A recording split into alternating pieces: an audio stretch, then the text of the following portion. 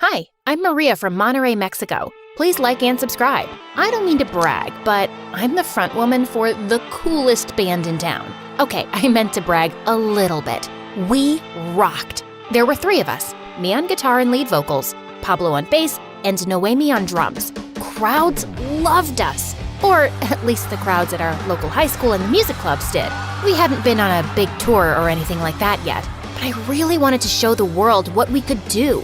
I imagined us playing in front of sold-out crowds in Tokyo, LA, Buenos Aires, Paris. We just needed someone who believed in us enough to pay for it. Pablo didn't care about fame or record deals like I did. He was in it for the love of music. I was too, but I wanted to share our music with everyone everywhere. Pablo just wanted to rock out for our local fans. After school, we were rehearsing in my garage for our show that night. We had this year's Battle of the Bands coming up too. We came in second last year, and Pablo's still mad about it. The band who beat us, the Pink Ponies, were really good though. Plus, the girls were nice, so I didn't mind. But this year, we were gonna win. Did you guys hear? There are supposed to be some VIPs at the concert tonight. Like who? Who cares? We don't play music for those guys. We play for our fans. Why not both? I think Noemi regretted bringing it up, but I'm glad she did. That night, I wore my most fire outfit. If there really were gonna be some VIPs there, I wanted to make an impression. In the green room, we put our hands in like we always do before starting a show. Then we lifted our hands at the same time, cheered, and strutted out onto the stage. The venue was packed. There must have been a few hundred people there. You'd probably think I was nervous, but I wasn't. This was where I felt most at home. On stage with a guitar in my hands and a mic in front of me. I strummed the first chord and the crowd went nuts. It wasn't always like this. When I was younger, I was super shy. Even my parents thought I was a wallflower. All the other kids seemed so free and joyful, but I didn't know how to be myself like that. I was always stuck in my own head. Then one day in class, we were reading a play. It was a musical, but all my classmates and even the teacher were just reading the words in a monotone voice like a robot. When it was my turn to read a part, I started to sing. I don't even know why I did that. I wasn't planning to or anything, but in the moment, inspiration struck and the notes just poured out of me.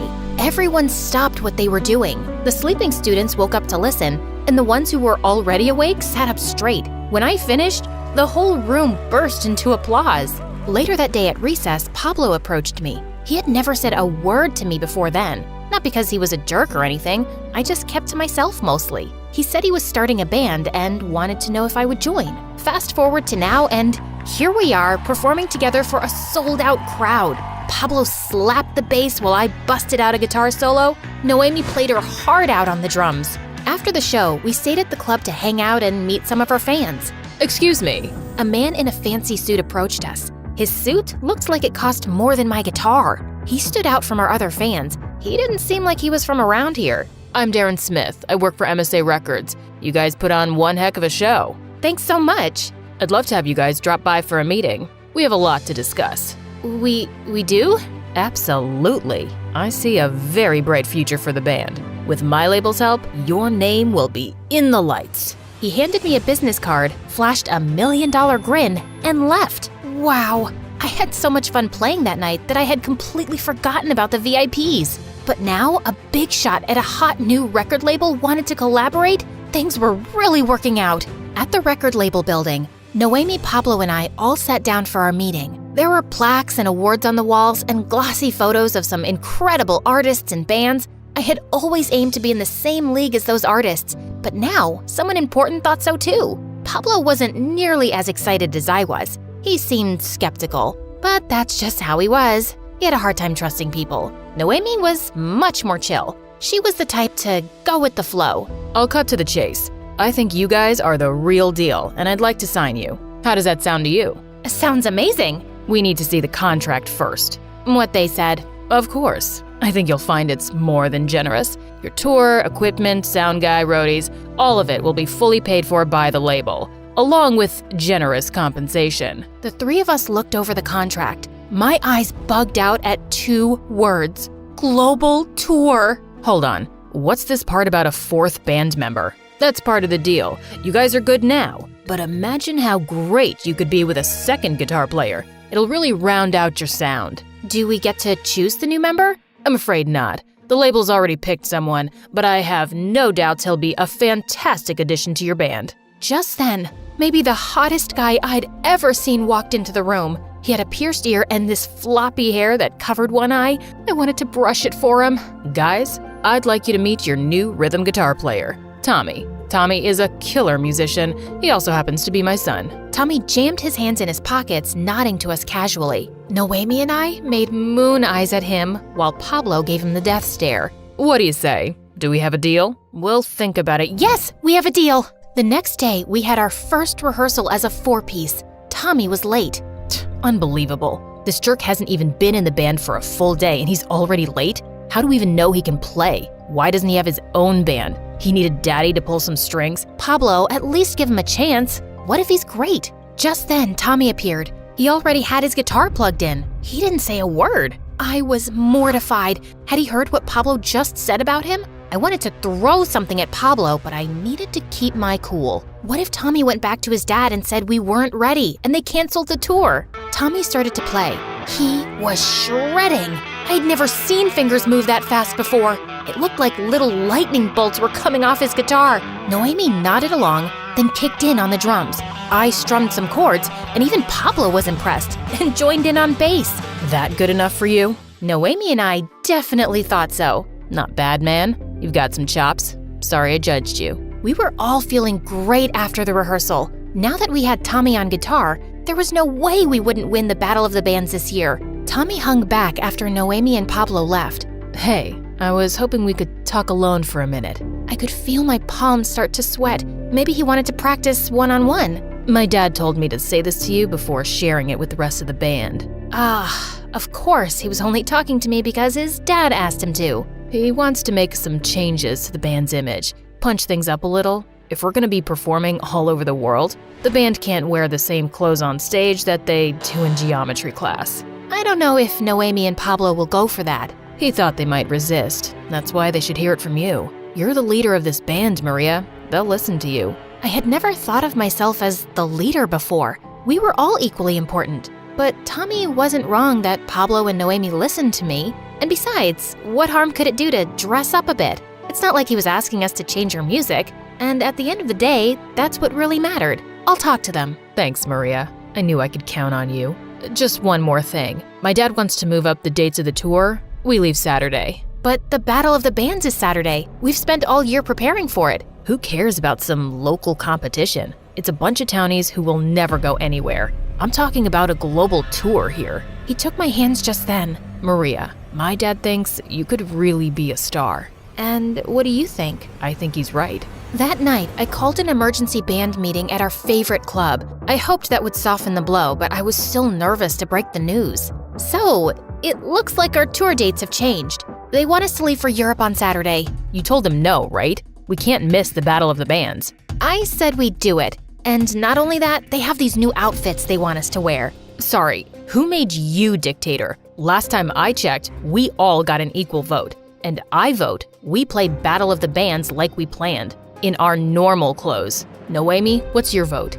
Battle of the Bands. Sorry, Maria. Can I see the outfits, though? Guys, this is a global tour, just like we always wanted. No, that's what you always wanted, not us. You've changed, Maria. Some new guy joins the band and suddenly you don't care what anyone else thinks but him? It's selfish. There's nothing wrong with having big dreams. Sorry I have higher hopes for the band than just playing in the same old clubs all the time for the same old townies. I felt guilty immediately. I really loved our fans. I didn't mean to insult anyone. Pablo just made me so frustrated sometimes. He stared at me. He was mad, I knew that. But there was something else there too, like he was hurt. Have fun in Europe. Pablo stormed off. Noemi looked guilty. I felt bad for getting her caught in the middle like that. You know I always support you, Maria. Just be careful. Tommy doesn't know you like we do. He might not have your best interests at heart. She hugged me. Text me when you go to the Eiffel Tower. At the record label the next morning, I broke the bad news. I told Darren and Tommy that Pablo and Noemi weren't coming. There was no way we could do the tour without them. What are you talking about? Of course you can. Drummers and bassists are a dime a dozen. The label will just hire new ones. You and Tommy are the faces of the band anyway. I didn't like him talking about my friends like that, like they were replaceable. Had this been the plan all along? To get rid of Pablo and Noemi? Stop it, Maria, I told myself. You're about to live your dream. Pablo and Noemi chose to stay behind. You tried to convince them, and they said no. That Saturday, I watched the planes take off as we arrived at the airport. I started to get excited. This time tomorrow, I would be in Paris. Later, Tommy and I were waiting in the terminal for a flight to start boarding. I glanced over at Tommy's phone. He was browsing photos of our recent rehearsals. I looked closer. Every single photo was of himself. You couldn't even see me or Pablo or Noemi. Doubts started to nag at me again. I thought back on all the great times my band and I had shared together. The day Pablo approached me at recess. Our first jam session. The three of us at that late-night diner after our shows. The new guitar strap Pablo gave me for my birthday. Suddenly, I stood up. The plane's not boarding yet. I grabbed my guitar case and started to run. My dad spent a lot of money on this tour. Looks like you're playing solo. I raced outside and took the first taxi I could find. I just hoped I'd get there in time. The venue was crazy busy when I got there. People were squeezed in shoulder to shoulder. I could barely move. The Pink Ponies were playing up a storm on stage. The good news was that meant our band hadn't played yet. The bad news was the Pink Ponies sounded amazing. They were gonna be hard to beat. Backstage, I found Noemi and Pablo getting ready. Guys, I'm sorry. I shouldn't have made a decision without asking what you both wanted first. I got carried away, but this is what matters. Right here, us. They were silent. I was scared. Maybe they wouldn't take me back. Maybe it was too late. Come on, we've got a competition to win. Welcome back, Maria. Noemi spun her drumstick and grinned at me. It was our turn to take the stage. We played the best show of our lives. It felt so good to be back on stage with my friends. Afterwards, we waited to hear the judge's verdict. Pablo asked to speak to me privately. Sorry if I was a jerk. I just remember how quiet you used to be before you started singing. And then you found your voice, and you were incredible. Don't let anyone ever take your voice away. I'm sorry too. I guess I really believed for a second that I could be a star one day. That's what Tommy said. He was wrong. Of course you don't think I could be. To you, I'm just plain old Maria. Maria, he was wrong to say one day. You're a star now. And then something crazy happened. Pablo leaned in and kissed me. It turned out he had had a crush on me since forever, but he was worried acting on it might hurt the band. But I was glad he did. There was nothing that could stop us now. Noemi joined us as the judges stood to announce the winner, the Pink Ponies, in second place. And in first place, us. We jumped up and down and hugged each other. One day, we would play a show in Europe. But right now, I couldn't have been happier to be where I was.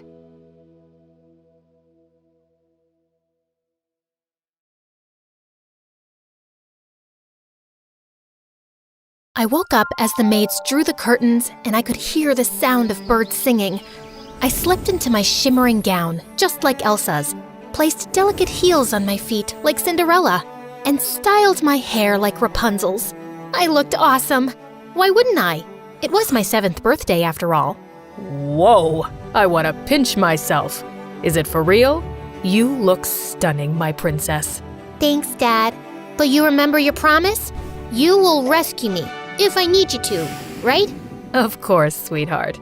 Hi, I'm Olivia, the princess of a small country in Europe. Dad threw a grand party for my birthday, and everyone was stunned to see how pretty I looked.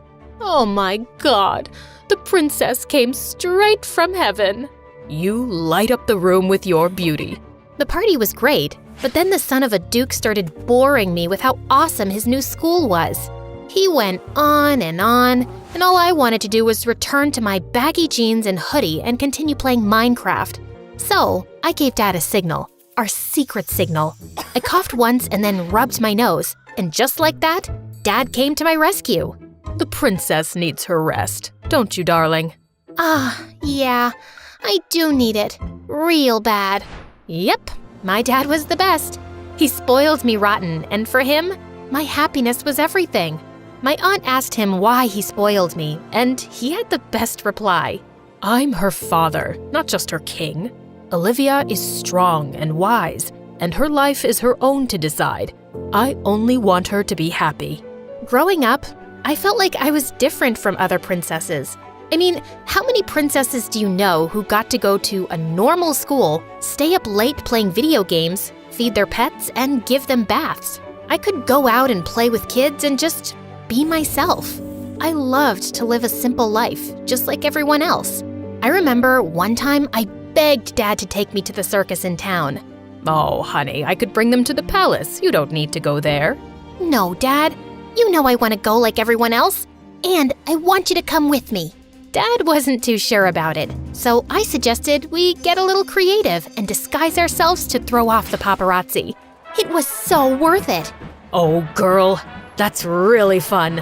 Yeah, I told you so. Okay, now say hooray! All of a sudden, I had terrible hiccups, which worried Dad, so I told him I was fine and went outside for some fresh air.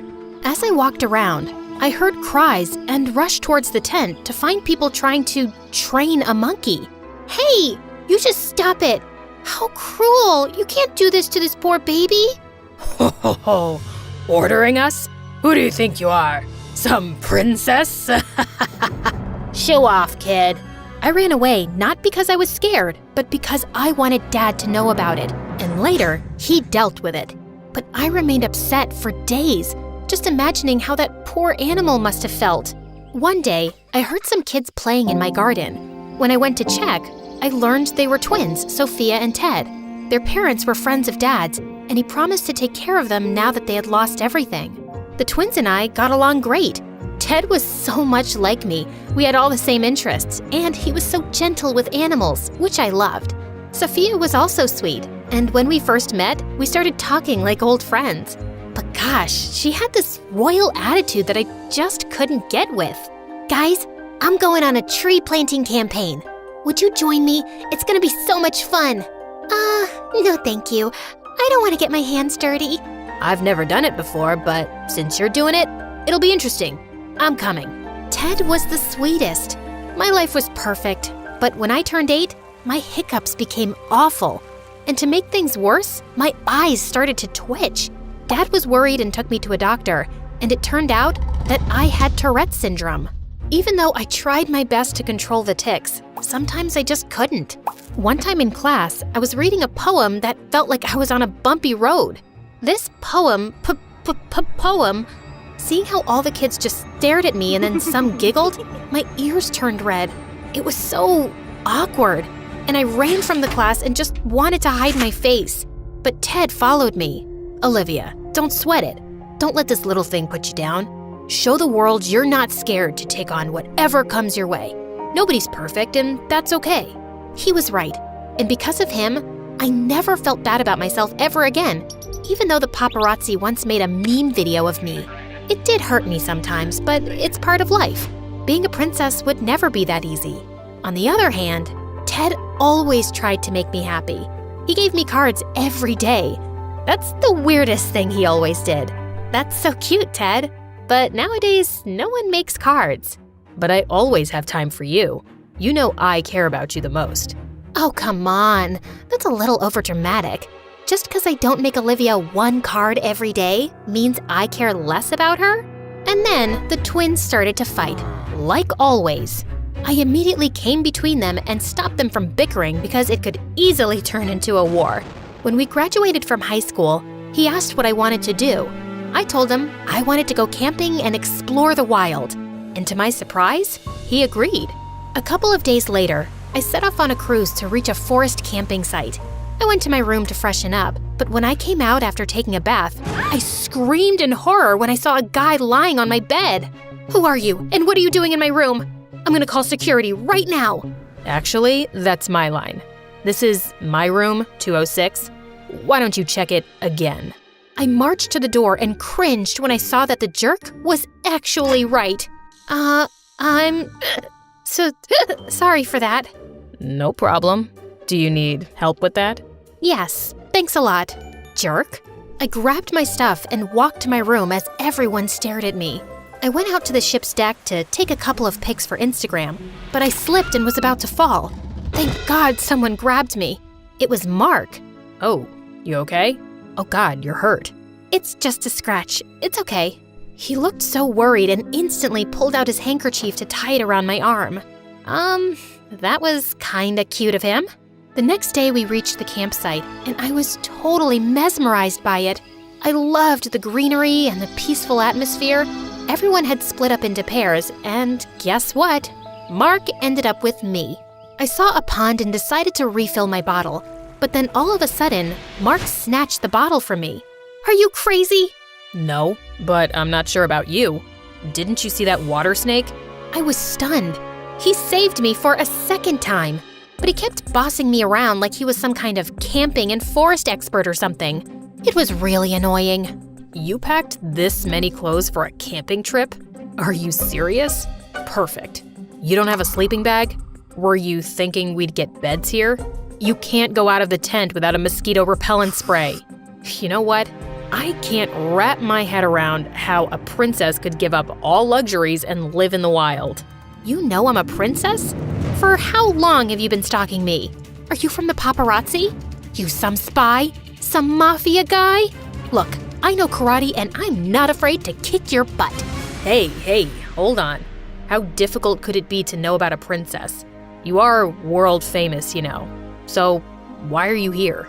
I sat with Mark by the fire and told him how I had always wanted to see where animals lived freely. I talked about my love for animals and how I hated those who hurt them, how I even turned vegetarian. And it made me happy when he said he thought the same way. We stayed at the camp for 2 days, and I have to admit, Mark wasn't that bad. Yeah, he was still talkative, but I actually had an amazing time with him. But when the trip ended, we went our separate ways. After some time, I went to college, and right on the first day, I saw a familiar face. You really are a stalker. So you followed me here too? Like, oh my god, this must be my lucky day. I'll get to see you every day. Ew, so cheesy. Is he bothering you? No, he isn't. He's just naturally annoying. After that day, Mark was always around. And Ted, well, it looked like he wasn't too thrilled. Hey, Olivia, just be careful around him, yeah? Just don't be too trusting of anyone, all right? Oh, come on, Ted. Don't worry. He's a nice guy and a good friend of mine. Oh, so he's your friend now too, huh? I didn't know that. Guess you've been spending a lot of time with him, huh? Whoa, someone was jealous. But it's not like I could help it because I really started falling for Mark. I couldn't figure out why I kept smiling when he was around. When we were in the second semester, we had the assignment to make an awareness campaign, and I chose Mother Earth. Mark and I worked together on it, and soon we even created a YouTube channel educating people about animal rights and plantations. It made me so happy to teach people about it. Just a couple of days later, Ted asked me to go with him to a big business award ceremony. I didn't want to go, but he begged, and since I didn't want to break his heart, I agreed. It was boring until I spotted Mark and went to go talk to him. But I stopped in my tracks when I heard the announcer. And the award for Best Leather Supplier goes to... And then Mark went on stage with another guy who looked a lot like him. His brother. At that moment, I felt like my world had turned upside down. It was then that Ted told me how Mark's family owned a leather company that used animal skins and wood that was cut down from trees in the forest. And right then, Mark spotted me. Ted, I want to get out of here. Now. Look, Olivia, I'm sorry. I know I kept the family business a secret from you, but I was scared to lose you. How could you do this? You were never honest with me. I held Ted's hand and left. I warned you many times to stay away from him, but you didn't listen to me. But don't worry, I'm always here for you. I'll never hurt you. He was right. It was me who acted stupidly and trusted Mark. Mark tried every possible way to contact me, but I shut him out. At college, he tried to talk to me, but every time he came, Ted was standing right next to me. I so wanted to hate Mark, but my heart wouldn't let me. Ted, on the other hand, tried everything to make me happy, but nothing worked out. Sometime later, Sophia and Ted made a plan for a family holiday in France, and right outside the Eiffel Tower, Ted suddenly got down on his knees and proposed to me with a ring. Holy moly, what is this? But my words were stuck in my throat. Right then, tons and tons of paparazzi came flooding in and flashed their cameras at us. Dad and Sophia looked at us with a smile. Ugh, it was like I had no choice but to take the ring. After that, it was like the whole country was talking about Ted and my wedding. The news spread like wildfire, and people even came out with merchandise with Ted and my faces on it. I was stuck. Seeing me look so worried all the time, Sophia asked me what the matter was. I lied and said everything was fine. You were never a good liar. Olivia, it's not Mark, is it? What? No. Maybe. Actually, yes. I can't get him out of my mind. Does it mean that you don't love Ted? Then why did you take the ring? But before I could answer, Ted entered. A couple of days later, we had a Christmas celebration at our palace, and when I went downstairs, I was shocked to see a familiar face. Mark! Apparently, he was Sophia's guest. With Mark and Ted both there, it was getting tense. So I ran to the garden to get some fresh air. And that's when I heard Mark. Olivia, can we talk? Look, I am so sorry. I should have told you everything earlier. But believe me, I left my brother's company a long time ago, when I first met you. You did? Then why were you there? It's 'cause I was invited to that award function by Ted. And when my brother won the award, he asked me to go up with him, then everything turned into a mess. I think Before he could finish, someone grabbed Mark. It was Ted. What's going on? What's going on? I'll tell you, sweet princess. You're out here talking to this jerk while being engaged to me. Oh, shut up, Ted. You are the real jerk. All this time, I thought Olivia liked you. But now I know she doesn't. I can't just stay quiet. Olivia, Ted wants to marry you just so he can be the next king. He took you to that award party on purpose. He manipulated both of you. I know I should have told everyone earlier, but I couldn't. He's my brother. But now, seeing how miserable you are, I just couldn't stay quiet. I'm sorry, Olivia. How could you? I did nothing wrong. You are a royal. You should marry a royal. You could at least be a little thankful after how much I did for you. Everything you wanted, I did, even if I hated it. I even touched those ugly pets of yours. Yuck. That did it. Nobody calls my pets ugly.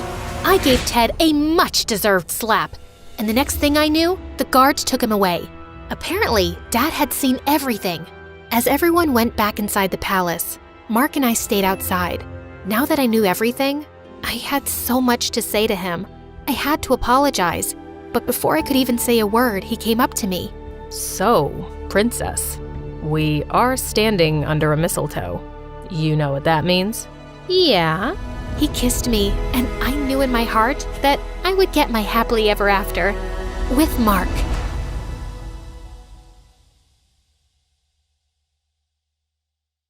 Hi, I'm Mandy. Please like and subscribe, and tomorrow you will have the best news. Growing up, we moved around a lot because my parents were journalists. I got really good at making friends quickly, but holding on to any of them was tough since I always ended up leaving. No matter how many of my so-called besties promised they'd stay in touch, after a while, they never did. It was heartbreaking every time. One day, Mom came home with big news. She got a job in Washington, D.C. for a national newspaper, and we wouldn't have to move anymore. I was so excited. Finally, I would have rooms of our own to decorate, make friends that would last. It was a dream.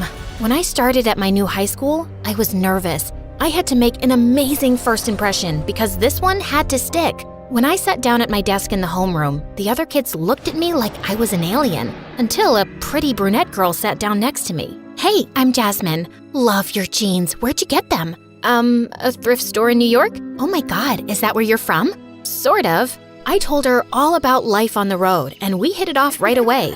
I could tell she was popular, and it was easy to see why. Very involved in all sorts of clubs and sports. So charming and top 2 of our class. She was always competing for the top spot against this one kid, Chase. She warned me about how annoying he was, and I totally agreed. I was stuck next to him in math class, and he was always talking and distracting me from taking notes. From the second we met, Jasmine invited me everywhere with her and her friends. We did our homework together, ate lunch, had sleepovers. It was amazing. Soon after I started school, Jasmine convinced me to come to her French club to see if I wanted to join. She introduced me to her friend Camille, and we had so much fun. We watched French movies and practiced speaking with each other. I joined immediately. They were going to choose 2 students for a summer study abroad in Paris. I just knew it would be a really smart move for my future. One day, I went to Camille's house to study with her, and suddenly, the cutest boy I'd ever seen walked into her kitchen. Hey, butthead. Excuse me? Sorry, that was meant for my dumb little sister. Ugh, don't listen to him. I'm Ryan. You must be the famous Mandy I've heard so much about. Don't you have somewhere else to be? Nowhere better than right where Mandy is. Then he smiled the most perfect smile I'd ever seen. I could have melted into a puddle right there. The next day at French Club, I told Jasmine all about him. Oh my God, Jazz, he's on the soccer team, good at school. Wow, he sounds like the perfect package. OMG, he's here. She turned to see Ryan walk into the room right then. Suddenly, her eyes turned to ice in front of me. Ryan, he's my ex. Oh, but I mean, if you like him, I guess... No, of course, I wouldn't. Oh, good, because it'd be so weird. I'm so glad we're friends. What are you all talking about? Oh, nothing. It's, nice to see you again. Since when are you in French Club? Since I found out Mandy joined. It was so awkward, I thought I'd die. Just then, Madame Delacroix clapped her hands for announcement time. For our upcoming parents' night, we will be breaking off into pairs to research and cook a classic French dish. She started grouping us and, surprise, surprise, I got paired with Ryan. For just a second, I thought I could see the ice return to Jasmine's eyes, but she blinked and it was gone. I felt sort of guilty that I'd be spending so much time with Ryan, but I vowed to keep my promise to Jasmine. Soon after that, I got assigned to help Chase hand out awards at the banquet. Hanging out with him all night would be the perfect punishment for me. A few days later, Ryan and I had to get together at his house to make chocolate mousse, my favorite. Have you ever made this before? No, but I've watched my dad make it, so I think Just then, I started the mixer. It started whipping everything up so fast that our chocolate mixture started flying out of the bowl. Soon, we were both covered in chocolate. I was mortified, but Ryan just laughed and swiped some chocolate off my nose. Looks good to me. After we got cleaned up, we managed to make a second batch, just in time to make it to the event. Madame Delacroix tasted every dish and said ours was the best of all of them. I was pretty proud, and I hoped it would get me some extra points toward the Paris program. Not even having to sit next to Chatterbox Chase all night could ruin my mood. After that, Ryan started asking me to hang out more and more. Soccer games, study sessions, sometimes even trips for ice cream after. He was really funny, and we liked all the same books. I could tell he liked me, and I was really starting to like him, but I couldn't betray Jasmine. When I told my mom about it, she thought I was being ridiculous. I don't think Jasmine really has your best interests at heart, Mandy. She was my first friend here. But that doesn't make her a good friend. What kind of friend keeps you from being with someone you really like? It's girl code. So I was definitely surprised the next day at lunch when our group started talking about boys to hear Jasmine exclaim, "Who needs him? I've so moved on from Ryan. I mean, we only dated a few weeks anyway. Mandy, you can have him for all I care." I was elated to hear her say that, but now I was nervous. I'd never really pursued anyone before, but all the signs were there, and I decided to go for it. Soon after, Ryan hurt his ankle at a soccer match and had to leave the field. We lost. I decided to visit him the next day, especially now that Jazz had given her blessing. When I walked into his living room with some cheery daisies, his whole face lit up and he pulled me down to the couch in a huge hug. When we pulled away, I felt like I was falling into his beautiful brown eyes. I thought for just a second I might get my first real kiss, but I chickened out. I brought some ice cream too, for Sundays. You're the best. You know that? We watched TV and ate way too much ice cream, but things felt a little different. He was texting almost constantly when he usually was always talking to me nonstop. I wondered if I had ruined things by pulling away earlier. I tried to ignore it, but when my mom came to get me, I was sort of glad to leave. For the next few days, I tried to keep my head down and work hard towards the Paris trip, but I was glad for the distraction when Jasmine announced her birthday party to the whole class. Mini golf this weekend. My birthday wish list is on all the invites. You going? Of course. Jazz is my best friend. Sure she is. Cryptic much? You're so weird. I caught up with her in the hallway after. Can I hitch a ride to your party? This will be so fun. I already have your gift. My carpool is full already. Oh, okay. I'll just but she was already halfway down the hall, leaving me in her dust. I figured she was just distracted about her party and tried not to think about her weird behavior. I texted Ryan to see if he and Camille wanted to carpool, but all I got were 3 typing bubbles in response. And then, nothing. In fact, I didn't hear anything from anyone all weekend. What was going on? On Saturday, when my mom dropped me off at mini golf, a gift in hand for Jasmine, I pasted a big smile on my face as I got out of the car. Chase waved to me and smiled. He really wasn't so annoying, maybe just a little awkward. As we walked into the party room, imagine my shock when I saw Jasmine standing there holding hands with none other than Ryan? A pit dropped to the bottom of my stomach. When she leaned over to kiss him, I thought I'd die. All I wanted to do was run home and curl up under the covers, but I couldn't. It was Jasmine's birthday, my best friend. Still, I was mortified. Everyone knew I liked him, and they had all seen us spend so much time together. Now, he wouldn't even look at me. As everyone started pairing off and heading to the golf course, I realized I didn't have a partner. Blinking back tears, I suddenly felt a warm hand on my shoulder. Hey, let's pair up for a round? Sure.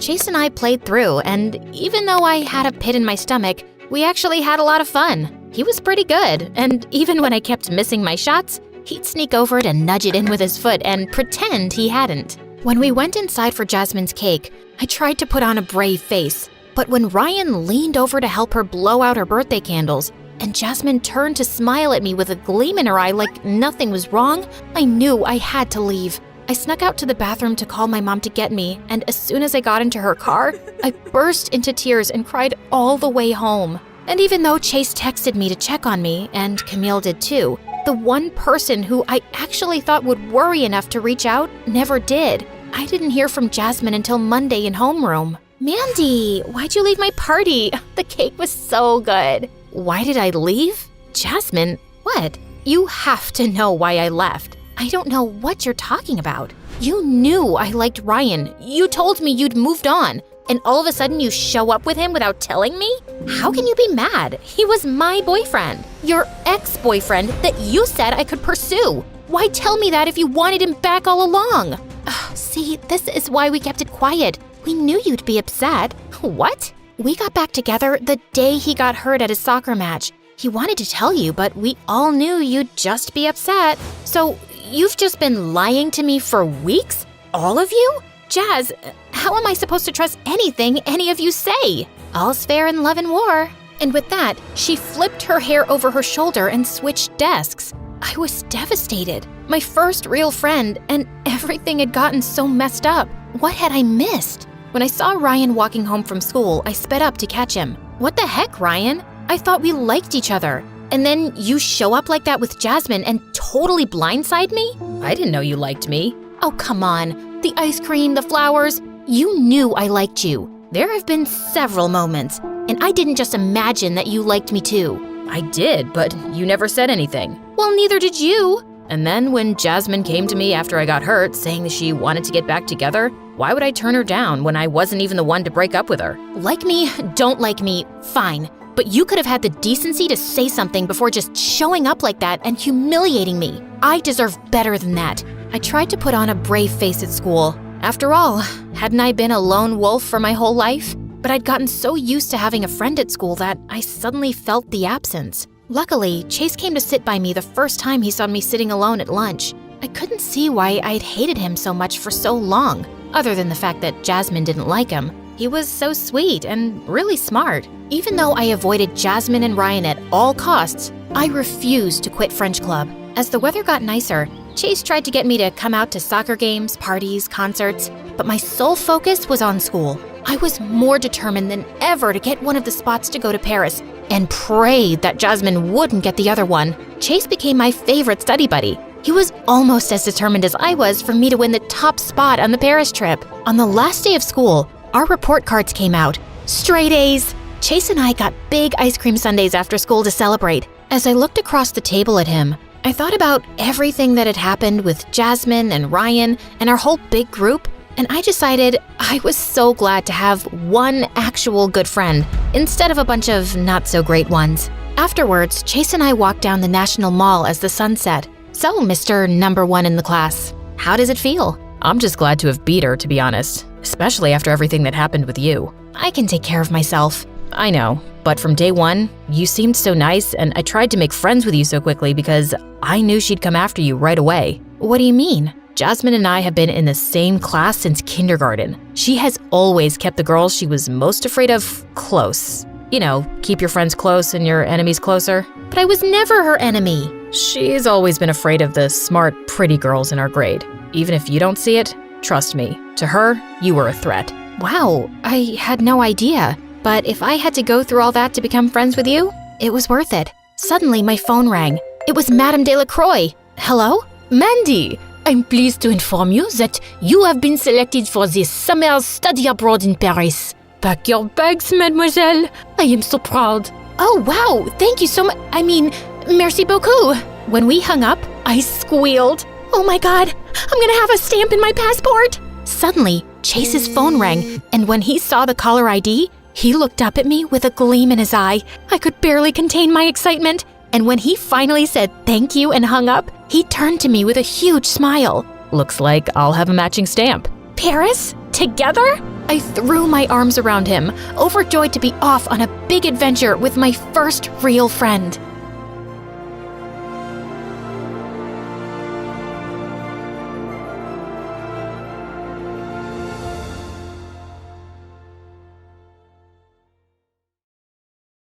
Hey guys, I'm Kaylee from LA. Please like and subscribe. Ever since I was a little girl, I've always loved to sing. My grandma was a professional singer. She sang around the world with the most prestigious orchestras and operas. I miss her and her voice so much. When I got to 10th grade, I became the singer of the family. I went to the most prestigious performing arts school on the West Coast. My favorite class was music, of course, and my favorite club so far was show choir. We had been the best in the state for 14 years, with the trophies to prove it. My best friend Addison is also in show choir with me. He and I met in kindergarten and have been inseparable ever since. He's the funniest guy I've ever known. He's also gotten pretty cute over the years too. Or at least, that's what all the girls in school think. But I just don't see him that way. Hard to see someone that way when they used to sneak over from next door and put frogs in your bed. Yuck. One day, our show choir teacher, Miss Conrad, had big news for us. We've been asked to compete at this year's National Show Choir Competition. All right! Yeah! But to ensure we get top scores, the soloists will have to be chosen very carefully. Miss Conrad told us that we were going to have to audition for the big solo right in front of each other in 1 week. My nemesis, Heidi, started bragging in front of the whole group. We all know who's going to get it. Me, of course. Everyone knows I have the stage presence of a star. I don't know. I think Kaylee might give you a run for your money. She's got star power and the voice to match. The others' eyes widened. Were they about to fight? Just then, the bell rang. As everyone left the class, I swatted Addison on the arm. Don't start fights with Heidi. She's my biggest competition. That's exactly why you have to stand up for yourself in front of her. I just don't want anyone to think I think I'm better than her. Well then, I guess that's why I'm here. To remind them for you. What would I do without you? Good thing we'll never have to find out. I was so nervous, even though I'd sung in front of our choir before, but the pressure was on.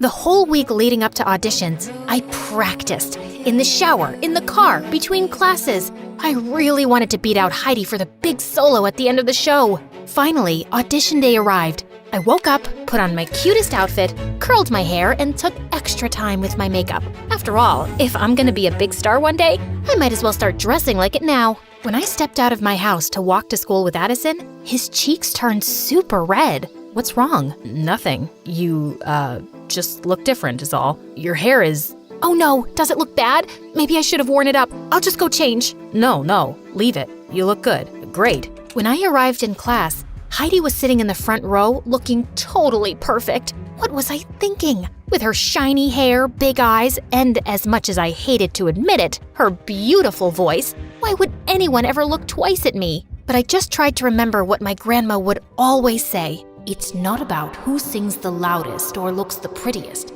As long as your song comes from your heart, people can't help but listen. So I took a deep breath and sat down next to Heidi, right in the front row. She gave me a once-over and rolled her eyes. Who cared what she thought?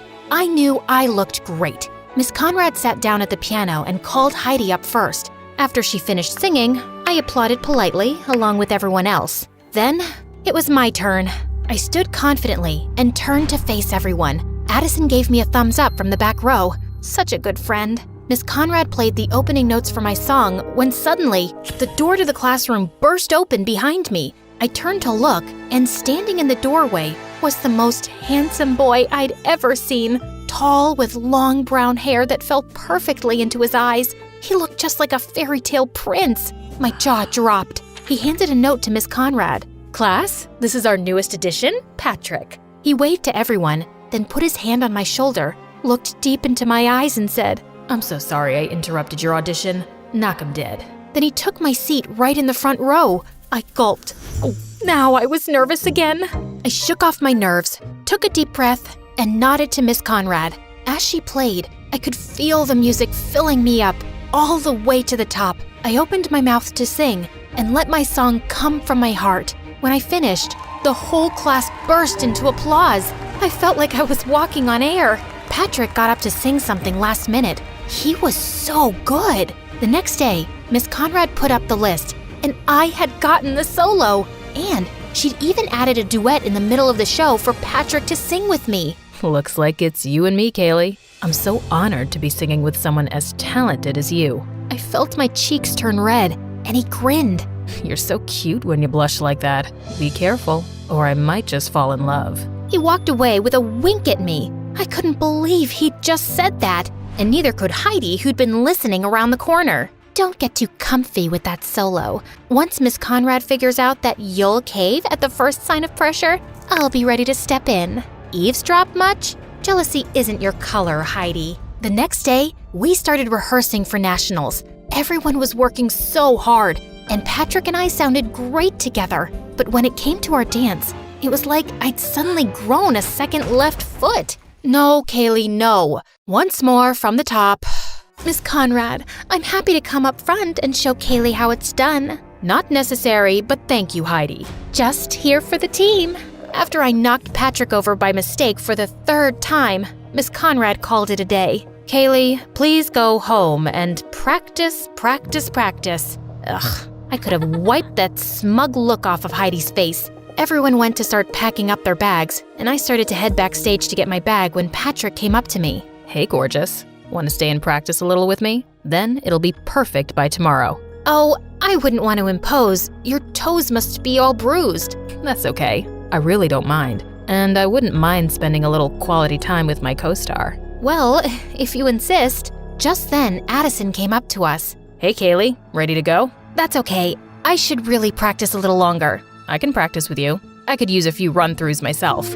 Oh, well, Patrick already offered to stay behind and practice with me here. He did he? How are you gonna get home? I can drive her. Oh, do you live in our neighborhood? No, but, I mean, if it's not really convenient for you, I'm not spending time with Kaylee because it's convenient. Neither am I. I'm spending time with her because she's cool.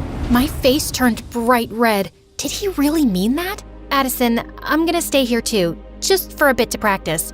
I'll see you later, okay? Fine, if you insist. I'll, see you when you get home. He turned on his heel and walked out. Patrick turned to me with a grin on his face and held out his hand. Shall we? We practiced more and I was finally getting good. Patrick swung me out for our final spin, then pulled me in close and dipped me. That's when I noticed his face was just so close. His ice blue eyes staring deep into mine. Was he gonna kiss me? Just then, all the lights in the theater went out. Patrick dropped me in shock, and I shrieked. All of a sudden, the lights came back on, and Miss Conrad stepped back on stage. Oh, hey kids. I'm so sorry. I didn't realize you were still here. Ugh, I couldn't believe she'd interrupted our moment. Still, we waved goodbye to her and headed out. A little while later, when Patrick dropped me off, he got out of his car to open my door. Such a gentleman.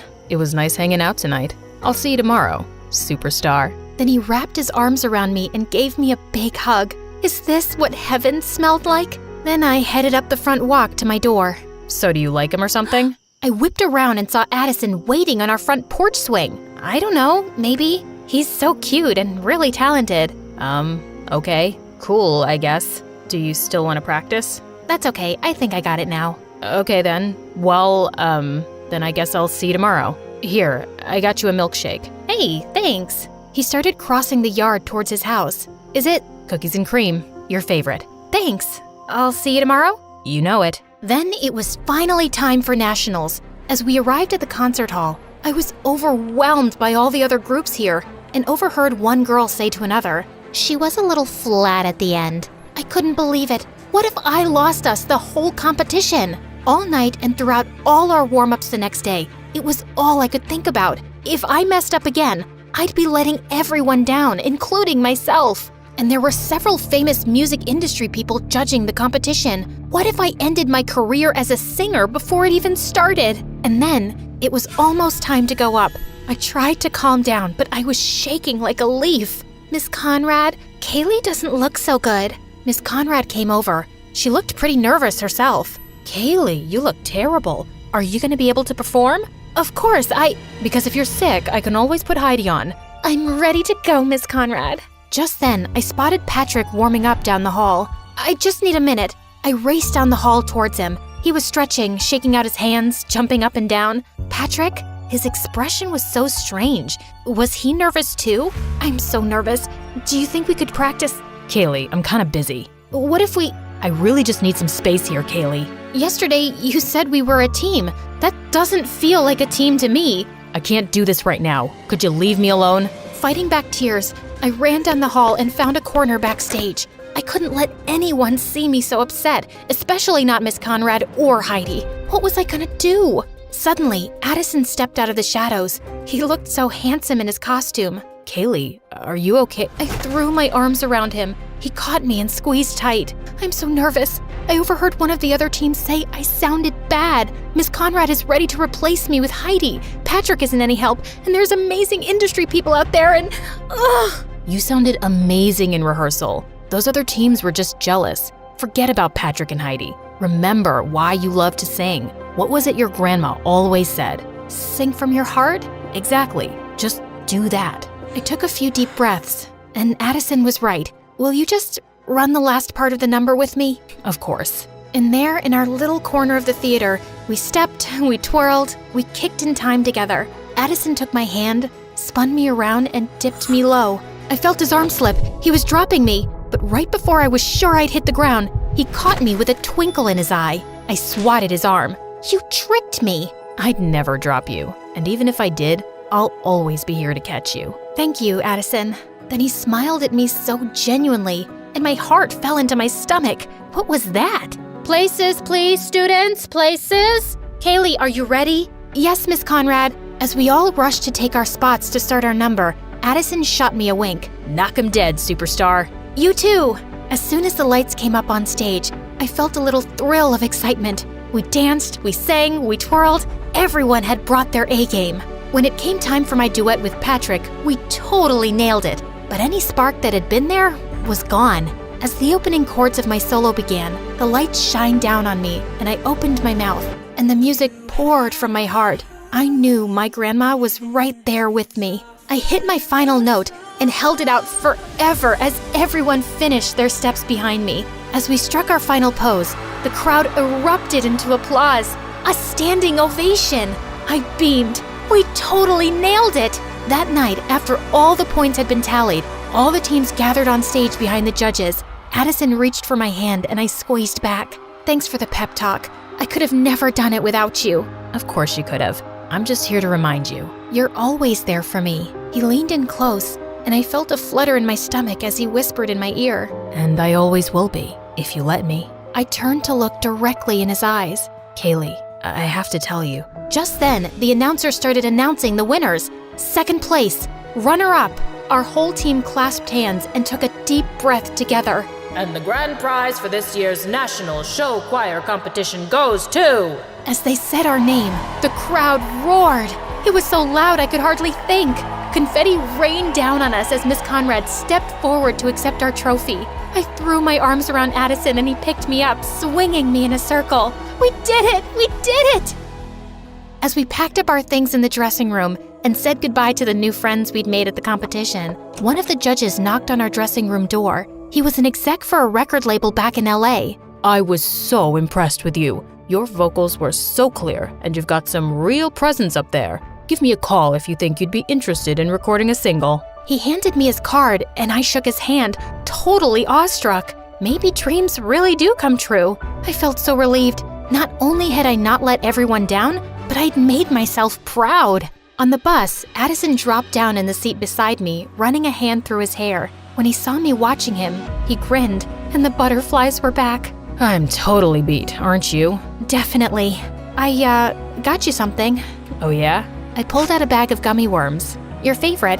You're the best, Kay. He ripped open the bag and dug in. Hey, Addison, what was it you were gonna tell me earlier? I don't know. I don't remember. Well, I have something I want to tell you. Yeah? I like you. Really? Really. I like you too. I have for a while now. Really? Really. He took my hand, and I know my cheeks turned pink. I got something for you too. Ooh, okay. I love presents. And then he put his hand on my cheek, leaned in close, and kissed me. It was the perfect end to a perfect day.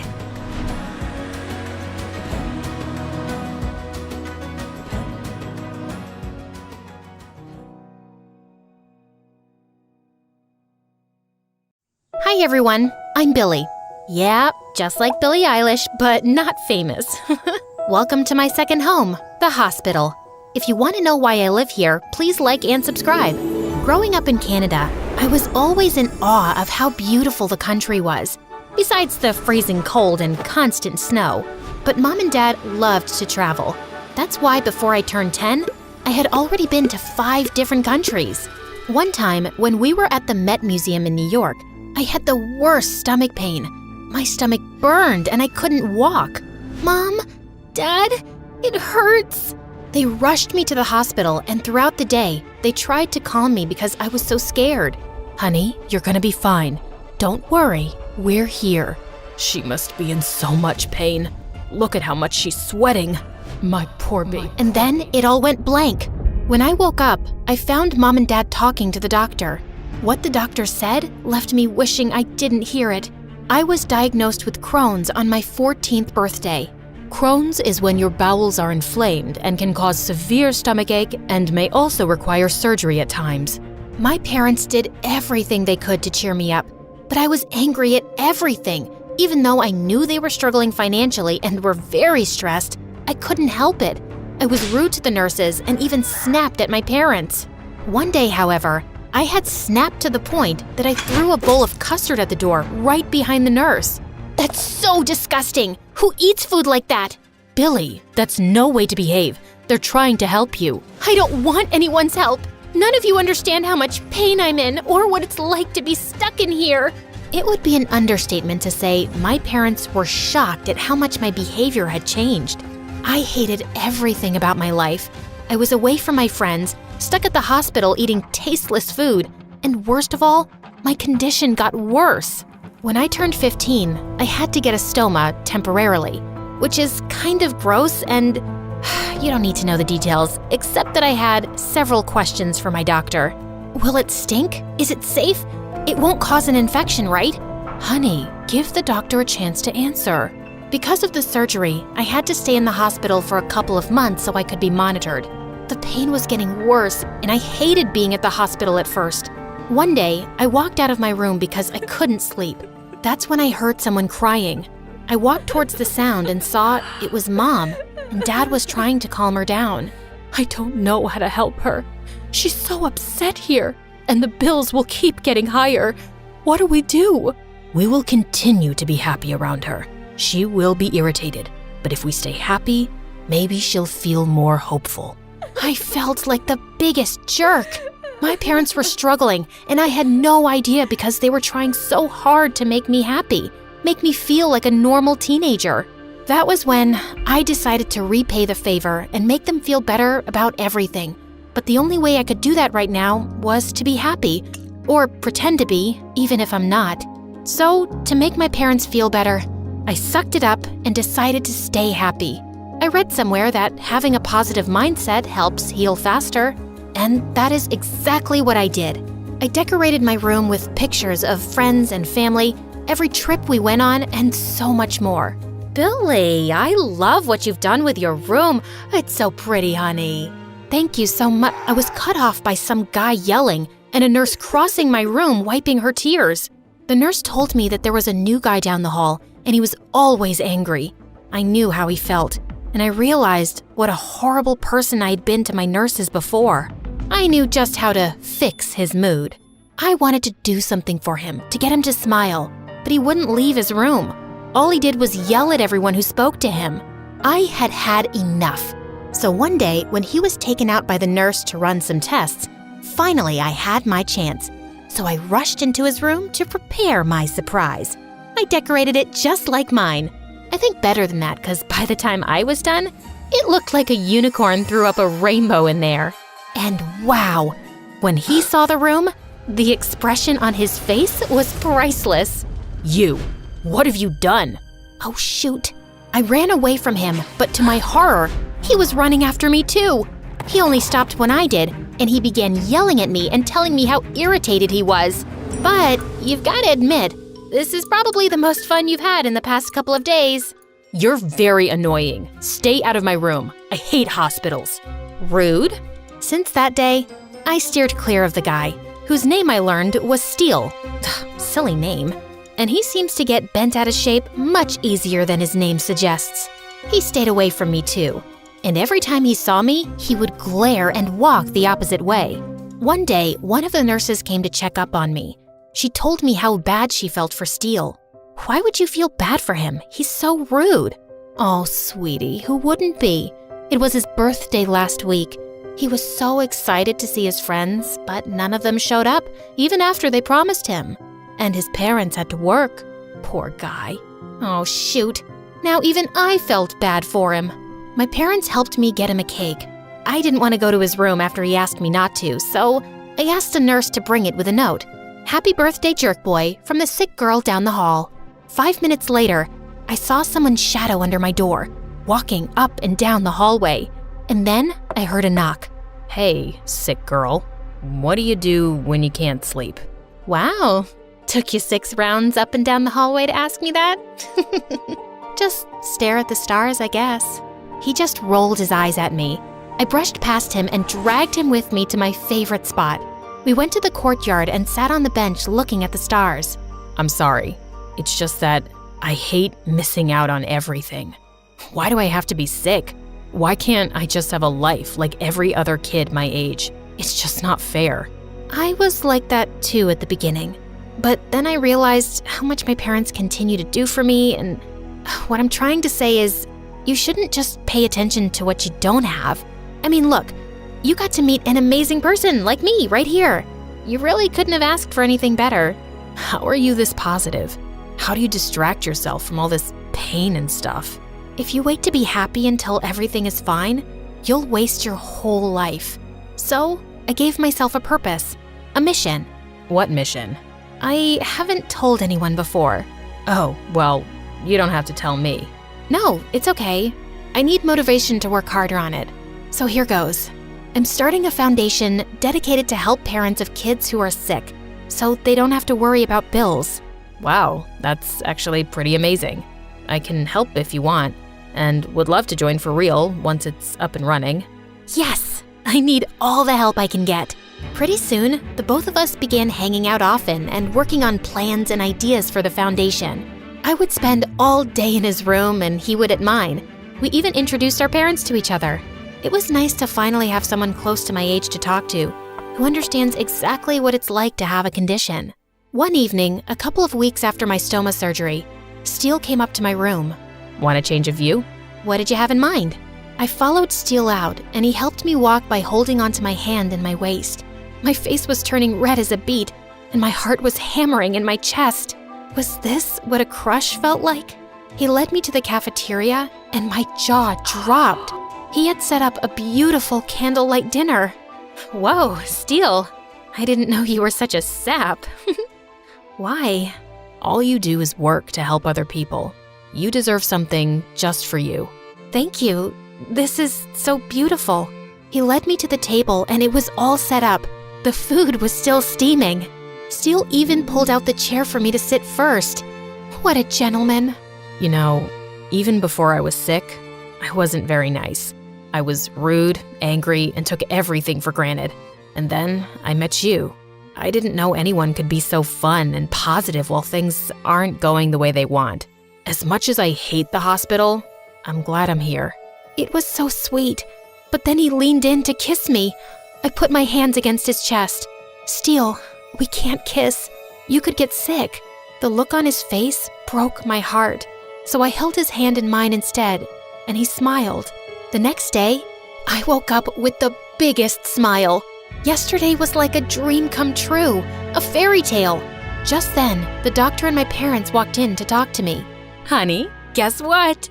You get to go home, finally! What? You're all good now. You'll just have to come for a checkup in a few months, but other than that, you're fine. You can leave here today. Isn't that great, sweetheart? It is. It's amazing. While Mom and Dad were taking care of all the last-minute paperwork, I walked over to Steele's room. He gave me the tightest hug as soon as he saw me. Steele, I have some news. I'm being discharged today. I leave in a couple of hours. That's great news, Billy. Why aren't you excited about it? Because once I leave, I won't be able to visit you. I'll be moving back to Canada. Oh, is there no way you could visit? I don't think so. I can try though. But Steele, is it fine if I just leave like that? Hey, no. You don't have to ask me. I'll be completely fine. I'm just so happy you're finally getting out of the hospital, completely healthy. And I promise you, I won't go back to being a grumpy jerk boy. I'll make sure I make every moment count, just like you did. I spent the rest of my time there with Steele until my parents came to get me. We promised to stay in touch. For the first few months, I thought every other person I saw on the street was Steele. Everywhere I looked, there he was. I felt like Cupid had hit me with a bucket of love with Steele's name on it, but I pushed it aside. There was nothing I could do. As the years passed, life got in the way, and eventually, we both lost touch with each other. I got extremely busy with completing high school, trying to get into a university, and with the foundation. I put all of my focus on getting it open. After organizing talent shows and competitions as fundraisers and to get some awareness on it, I got some attention and eventually got to meet the CEOs of the biggest organizations who wanted to help me out with my own foundation. But I was in for a shock when I spoke to them. So, from all the donations and money you make, we will get 40% of the cut, and you can decide how much you want to keep and give the rest to the families. I'm sorry, but did you just suggest that you and I take the majority of the money that is supposed to go to struggling families? Of course. I don't agree. That is not the goal of my foundation. You're just a child. This is how it works. I have nothing to lose if you deny this offer. It's just you who will struggle. I was fuming with rage when I stepped out. I ranted about it for days to my parents. I had to take matters into my own hands. I worked hard for years at university and internships. And finally, at the age of 22, I opened my very own foundation. It became known globally. I was one of the youngest CEOs in the world, and I was on many magazine covers as well. I'm not gonna lie, that was fun and it made me feel great. But it wasn't the fame I was after. It was the families I got to help out. Many people showed up to donate and help out, and one day, my assistant ran up to my office to inform me that we had gotten one of the biggest donations ever, a whopping $100,000. He's here right now, and he wants to work with us as well. Isn't this exciting? Can I show him in? 100,000? Yes, of course. I can't wait to meet this angel of a person. I'm an angel now? I thought I was the jerk boy. It was Steele. I couldn't believe my eyes. 6 years later, and he was finally here. So I'm perfectly healthy now. Do you think we could pick up where we left off? Maybe I take you out somewhere that doesn't serve hospital food? I'm so happy for you, Steele. And I know a great coffee shop. There's so much catching up to do. Everything worked even better than I could imagine. And it was all because a long time ago I decided if you wait to be happy until everything is fine, you'll waste your whole life waiting.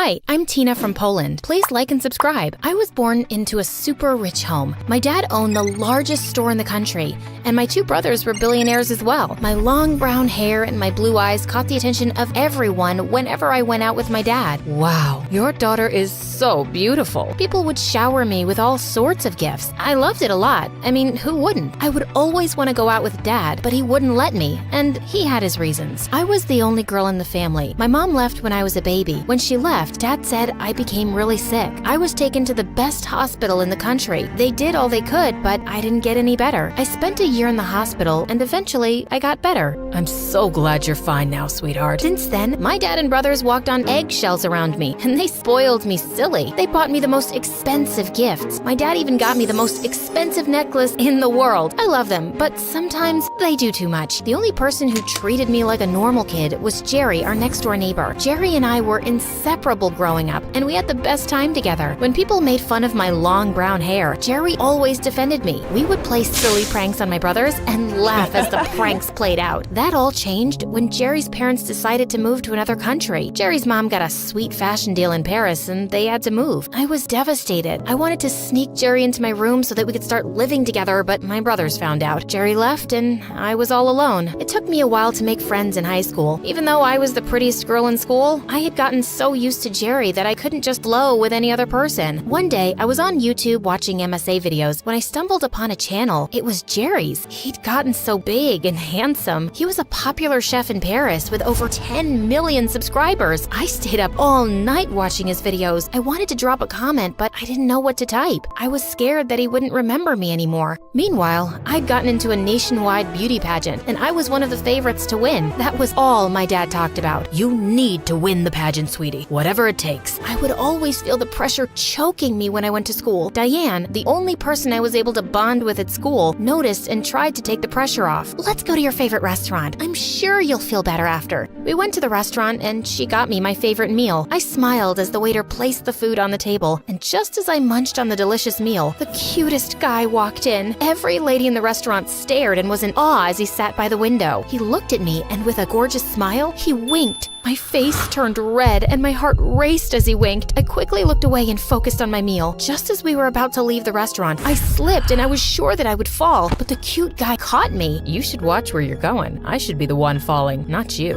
Why would you fall? I would fall for you, of course. I giggled in excitement as my face turned red. I looked at Diane, who was already dancing in the corner. I'm Brian. How have I not seen such a beautiful creature like you around here before? You didn't look closely enough.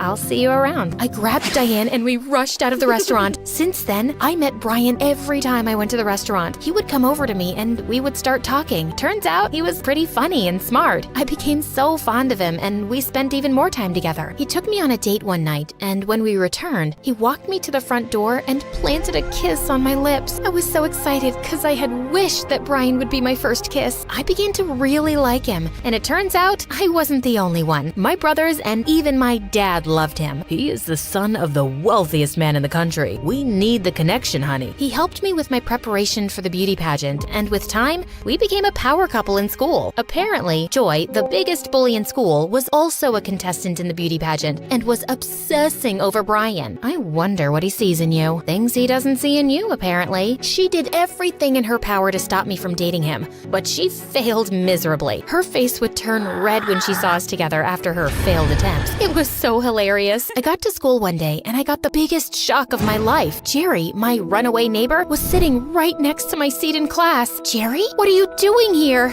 I ran to meet him, and he met me halfway. He lifted me up and hugged me tight. Wow, he even looked way cuter than in the videos. Brian saw us, and he quickly moved to hold my hand. Who is he? Oh, this is Jerry. We were close friends when we were much younger, but he's a huge star now. Huge star? How come I've never heard of him? Don't mind Tina here. I'm just a chef. What are you doing here, though? Oh, I moved back here. My mom wants to spend more time here, and I miss this place as well. I was so excited that I hugged him again. Brian pulled me back back and placed his arm on my shoulder. It's good to see you, Jerry. I waved at Jerry as I walked out of the class with Brian. The wonderful memories I shared with him growing up rushed back to me as he smiled at me. He came to my place after school and we spoke for a long time. He told me all about Paris, how he learned to cook, and how he became a teenage sensation overnight. My mom helped me with everything, and that's why I love her so much. I'm really happy for you, Brian, and I'm glad you're back. Just as Jerry was about to leave, Brian walked in. Oh, Jerry's here. I was on my way already. Let me leave you two alone. Good night. Jerry sounded so cool and mature, and he was dressed well too. Brian and I spent time together, but all I could think about was Jerry. I started spending more and more time with Jerry, and I began to realize just how funny and smart he was. Whenever his brown eyes stared at me, my heart would melt, and I could feel the butterflies in my stomach dancing. I was falling for him, and honestly, I loved it. Brian, on the other hand, had been buying me nice gifts since Jerry came back. He even got me a very expensive car, which I really loved. One time, I was walking with Diane, and all of a sudden, I tripped, and as I was about to fall, Jerry, out of nowhere, caught me. He held me in his arms for a while, and I just stared into his gorgeous eyes. He reached out to kiss me, but Brian walked up to us that moment. What's going on here? I pushed Jerry aside and ran away.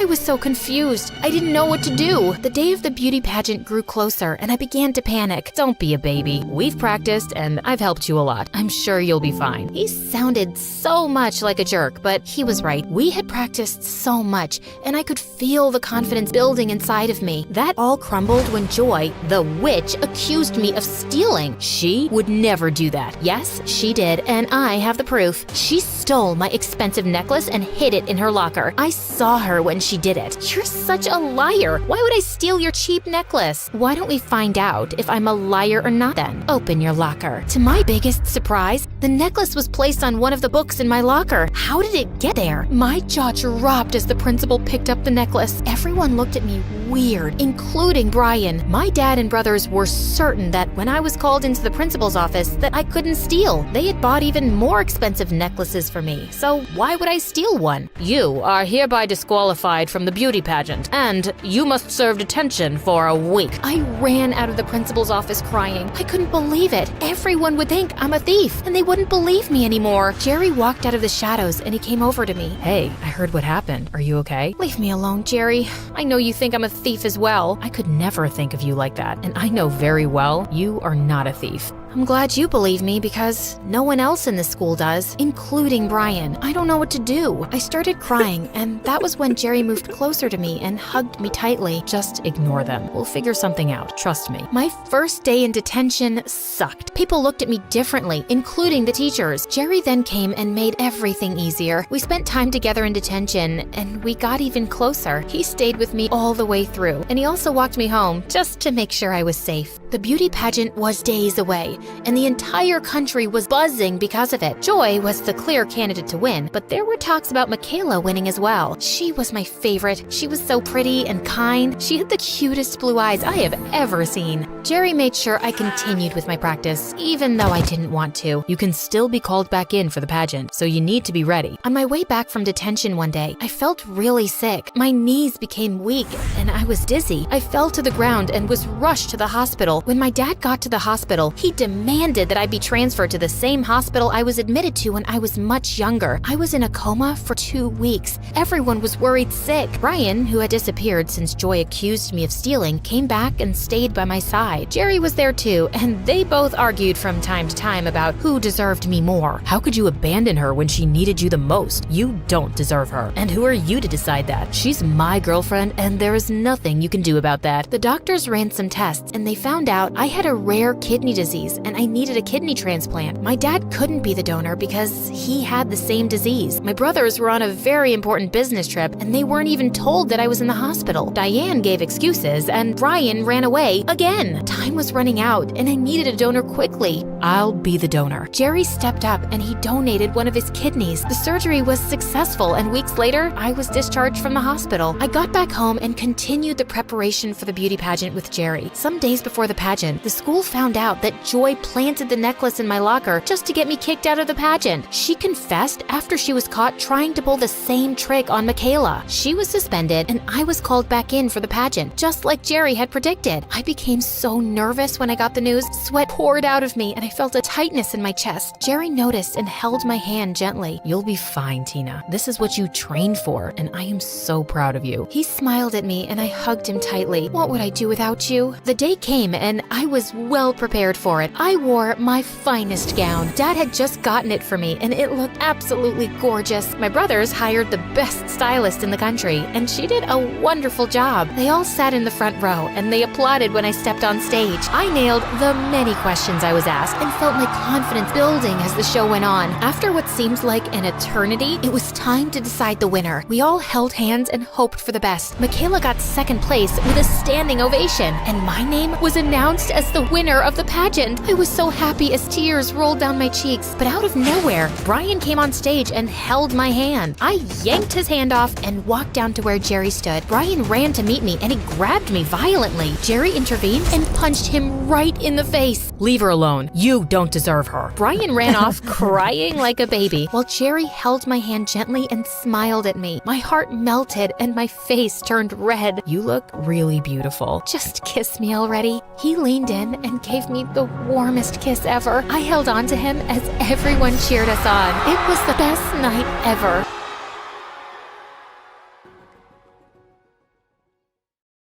Hi, I'm Itsuki. I live in Tokyo, Japan, and I'm the most caring and loyal friend you'll ever have. People think I'm shy because of how I look and how my voice is so soft and quiet, and for the most part, that's true. When it comes to me, I don't like making a lot of trouble or a lot of noise. I just like hanging out with my friends and eating good sushi and being totally peaceful.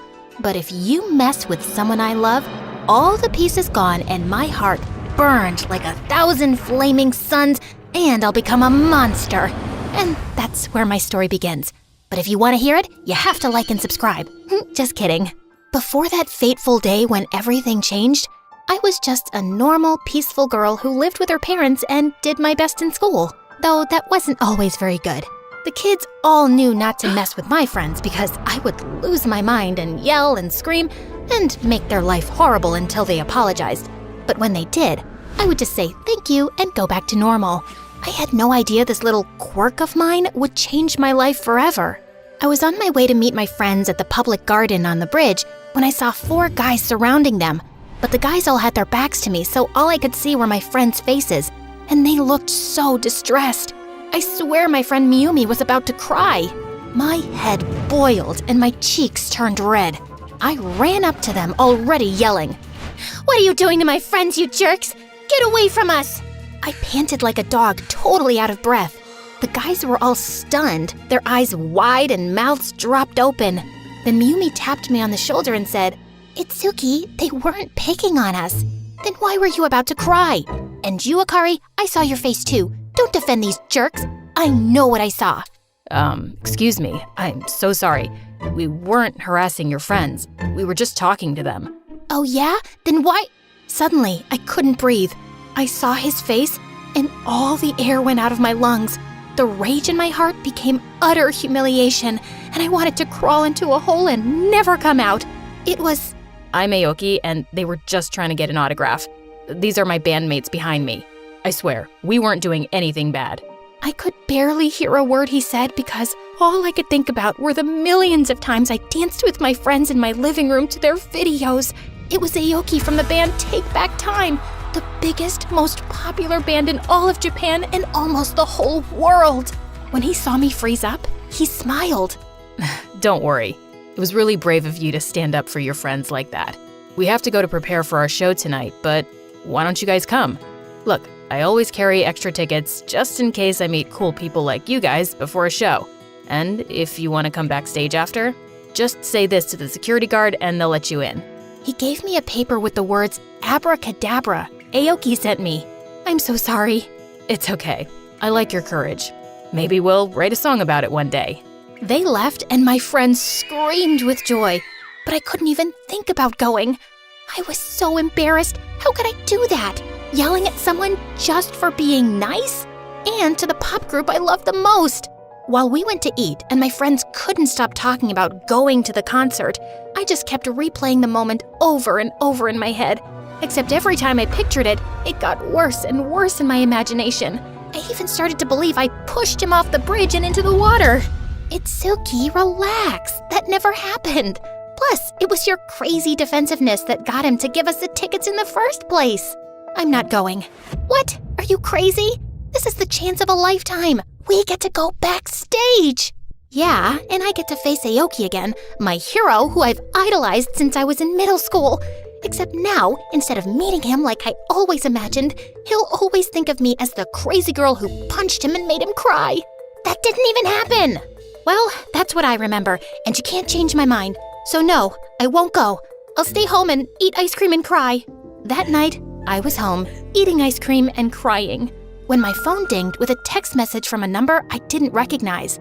All the message said was, outside. I looked out my window and there he was, the black SUV parked behind him. I assumed in case anyone saw him and he had to run away. I thought maybe I was dreaming, but nope, it was real. Even in my house, I couldn't hide from my embarrassment. I opened the window. I don't have makeup on. I can't come out. How did you find me? I asked your friends when they came backstage. I just want to talk. I wanted to talk to you. Talk to me about what? Come down and I'll tell you. I took a deep breath, got myself as ready as I could with such a short amount of time, and went out to meet him. Even now, after doing a whole show for hours at dancing and sweating, he looked perfect. I can't believe you came here. Don't you hate me after I yelled at you for no reason? Hate you? I think you're the coolest person I've ever met. I think your idea of cool and my idea of cool are two very different ideas of cool. He laughed. I wasn't even sure I'd made a joke. What did you want to talk about? Before we get to that, do you want to go to the beach? Now? It's the middle of the night. I know, but when I'm on tour, I almost never have time to go. Today was my only chance, but I wanted to see you, and I figured this way we could do both. So, I went to the beach in the middle of the night with a pop star. I guess I still wasn't sure this wasn't a dream. But on the way, we talked about regular things, like how he missed school and what TV shows we liked. And he asked me a lot about myself, and I just blabbed on. And by the time we got to the beach, I actually almost forgot he was famous. He was just a normal boy in my eyes. We sat on the shore, the stars shining, and it was so beautiful, except it was freezing. I tried not to shiver. I didn't want him to think I was uncomfortable and that we had to leave. But I couldn't help it when he asked me, Are you cold? No. I stuttered, my teeth clattering. He took off his jacket and gave it to me. Finally, I could relax and enjoy being there. What I wanted to say to you is, I admire you. Me? Why? For yelling at you and making a total fool of myself? Yeah, actually. I'm kind of kidding, but the truth is, my whole life, I could never stand up for myself. I've always been so reserved and shy and, if I'm being honest, scared. But because of what you did, I finally had the courage to stand up to our manager tonight. He has been terrible to me and the others for years, and because of you, we're free of him now. I didn't know what to say. I had no idea being myself and just defending my friends could have such an impact on someone's life like that. We walked along the beach, and as we talked some more, I couldn't believe how funny he was. And then, out of nowhere, it started snowing. We had been so busy talking, we didn't even notice it got cloudy. He took my hand while we stood there, watching the snowflakes fall. I looked him in the eye. Thank you for taking me out tonight. I'm having a really good time. Everyone thinks I'm so happy all the time because of what I do, but to be honest, sometimes all I want to do is talk to someone, connect to someone who doesn't see me as just part of their job. No one has ever said thank you for just spending time with me. I'm sorry to hear that. Those people don't realize how lucky they are to have you. He looked into my eyes, and that tiny little moment suddenly became an endless ocean. He leaned in to kiss me. I closed my eyes. I couldn't believe it. My first kiss was gonna be with the biggest pop star in the world. Then, a wave washed over our feet and I screamed from the cold. He laughed, and I did too. And then suddenly, a warm light fell over me. It was pink and yellow and purple, and I realized it was the sunrise. We had been there all night. Oh no, I'm gonna get in so much trouble with my parents. He got me back home as soon as he could. When he parked in front of my house, he said, If you ever want to come to my concert again, text me and I'll get you in. And use those words and come backstage to visit me. I leaned over and kissed him. The kiss made time stand still all over again. I swear in that moment, even the sunlight froze. When I pulled away, I was a little embarrassed. I'd done it without even thinking. I wondered what he would say. He just smiled and said, The bravest girl I know. Finally, I went home, but my parents were already awake, and they were furious with me. I apologized, but I couldn't help but smile, which only made them angrier. They sent me to my room and said I was grounded for a whole week, but that was fine with me.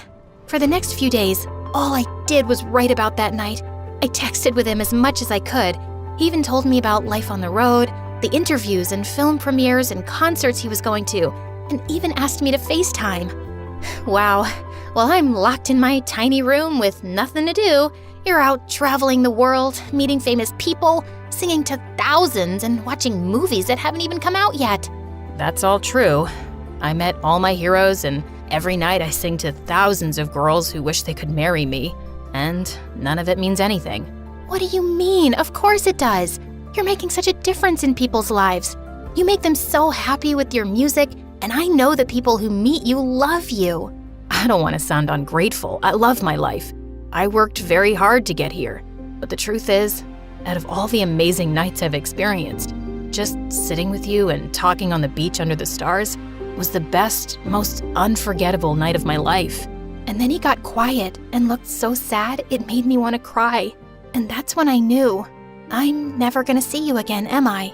After the Japan tour, we're going straight to America, then Australia, and then England. I won't be back here for another 2 years. I realized this conversation was gonna be our goodbye. It was the hardest thing I have ever had to do, but I knew it wouldn't work with us, and I thought it would be much more meaningful if we stopped talking on purpose, rather than just slowly falling out of touch over time. As much as I tried not to, I couldn't help it. Tears began just falling from my eyes, and he cried too. I wanted to say so much. I wanted to promise that we would meet again one day, but I knew with him being so busy and me going to college soon and having to work so hard, it wouldn't be possible. So I said the only thing I could think of in the moment, the only thing that was true. I'll never forget you. He was still sad for a while and stayed quiet for a long time. Then he looked up at me and smiled. Of course you won't. I'm unforgettable. We both laughed, and for a little while, we even let ourselves forget our sadness. We talked on the phone all night, and again, I didn't realize how long it had been until the sunshine came through my window and hit my eyes, just like it had that night on the beach. And then finally, we hung up. Some years later, when I was in college, I got a message from him. He said he would be in Japan for a concert, and if I wanted to go, he could get me and my friends a couple of tickets. I asked for 5. Me and my friends went, and there he was. It was really nice to see him again. And then, just as the concert was about to end, his bandmates all left the stage, and the lights went out except for his spotlight, and he played a song on his acoustic guitar that no one had ever heard before. The song was called "To the Bravest Girl I Know," and it described everything that happened between us. I didn't tell my friends it was about me. It was special. It reminded me of that amazing night. And then the spotlight fell on me, and everyone turned to look. I didn't feel very brave then, with all those eyes on me. Come on up to the stage, brave girl, he said, and everyone clapped when they realized the song was about me. My friends were in shock. I took a deep breath and walked through the crowd. But all the fear left me, and I realized, maybe I really am brave. On the stage, he met me in the middle, putting his guitar on the stand and turned off his microphone so that when we talked, it was only for us. Hey, I missed you. Of course you did. I'm great. He laughed, and then, with the whole world watching, he kissed me right then and there. The crowd went crazy with applause. I don't know what'll happen, but for now, I'm just happy being his brave girl.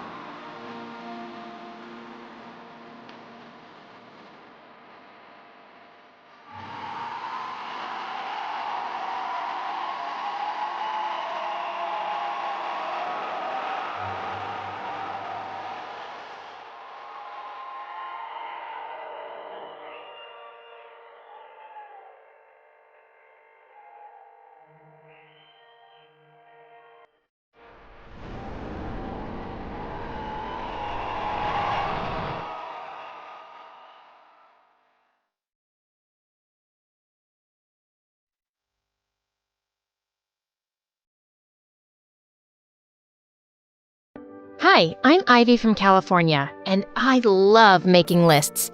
To-do lists, shopping lists, lists of my strengths and weaknesses, and my life goals. And my #1 life goal is to become a veterinarian. But before I continue, please like and subscribe because if you do, a songbird might land on your window and sing to you. I love animals.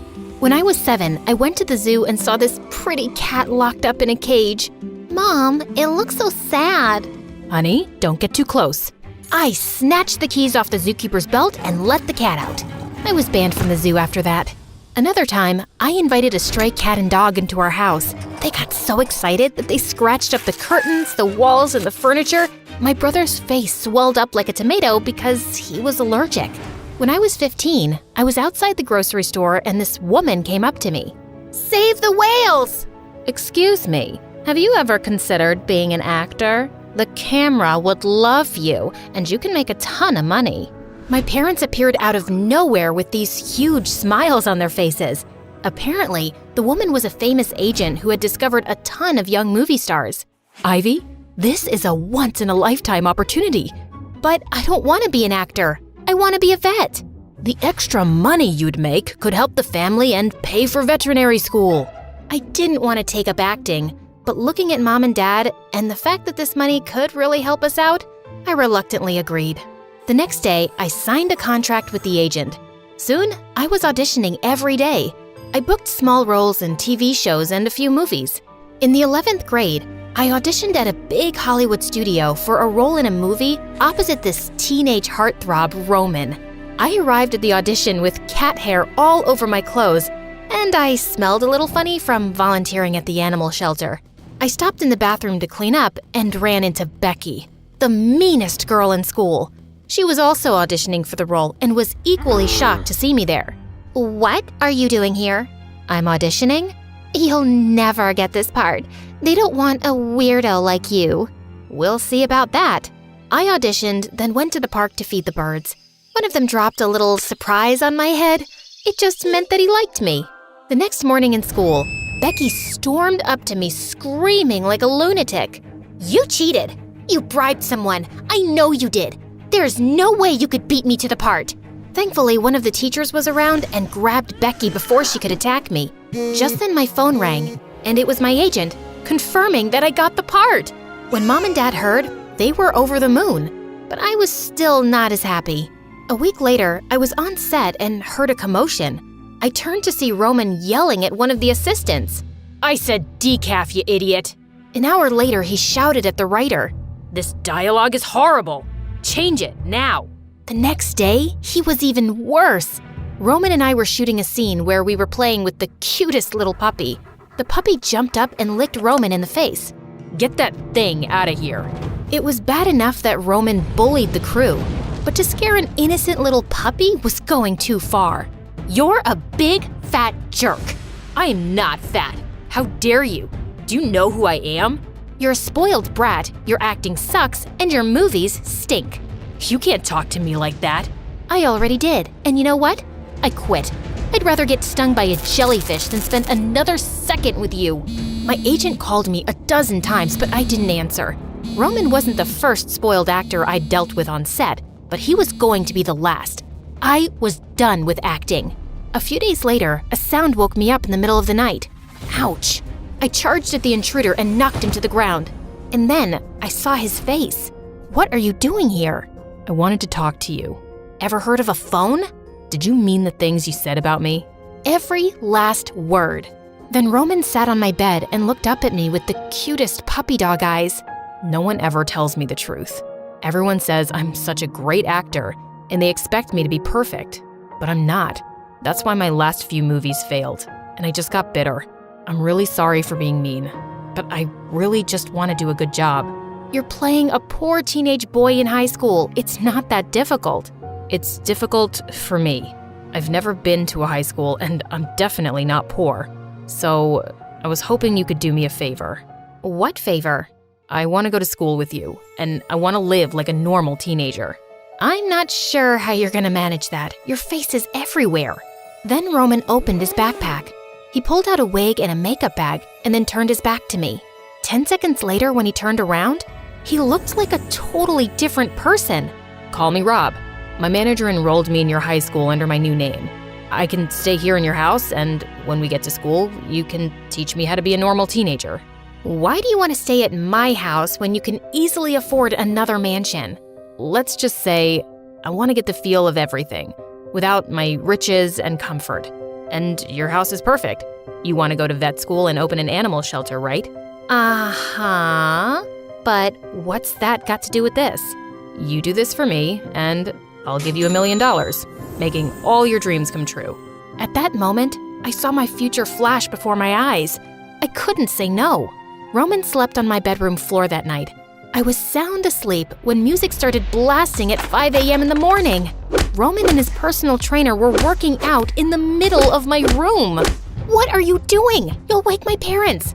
And how did he come in? The same way I did? I turned off the music and shoved Roman and his trainer out of my window. Honey, what's going on in there? Just getting into shape, Dad. Later that morning, when I went downstairs, I got the shock of my life. Honey, you never told us you had a boyfriend. What boyfriend?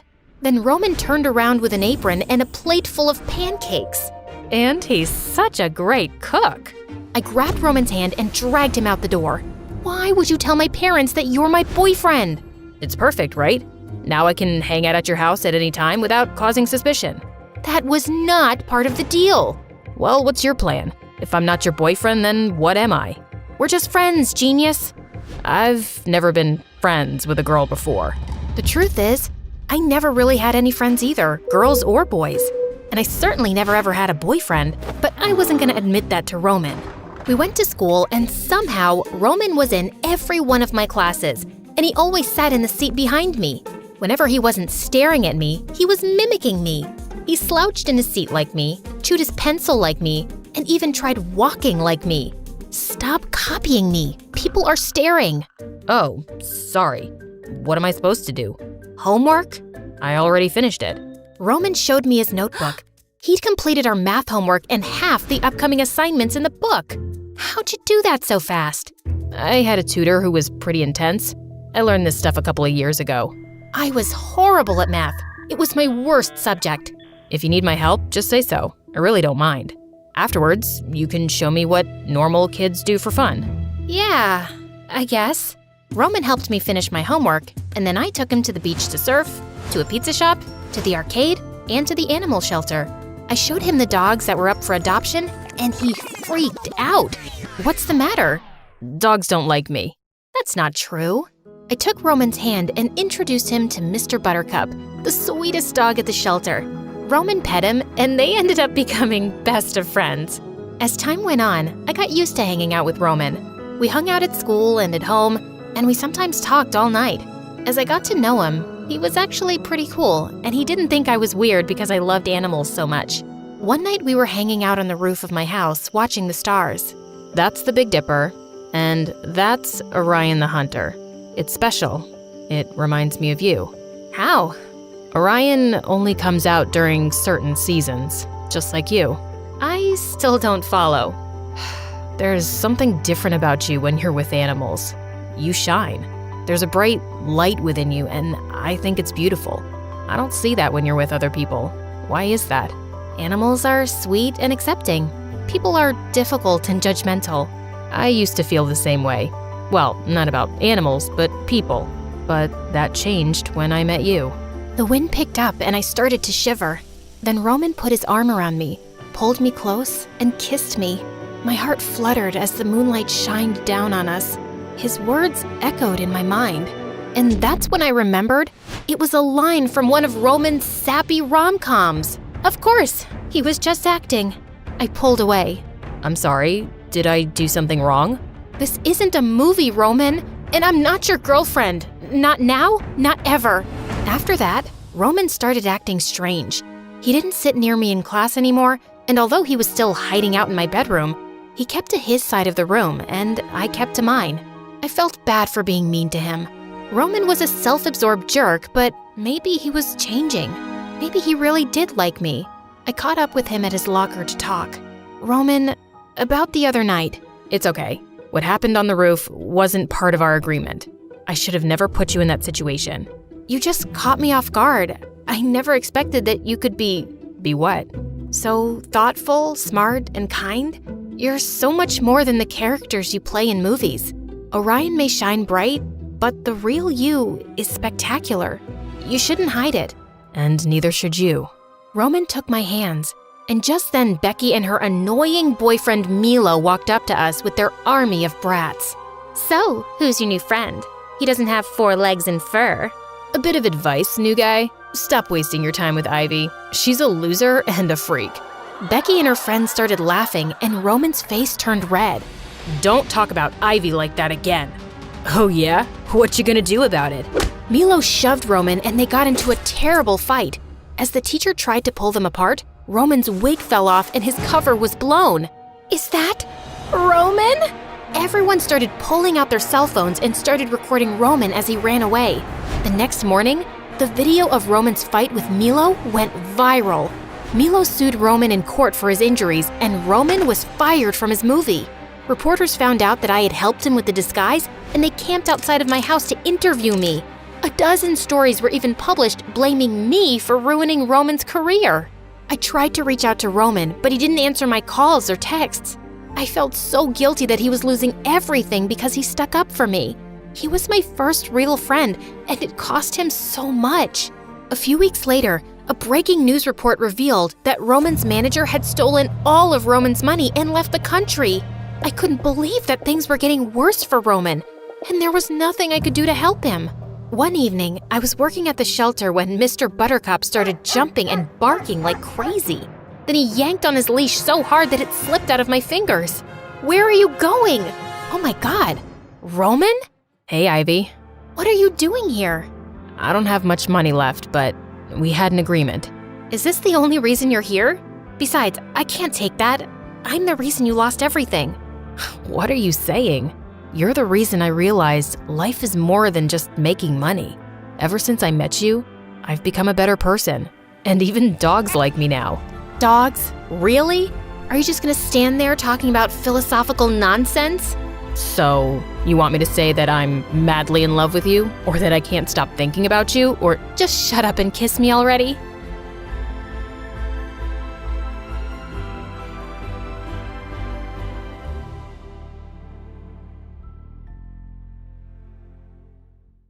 Hi, my name is Nozomi from Japan, and I never thought anyone noticed me. Not until I met the sleeping boy. But I'm getting ahead of myself. Let's start at the beginning. Like and subscribe, you won't regret it. Growing up, the only person who ever noticed me was my big sister Akari. My mom traveled for work so much that I even called Akari Mom when I was too little to understand what was going on. My sister would take me to school where I would sit in silence and never say a word to anyone until she picked me up again. And then I wouldn't shut up the whole way home. But she didn't mind. She liked hearing me talk, and she liked playing games with me, like making me look like one of her dolls.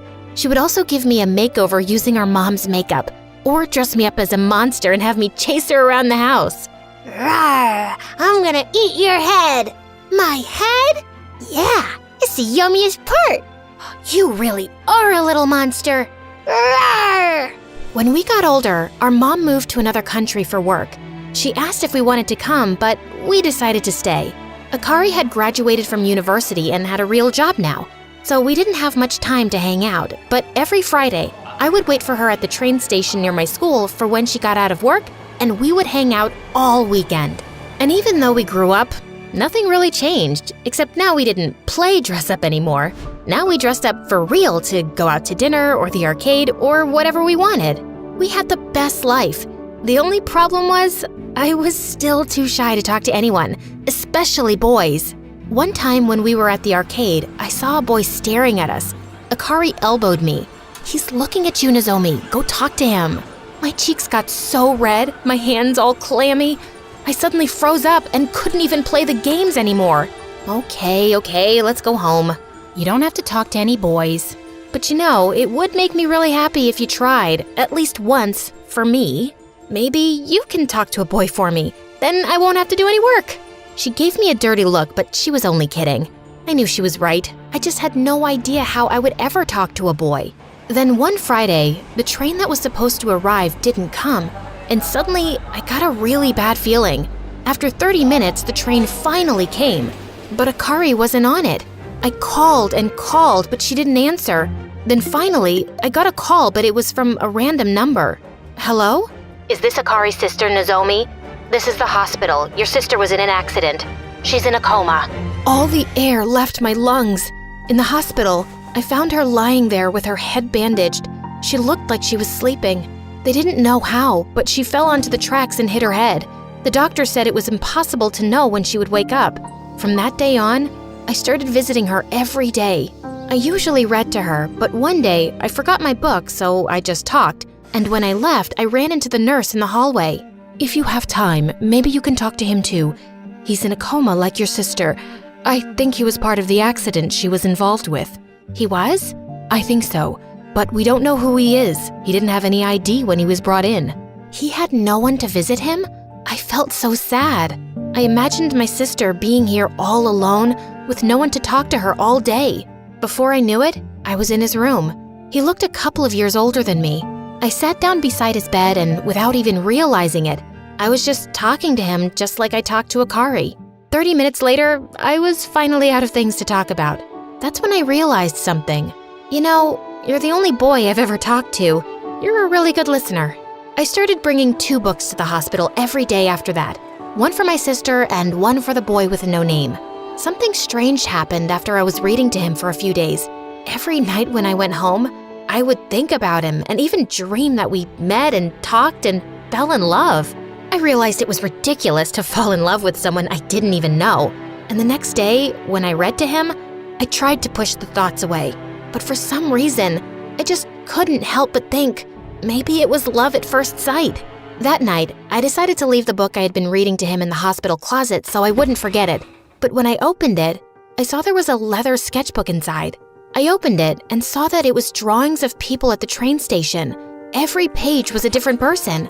I flipped until I found my sister. I couldn't believe it. I realized then that the nurse was right. They must have been in the same accident, and it gave me a great idea. Maybe if I could find out what happened, I could find out who he was.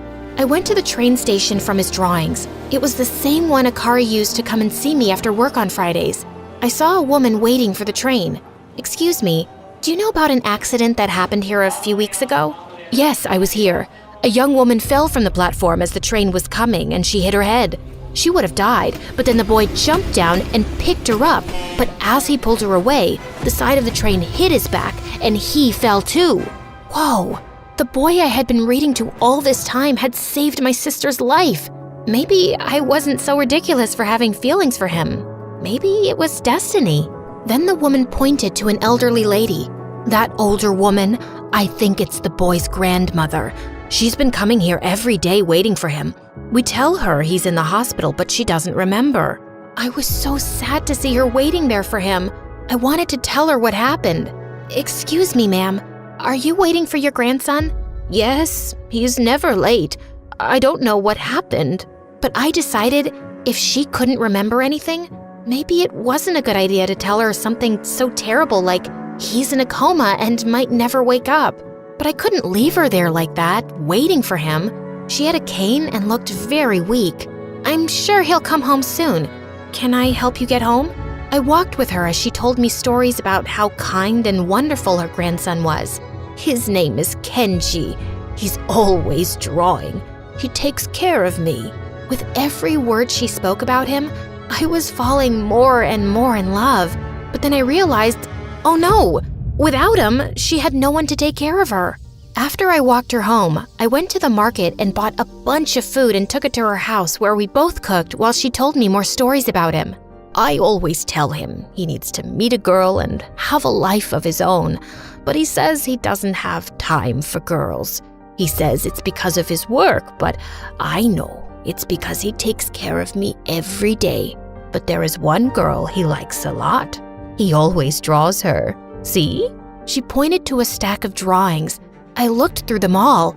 They were all of Akari waiting at the train station. I couldn't believe it. He was in love with her. My heart broke into a million pieces.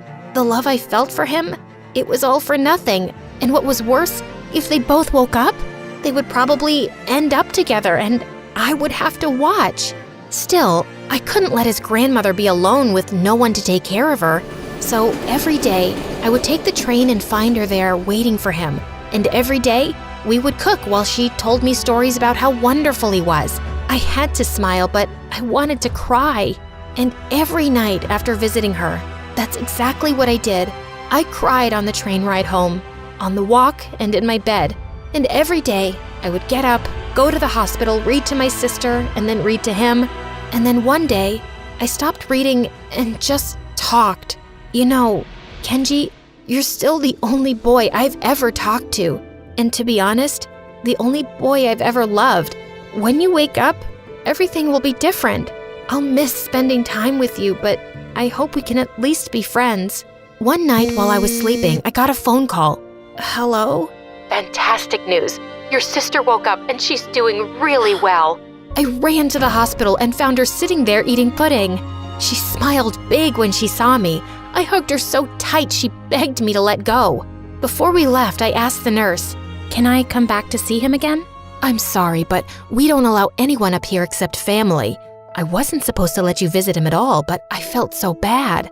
"Oh, I see. Can I say goodbye?" She nodded and went to Kenji's room. "When you wake up, I'll make sure you and my sister meet again. Oh, and don't worry. I'll take care of your grandmother until then. Goodbye, sleeping boy." I asked if Akari remembered anything, but she didn't. "I heard a boy saved your life when you fell." "Really? I would love to meet him one day." "I'm sure you will. Fate has a way of making things happen." After that, Akari was still too hurt to work, so she just lived with me.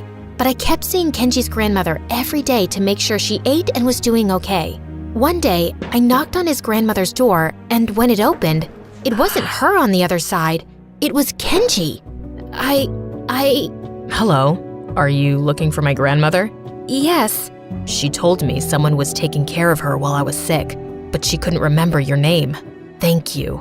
Then he gave me a big hug, and all the thoughts I was trying to push away about being in love with him came back. He invited me inside, and we all had dinner. And this time, he had done all the cooking, and it was delicious. While we sat and ate, I realized all the stories his grandmother had told about him were true.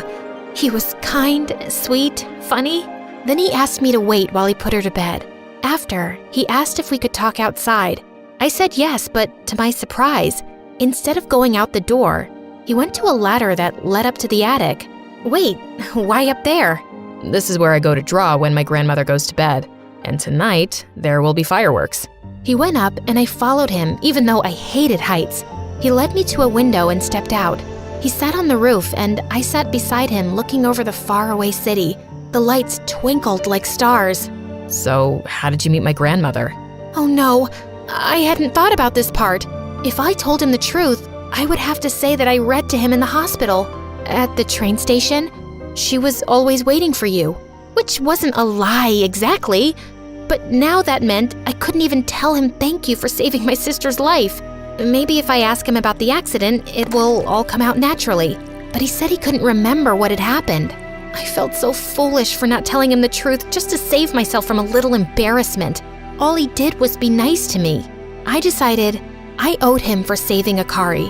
So even though I would be humiliated and look stupid, I would tell him the truth. But before I could, he said, I kind of remember a little. There was this girl. I think she fell. I was in love with. I know. You know? How could you know? I saw your drawing of her. Your grandmother showed me. You were in love with her.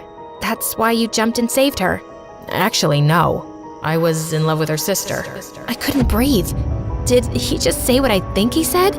He looked down at the ground and said, Every Friday, the girl from my drawings and I would get on the same train. Sometimes we talked a little. She said she was meeting her sister and she started telling me about her, what she was like. She was cool and funny and when she would get off, her sister would meet her and I guess it was love at first sight. Like we were meant to be. Sorry, I must sound stupid. Good thing he wasn't looking at me, or maybe he would have seen the hearts in my eyes. Why did you draw her sister and not the girl you liked? I only saw her for a few seconds every day, but I always tried. Then he showed me his book of drawings, and all the way in the back, there were drawings of parts of a girl, never the full picture, since he drew from memory but never saw her fully. It was me. I couldn't believe it. After the accident, I can't remember what they looked like.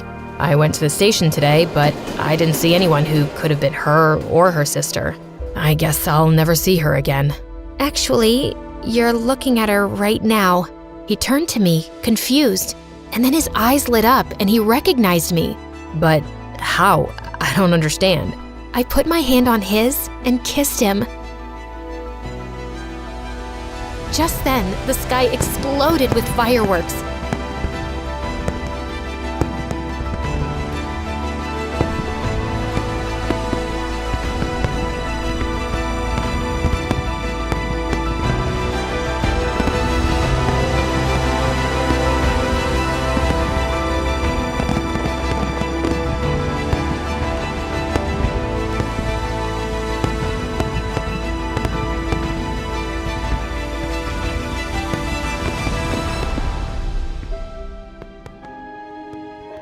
I pulled away and looked into his eyes. It's a little complicated. Let's just say I took care of you.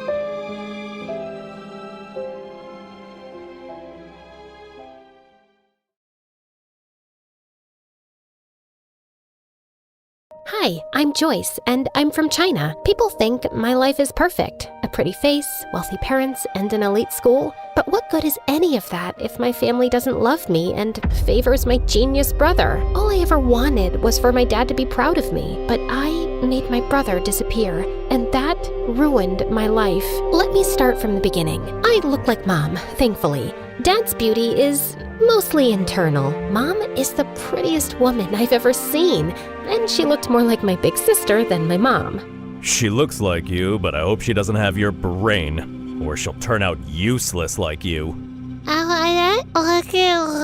Well, I had learning difficulties and barely spoke more than a few words until I was 5. Dad hated me. He spoiled my brother Dustin rotten. I wanted to impress him too, but Dustin, 3 years younger than me, was already a genius. Dustin loved me, no matter how much Dad compared us. He never let it get between us. Like this one time on my 8th birthday, Dad decided to celebrate Dustin instead of me. He invited all his employees and business partners. Dustin was on stage reciting this long old English poem called Beowulf, and people were already yawning and checking their watches. Mom and I were late because we were at the salon, and when we finally walked in halfway through the poem, every single head turned our way. People looked at us like we were movie stars. Dad came rushing over, looking pissed. What are you all staring at, huh? It's just two girls who care more about their looks than their brains. Joyce, you're just a disappointment. Go upstairs. Actually, do us all a favor and stay there. I went to my room, and a few people, including Dustin, gave me the thumbs up and told me how pretty I looked in my dress. So I gave them my best princess bow, threw a couple of kisses like a celebrity, and kept walking. Once Dustin started first grade, my parents adored him even more. Dad gave him the entire second floor, 3 private drivers, and 1 jet. Maybe you're wondering why a 6-year-old needs a private jet. Yeah, me too. But when you're that rich and that obsessed with your genius kid, I guess a bicycle just doesn't cut it. Anyway, once, Dustin took me on his jet to France for breakfast, and when Dad found out, he freaked out and grounded me for weeks. I knew I would never make Dad love me, so I thought maybe being close to Dustin would help. Whenever he did something wrong, like breaking a glass or messing up the floor, I'd take the blame, thinking maybe that would make Dad look at me differently. Joyce, stop! You don't have to cover for me. Dad's not gonna love you more because you're suffering, and it kills me when he talks about you like you're nothing. No, you're just too young to get it. Once, when I was in 7th grade, Dustin had a science project and wanted to test gravity and weight. He used a bowling ball from our private bowling alley and dropped it on different items. One of those items was an old watch he thought nobody wanted, but it turned out it belonged to our maid, a gift her mom had given her when she was a child my age. When she found it broken, she lost it and said she would tell our parents. I panicked. I couldn't let them think their perfect kid could be this careless. So I did something I'm not proud of. I knew our maid had a sick mother, so I called her. This is Joyce. I'm sure you know who I am. Your daughter is threatening me and my brother, and I don't like that. I know you're sick and you need monthly medications, and your husband is useless and your son steals from you. And your only provider is our maid. So I advise you to talk to your daughter and tell her to back off, or I'll talk Daddy into firing her. Do it before it's too late. Then I hung up with a tight feeling in my chest. The maid didn't say anything after that. She just kept working quietly for days, and I felt terrible. I kept giving her money from my pocket anonymously for years. Then 9th grade arrived, and something completely unexpected happened. One afternoon, I was humming in the school bathroom when the music teacher happened to be hiding in one of the stalls trying to catch girls who were vaping. She heard me, asked me to sing, and ended up loving my voice. She even said I could be the lead singer for the Christmas choir. I was over the moon. And no, of course Dad didn't come to the choir. Only Mom came. And she didn't even stay until the end because Dad called her to come home for whatever reason. But everyone else was so impressed by my voice that a few people came up to talk to me afterward, including this kind-looking man who honestly resembled Keanu Reeves, if Keanu had a paunch. I'm Peter Anderson. I'm a music producer. You've probably heard the rumors that I'm a fraud, but this town loves gossip more than the truth. Anyway, I see real talent in you, and if you're interested, I'd love to help you become a singer. Here's my card. Maybe we can talk more in my office. I was so happy that someone finally noticed something in me and wanted to help me shine, even if it was this half-fraud kind of a mess person. Of course I kept his card with me, and I didn't tell anyone except Dustin. So I guess you're the child who'll make our family proud after all. What is that supposed to mean? I mean, Joy, people think the perfect, favored child is the lucky one, but it's actually the ugly, stupid, neglected one. Like, how would you discover your voice if you lived in a cage chasing someone else's dream? Okay, wow, this is getting deep. Don't worry, I won't go that deep. I know your IQ. Anyway, I need a favor. I know you're going to that Halloween party this weekend, and Dad would never let me go. So maybe you could sneak me out with you? I really, really want to go. They're bringing Chicago-style pizza. And if Dad finds out I snuck out, at least he'll know I was with you. Which will make things even worse. Come on! I'll do your assignments for the whole next semester. For the next 2 years. Fine. Shake on it. Wait, did you like this video and subscribe to MSA? Obviously. Why do you think I turned out so emotionally intelligent? Guys, interact with our video so this story blows up. What are you waiting for? Comment now! That weekend, I snuck Dustin out and we headed to this huge party 5 blocks away. Dustin was wearing a white ghost costume. Way too simple for a genius, but whatever. I dressed like Amy Winehouse, and honestly, I looked really cool. The party was wild. Everyone was having fun, and a bunch of kids were wearing the same ghost costume as Dustin. I kept an eye on him until this cute guy came up to me and started talking.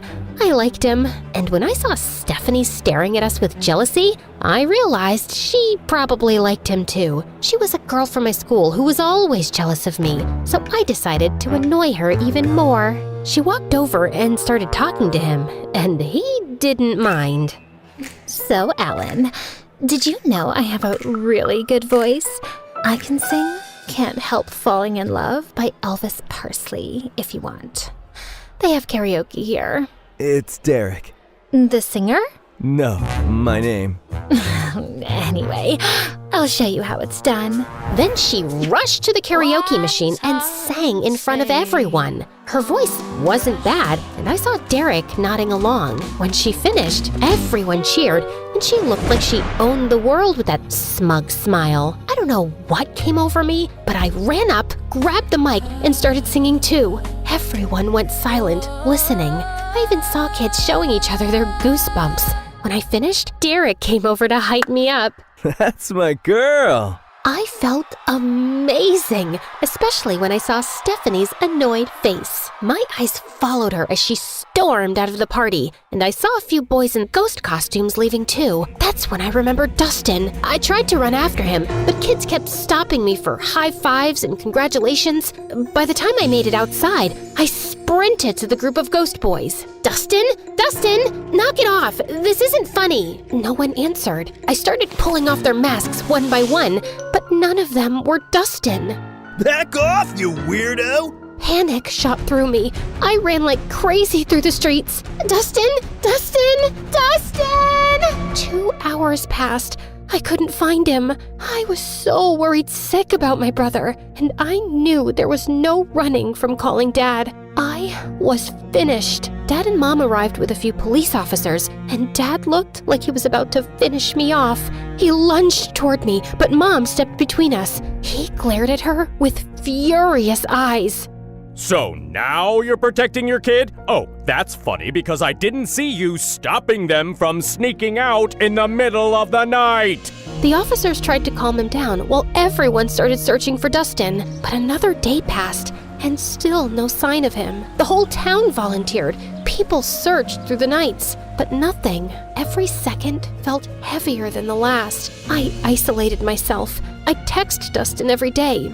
Stupid messages like, "Where are you?" and "Please come home," as if he'd somehow see them and reply. At night, I'd sneak into his room and sleep in his bed, burying my face in his pillow until his smell faded away. Some nights, I'd just sit on his floor holding his favorite hoodie, feeling like I'd lost the only person who ever really saw me. Dad barely talked to me anymore. Mom didn't yell at me or blame me, but sometimes I'd catch her crying alone, and she'd wipe her tears the second she saw me. "I'm sorry, Mom." She didn't answer. "Can we talk about this? I want to hear your voice. I know what happened is my fault, but I just want you to pat my shoulder, let me cry in your lap, tell me it'll be all right. Just say something, anything." But she didn't. She just gave me a sad little smile, nodded, and walked away. And then I completely shut down. A year of guilt and silence later, I couldn't take it anymore. I needed something, anything to distract myself, even if just for a little while. I remembered the card the producer gave me, and I figured, why not call him? It's not like I had much to do being alone all the time. Wise decision. I'm gonna make you a star, way up in the sky, so bright, your dad's gonna regret not loving you enough. Well, that's definitely a dream to live up to. He started helping me get small singing gigs at local cafes, and I loved it. The attention, the clapping, the feeling that I mattered to someone. One day, someone recorded me singing and posted it on TikTok, and it went viral. People loved my voice and kept commenting that they wanted more. So, Peter created a small YouTube channel for me and uploaded my videos there. He was so proud. It felt nice having a father figure in my life who actually cared. But when my dad found out, he completely lost it. Oh, look at you, enjoying your little fame with that fraud producer. He's not a fraud. He helps me a lot. He even made me a YouTube channel, and it's growing. Aw, and who gets paid from YouTube? Did he even give you a single cent? Or does he just toss you a few pennies you get from those miserable cafes? I'm not doing this for money. I do it because I love singing. Just like you loved your brother, right? For the first time, I felt real anger toward him. Why couldn't he see any goodness in me? But before I could say anything, he pushed his chair back and walked out. Later that night, he started having chest pains. Mom and I rushed him to the hospital. The doctor said it was stress and that he needed rest. I didn't visit him much while he was there. Not after what Peter told me. Summer vacation's coming up. I was thinking we could go on a little tour around the country. Grow your audience. See where this takes us. I believe in you, kid. I went on that tour in a heartbeat, and I had the best time of my life. For once, I felt like a child again. No guilt, no pressure, just music and freedom. But even then, I worried about Mom. I always felt like she needed rescuing from Dad. That became my motive. Work harder, grow bigger, make more money, and buy us a house far away from him. My fame grew fast. By the time I finished high school, I was well known enough to earn a good income. One night, before leaving the house the next day for good and renting an apartment in the city, I was having my last dinner with my parents. You know, Joy, now that you're getting into business and success, you should know it comes with stress. You might even end up in the hospital since you're so fragile. So I was thinking, I don't trust that knucklehead producer of yours. I should be your manager. I have a pretty good feeling I'll finally be proud of you, especially once we start making real money off your little talent. I paused. The moment I thought would never come had finally arrived. Sure, my dad wasn't nice to me, but maybe this was my chance to make him proud. Maybe I could make up for everything that happened years ago. I looked at Mom for a reaction. She gave the slightest shake of her head, but I convinced myself she didn't mean anything by it. I'll think about it. That night, I told my producer I was choosing my father as my manager. Kid, I can't force you or tell you what to do. You're grown up. If you think your dad's the right man for the job, then go ahead. And just remember, I'm still here for you. I canceled my move to the city, and Dad became responsible for all my finances, all my schedules, and everything. Everything was fine for the first few months, but then I started noticing that my finances didn't make sense. I was earning more back when Peter managed me, and I was working twice as hard now. Still, I gave my dad the benefit of the doubt until one day I checked my bank account and it was at zero, completely empty. I freaked out and went to confront him in his office, but he wasn't there. That's when Mom walked in, pale and shaking. She turned on the TV. William Clark, the billionaire owner of Clark Investment Companies, has been exposed as the center of a massive Ponzi scheme. Authorities estimate he conned thousands of people out of nearly $300 million. Records show the fraud began in the early 2000s, and officials confirm he fled the country this morning. The FBI is now searching for him. Back to you, James. I stared at the screen, frozen. My dad, the man who made me feel small, unworthy, and desperate to impress him, built his entire empire by scamming people. It was my biggest regret, choosing the wrong man to trust. I ran to my mom and hugged her. He stole from me, Mom. He hurt me, and he always made me feel incomplete. All I ever wanted was for him to be proud of me.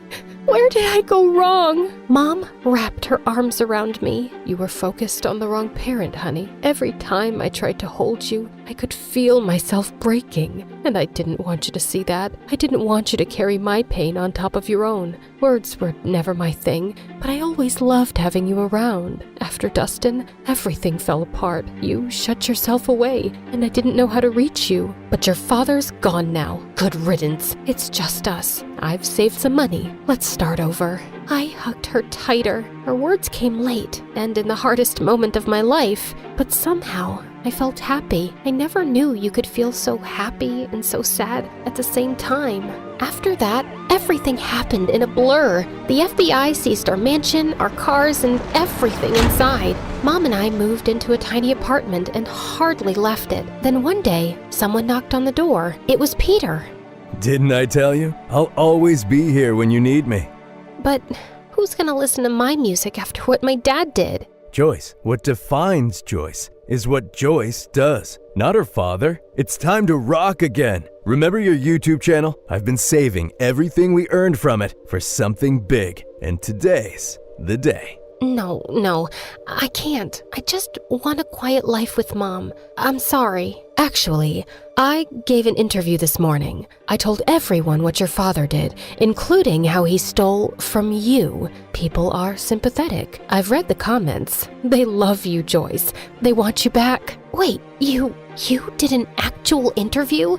For me? Wow. Peter helped me restart my career, and people were happy to have me back. And soon enough, I was a huge success. And making good money too. One day, before one of my biggest concerts, Mom told me that Dad had been arrested and was facing decades in prison. She said he wasn't feeling well and wanted to see me. I decided to see him one last time before closing his chapter for good. I know you probably think I was stupid, Joyce. No, you committed every sin in the book, but stupidity wasn't one of them. You know what? I actually feel sorry for you. You spent your whole life putting down an innocent little girl without a shred of guilt. Well, you weren't like Dustin. For Christ's sake, he was the only one who made me proud, and you had to take that away from me. I guess it was for his own good. Otherwise, he would have grown up to be a miserable little fraud like his father. I finally get it. You were never capable of being proud of me. Not because of who I am, but because of who you are. A fraud, in business and as a father. Now, if you'll excuse me, I have a crowd of 200,000 proud people waiting for me. And with that, I spit on him and left. The moment I stepped on stage, the entire arena erupted. I looked out at all those excited faces, at Mom's proud smile, at Peter beaming at me like his daughter had made it. And then I closed my eyes and I saw him, Dustin, with that same cute, confident little smile he always had when he believed in me more than anyone else. I keep running, like I'm trying to outrun time. I can't stop, I can't slow down with these ghosts still in my mind. And it hits me when it's quiet, nowhere left for me to hide. So I keep on moving, just to feel alive. But as I sang, the crowd grew louder than I'd ever heard. I opened my eyes. There was a guy being lifted by the crowd, riding toward the stage, and for a second, I stepped back in fear. But then, my heart stopped. Dustin? I signaled for my security to let him through. He climbed onto the stage, and I swear the world went silent around us. I looked at him like I had just seen a ghost. The hostess rushed forward, tears in her eyes. After your mother's interview about your missing brother, the internet made it their mission to find him. He's been missing for 10 years. We interviewed him and confirmed with your mom. He is your long-lost brother. My knees almost buckled. I couldn't breathe. But Dustin spoke first. I was taken by some shady people. They asked Dad for ransom, but he ignored them. They took me to Mexico. We got into a car accident. I lost my memory. A kind Mexican couple adopted me. I didn't know who I was, but I always felt like someone out there loved me. I just didn't know it was you. My heart shattered and healed all at once. I dreamt about this moment every day, always imagining myself as the stupid, reckless sister who failed you. I never pictured meeting you like this, as a woman with a life and strength and dreams of her own. Welcome home, brother. I threw my arms around him, and he broke too. And when I looked up, the whole arena was crying with us. I turned back to the microphone, wiping my tears. Thank you, everyone. I learned something I wish someone told me sooner. You can't buy love. You can't chase approval. Not even from the people you want it from the most. The greatest person you can learn to love is yourself. And once you do that, everything else falls into place. Thank you again. And now, if you'll excuse me, my brother and I have a lot to catch up on. And with that, we walked off the stage together for the first time in years, and the first time all over again. Because sometimes the people who make you feel the smallest are just trying to make themselves feel big.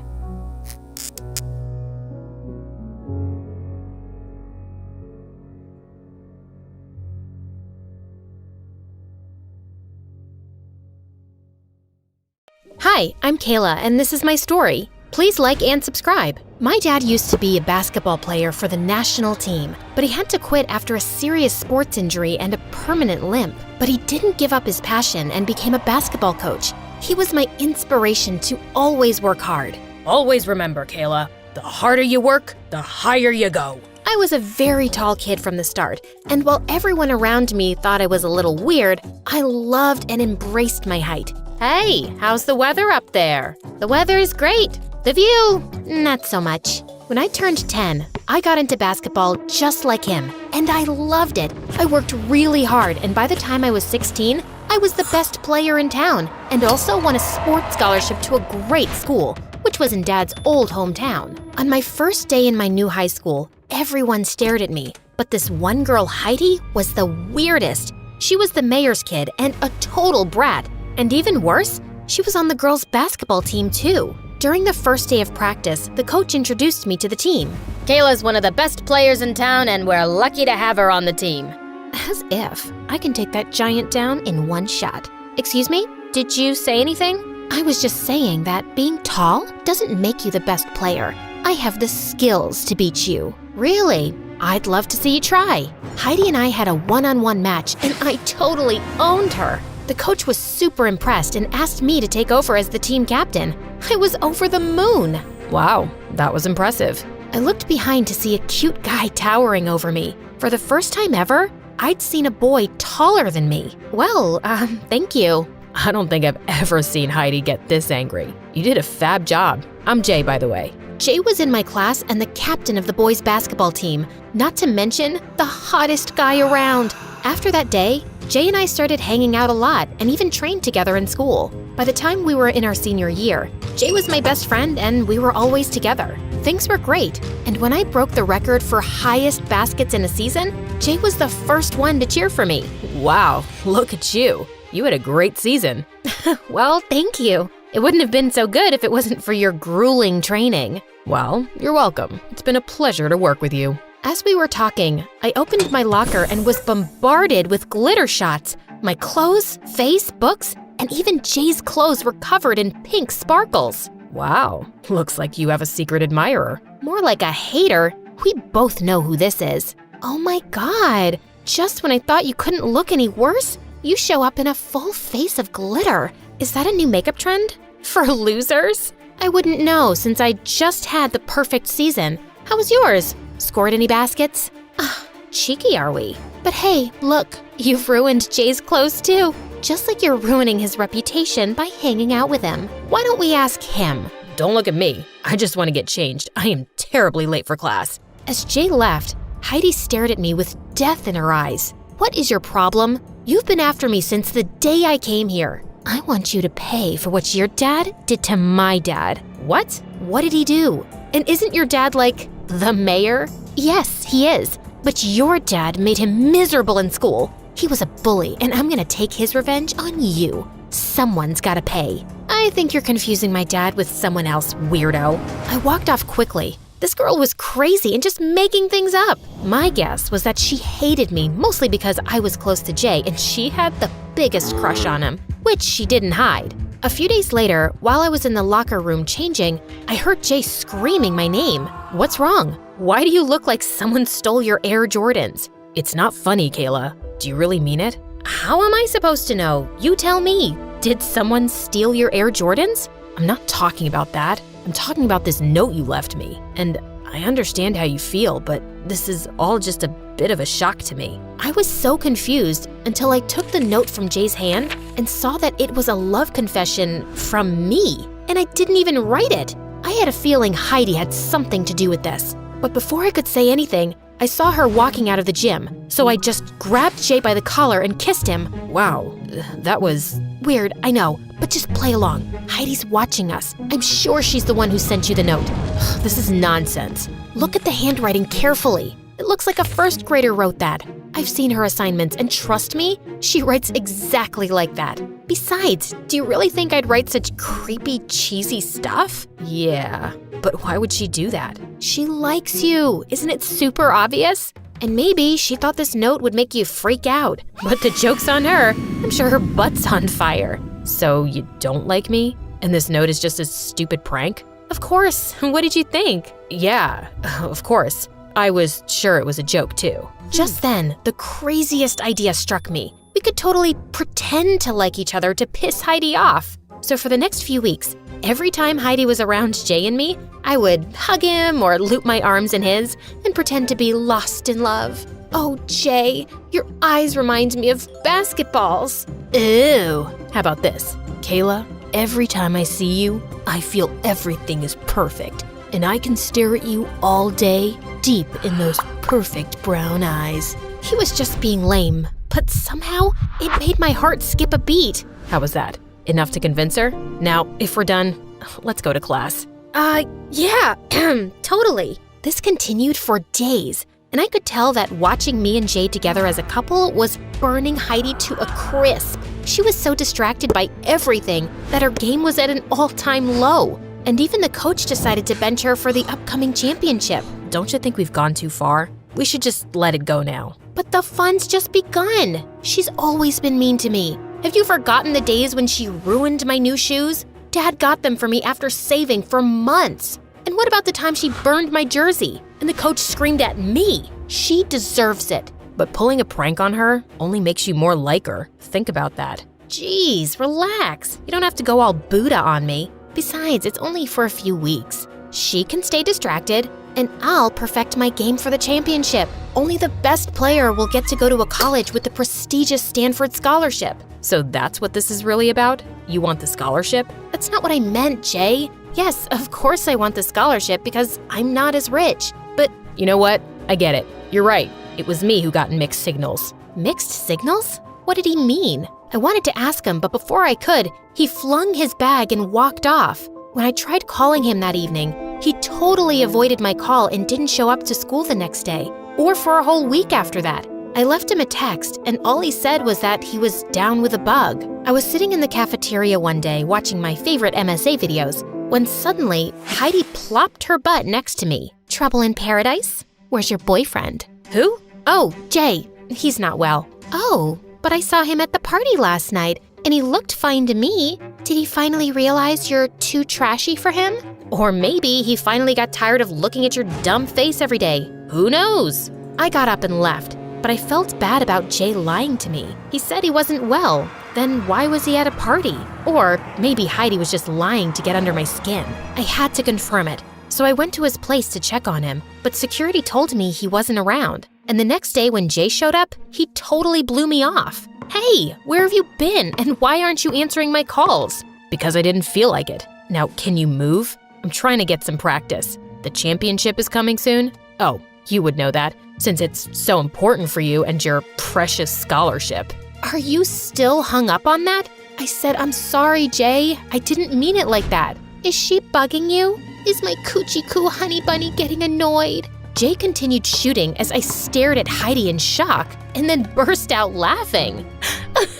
I don't know what's funnier, that dumb dress you're wearing or the fact that you just called Jay all sorts of marshmallow names. Oh, I'll tell you. The funny thing is that you're out of the picture and I am Jay's girlfriend.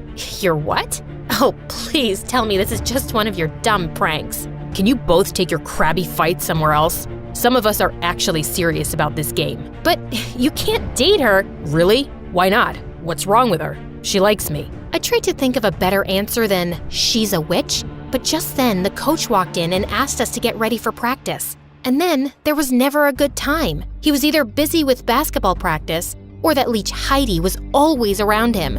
It made my blood boil. But with the championship coming up, I had bigger fish to fry. I started practicing day and night till my body was sore, and it really helped me to keep my mind off the whole Jay situation. One day before the championship, I was walking home when I saw Heidi and Jay outside a cafe. You have to stop looking at Kayla like some lost lover boy.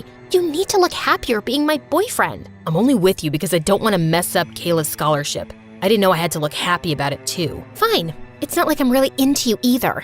I just want to make Kayla suffer for what her dad did to my dad. And I know she's hating seeing how close we are now. So you better keep up the act. Just remember, all my dad needs to do is place one phone call and no good university will take her in. She can kiss that scholarship goodbye.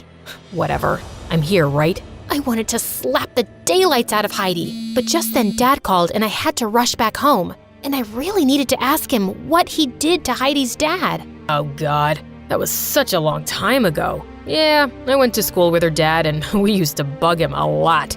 He was always trying too hard to fit in and getting everybody to like him, but he wasn't a nice guy. Maybe I wasn't very nice to him either, but it was decades ago. He's 10 times more successful than me now.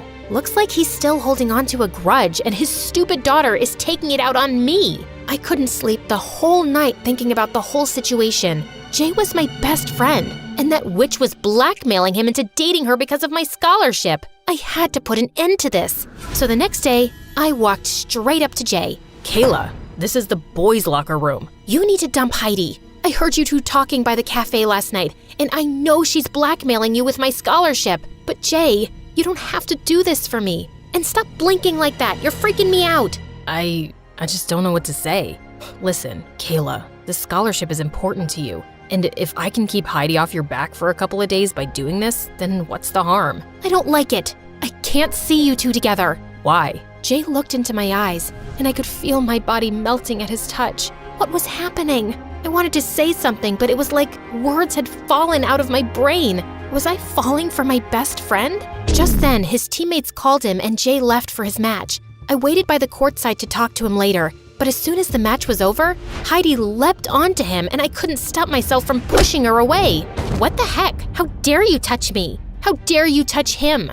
I know you're just blackmailing him into dating you, so please, why don't you save face and get lost? Jay, you don't have to date her for my scholarship. But don't be stupid, KK, or you'll end up losing everything. You can take away 1,000,000 chances from me, and I'll still make it because I know I'm talented, unlike you, who always gets everything because of your father's money. Oh, sweetheart, money speaks for itself, and right now, I can hear it saying that you've lost your chance of ever getting into a good college. Heidi stomped her feet and left, but I couldn't care less. I was about to confess my feelings for Jay, but before I could, the coach called me for the match. That evening, I played the best match of my life and also ended up getting the Best Player award. I had no idea if I'd get the scholarship, but at that moment, all that mattered was that I was happy with Jay by my side. A week after the match, I was waiting by the lockers when Heidi walked up to me. Hey, loser, I told you you'd never win this scholarship. Why do you look shocked? Oh, you didn't see the list yet? No. I'm shocked because you're still talking to me after I royally kicked your butt last week. yeah, and so what if she didn't get the scholarship? She did get selected for the nationals. I turned around to see Jay smiling down at me. What? I got selected? Yeah, and you'll be the team captain. Coach just told me about it, so I thought you should hear the news from me. This is the best day ever! And you didn't even have to date anyone for this. Ugh, I hate you. I'm gonna tell my... Dad? We know. Heidi left red-faced as Jay turned to me. So that was dramatic. Not as dramatic as your whole, leave me alone, Kayla. Oh, shut up. You act all smart, but you couldn't even figure out that I like you? You knew? No, but I know that I like you too, and if I have to date someone, why not my best friend? Not that easily. You'll have to take me out in basketball first. You're on.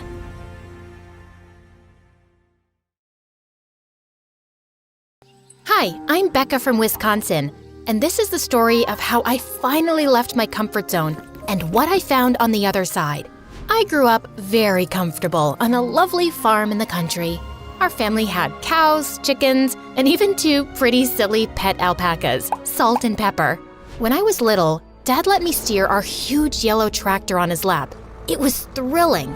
Whee! I'm on top of the world! Becca, when you're in the driver's seat, you can steer in any direction of your choosing. Always remember that. But when I steered us right into an apple tree, oops, my bad. Dad banned me from touching the tractor again. Being independent and doing something new meant disaster and punishment.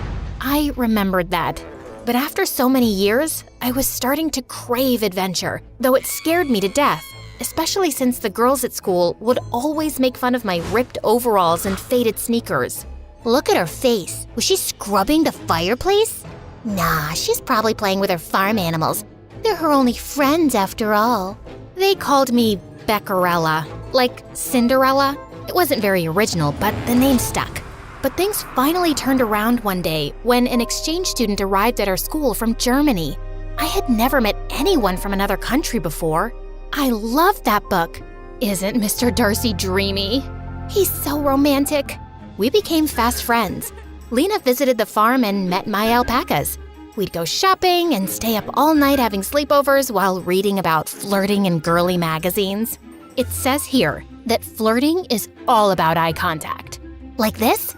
Maybe dial it down a little. You look crazy. Lena was all about trying new things, unusual foods, taking risks, visiting new places. I can't wait to see New York one day.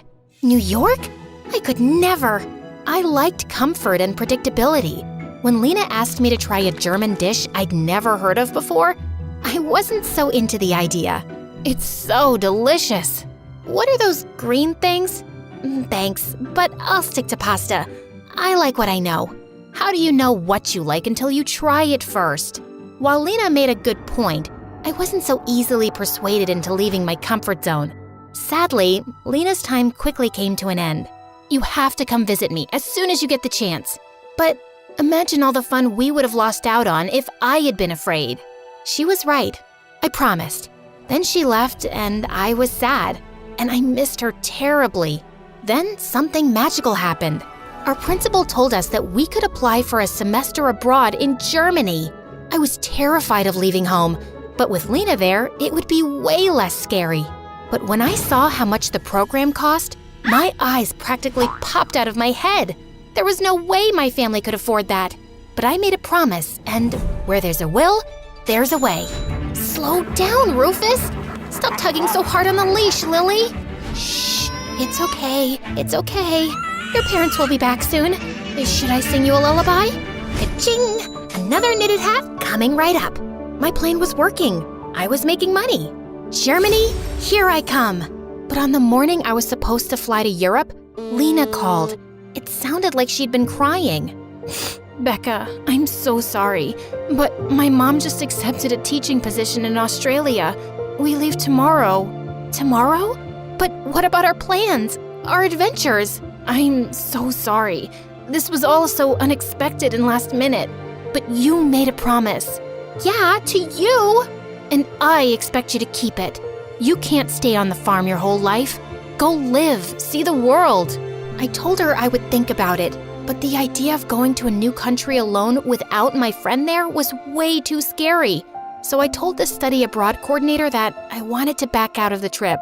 She told me she wished she traveled more when she was younger. And then Lena's words rang in my head again. How do you know what you like unless you try it first? Reluctantly, I agreed. I boarded the plane with tears in my eyes. I was going to a country where I knew no one, to live with a German family I had never met, in a place where I didn't even speak the language.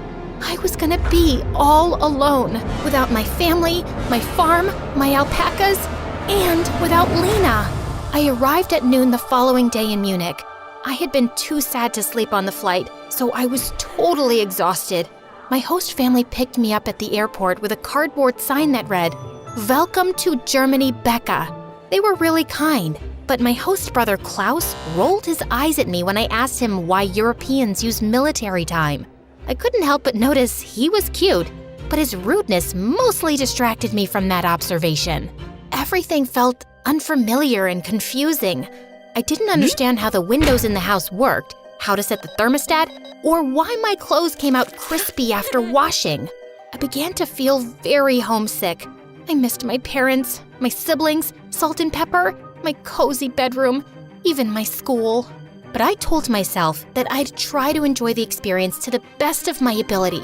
I had worked so hard to get here, and I wasn't going to waste all that money and sacrifice. The next morning at the breakfast table before school, Klaus joined me and stuffed scrambled eggs into his mouth like he hadn't eaten in days. I barely nibbled at mine.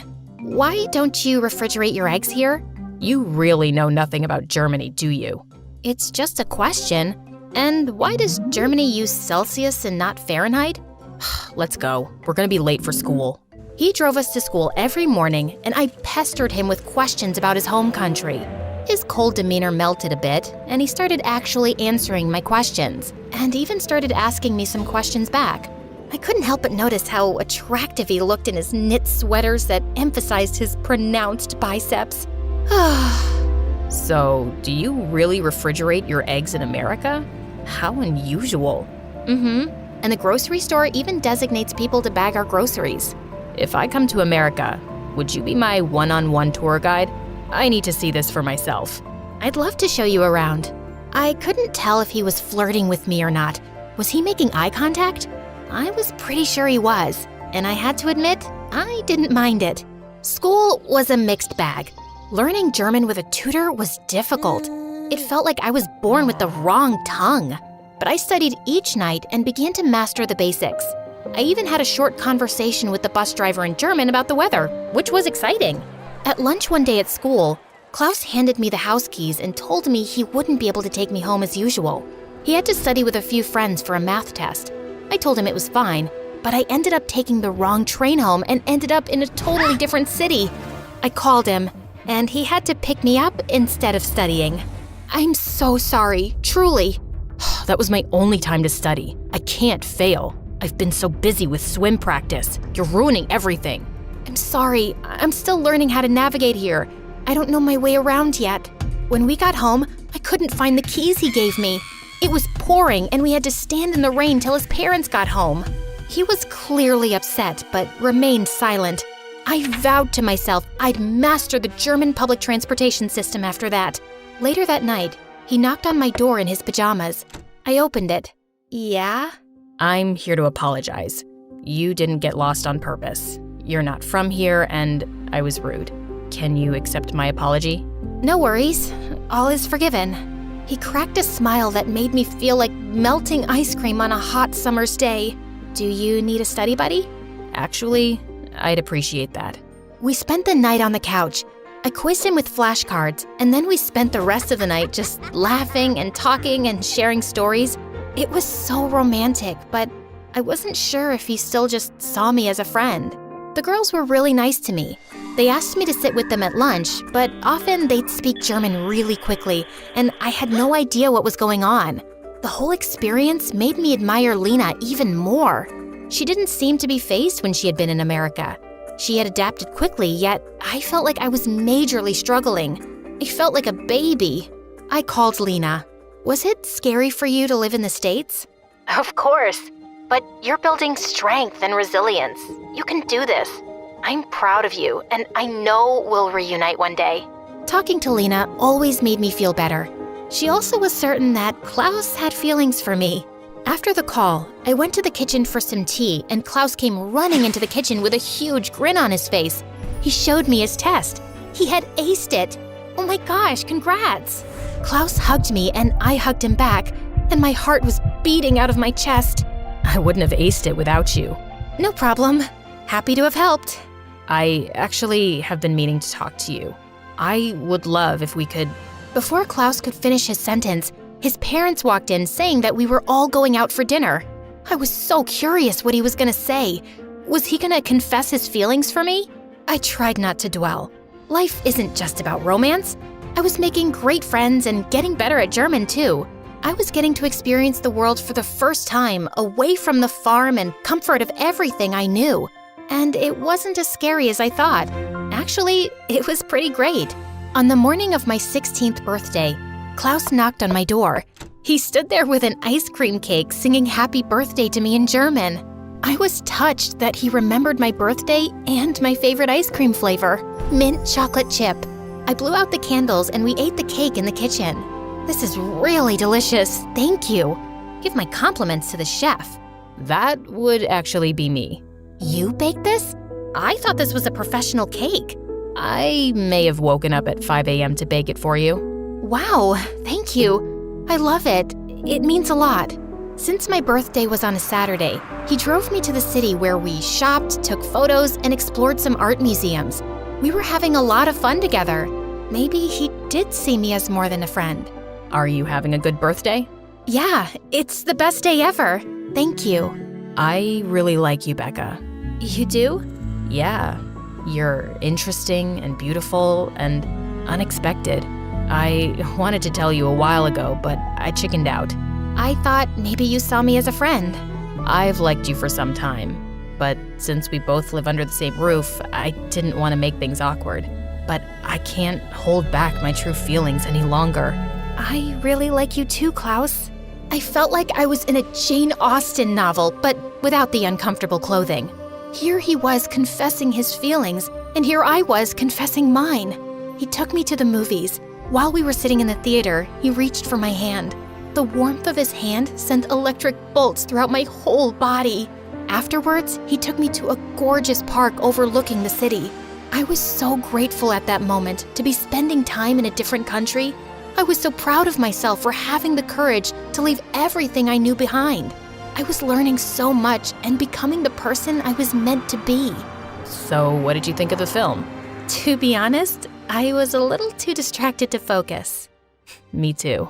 And then he kissed me. My first real kiss on my birthday of all days. His lips were so soft. I hoped I was kissing correctly, and I tried to remember what the magazines I had read with Lena advised, but I got so lost in the moment, and it was magical. He put his arm around me and we watched the sunset. It was the most romantic moment of my life and the best birthday ever. I was so happy. My study abroad semester wrapped up and I was not the same person I was before. Klaus and I promised to stay in touch. I was sad to leave him, but I knew I'd be back someday soon. I returned home to the farm and my family could see my transformation. I gave my alpacas big hugs and even brought them lederhosen. At school, Claudia approached me and called me Beccarella again.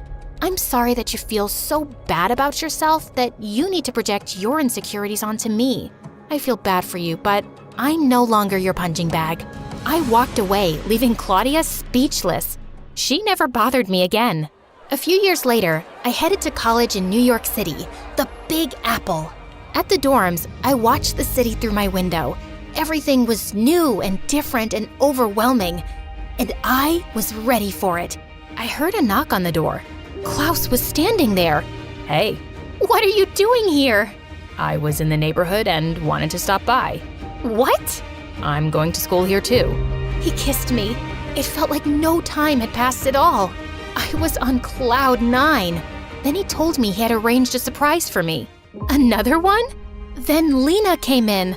Was I hallucinating or something? Hiya, roomie. Oh my gosh! That's right. Lena was my new roommate. We were finally reunited. This was the best day ever. We all walked together, ready to explore this new and strange city. I remembered how surviving my study abroad experience had felt impossible at first, but I ended up thriving. Like Dad once said, when I'm in the driver's seat, I have the power to steer my life in any direction of my choosing. Except in the case of crashing into an apple tree. I don't endorse that.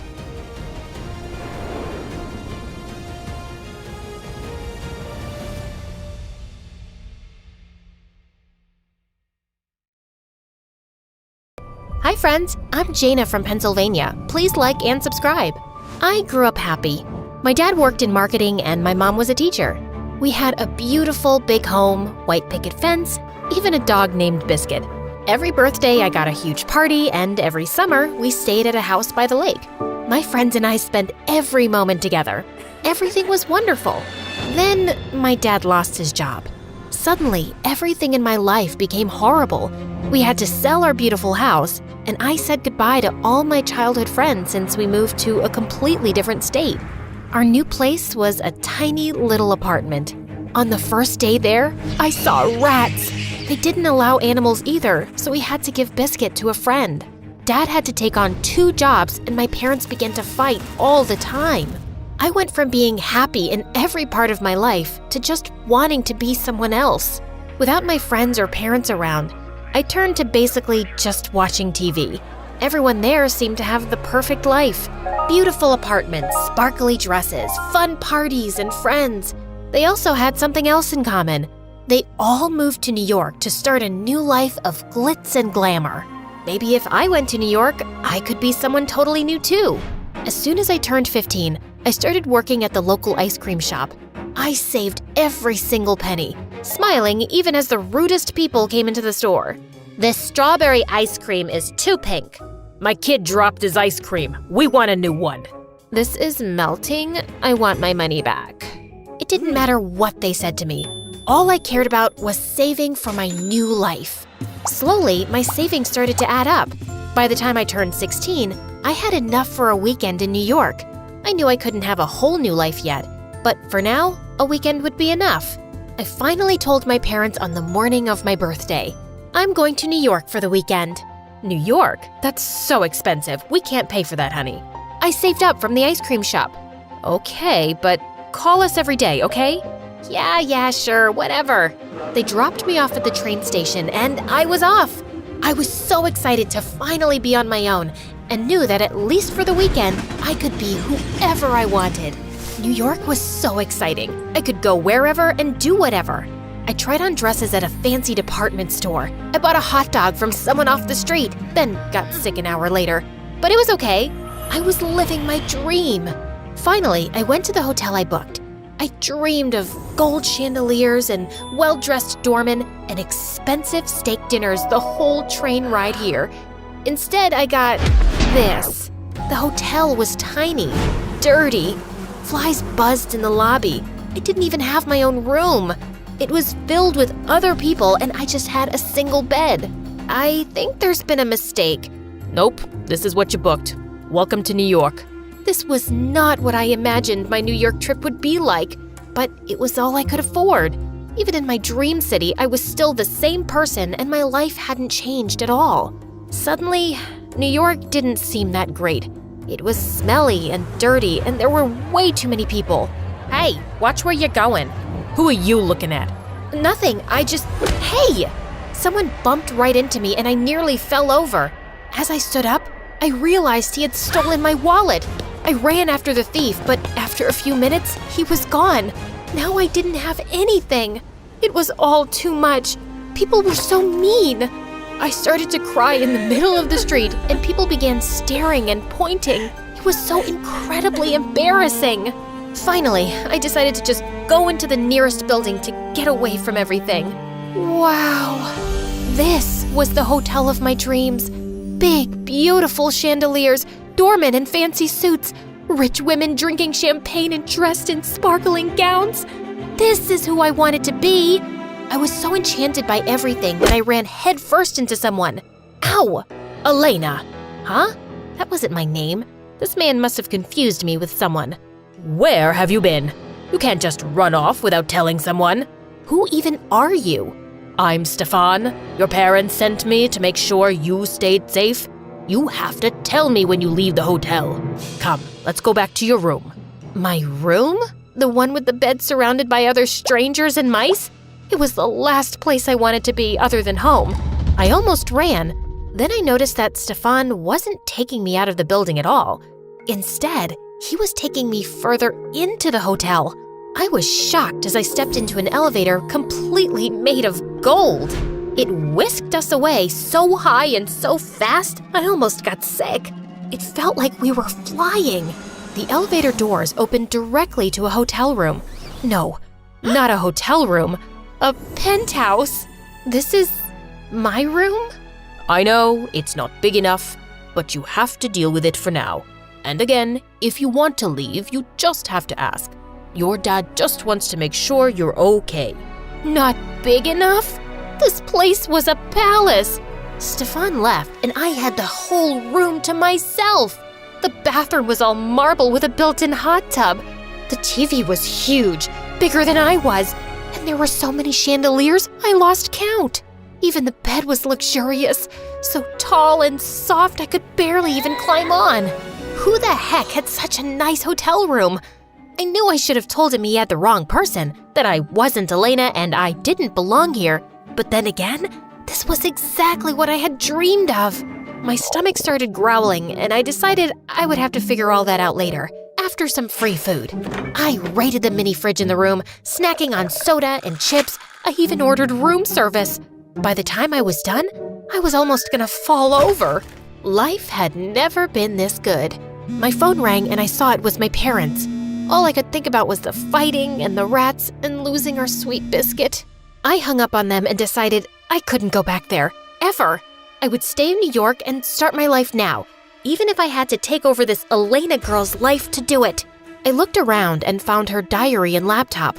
I opened the laptop and, is that me? Suddenly, I realized who she was. Elena, a famous actress. My friends used to joke that she was my alter ego. Jaina and Elena sounded similar after all, except while Elena was living a perfect life, I was stuck with nothing at all. Elena would probably be back soon. If they caught me in the room, I would get in huge trouble. I had to get out of here before I was arrested or kicked out. But maybe I could go with a little something extra since my wallet was stolen after all. After changing into Elena's clothes, I told Stefan I was going shopping. He insisted on coming with me. When we got to the store, I said, I forgot my card. He just sighed and handed me the money, no questions asked. It was more cash than I had ever seen in my life. With this kind of money, I didn't have to go back to Pennsylvania at all. I grabbed a bunch of clothes and told him I was going to try them on, but as soon as I was out of view, I made a run for it. Maybe New York hadn't been that great at first, but things were going to be different now. Or so I thought. I hadn't even walked more than a few blocks when I realized I had forgotten my phone. But that was the least of my problems because suddenly someone grabbed me from behind and everything turned dark. I woke up a few hours later, feeling dizzy and confused. Where am I? You! Hey, you! I looked around and saw a girl staring at me from across the room, but she was in total dark, so I couldn't see her. What are you doing here? I don't even know where here is. I don't even know who you are. Well, I've been kidnapped. It happens a lot, to people like me. What I don't understand is why you're here. I've never been kidnapped with other people before. Oh my God, does that mean I'm not special? She stepped into the light and I realized, Elena? That's me. Now, who in the world are you? I'm Jaina. Jaina. You seem familiar, but I don't remember meeting you at a party or a ball. We look a bit alike. As if I could never have such ratty, dull hair. Or put together an outfit that horrible. Horrible? It's your jacket. Oh my God, it is. You're stealing from me?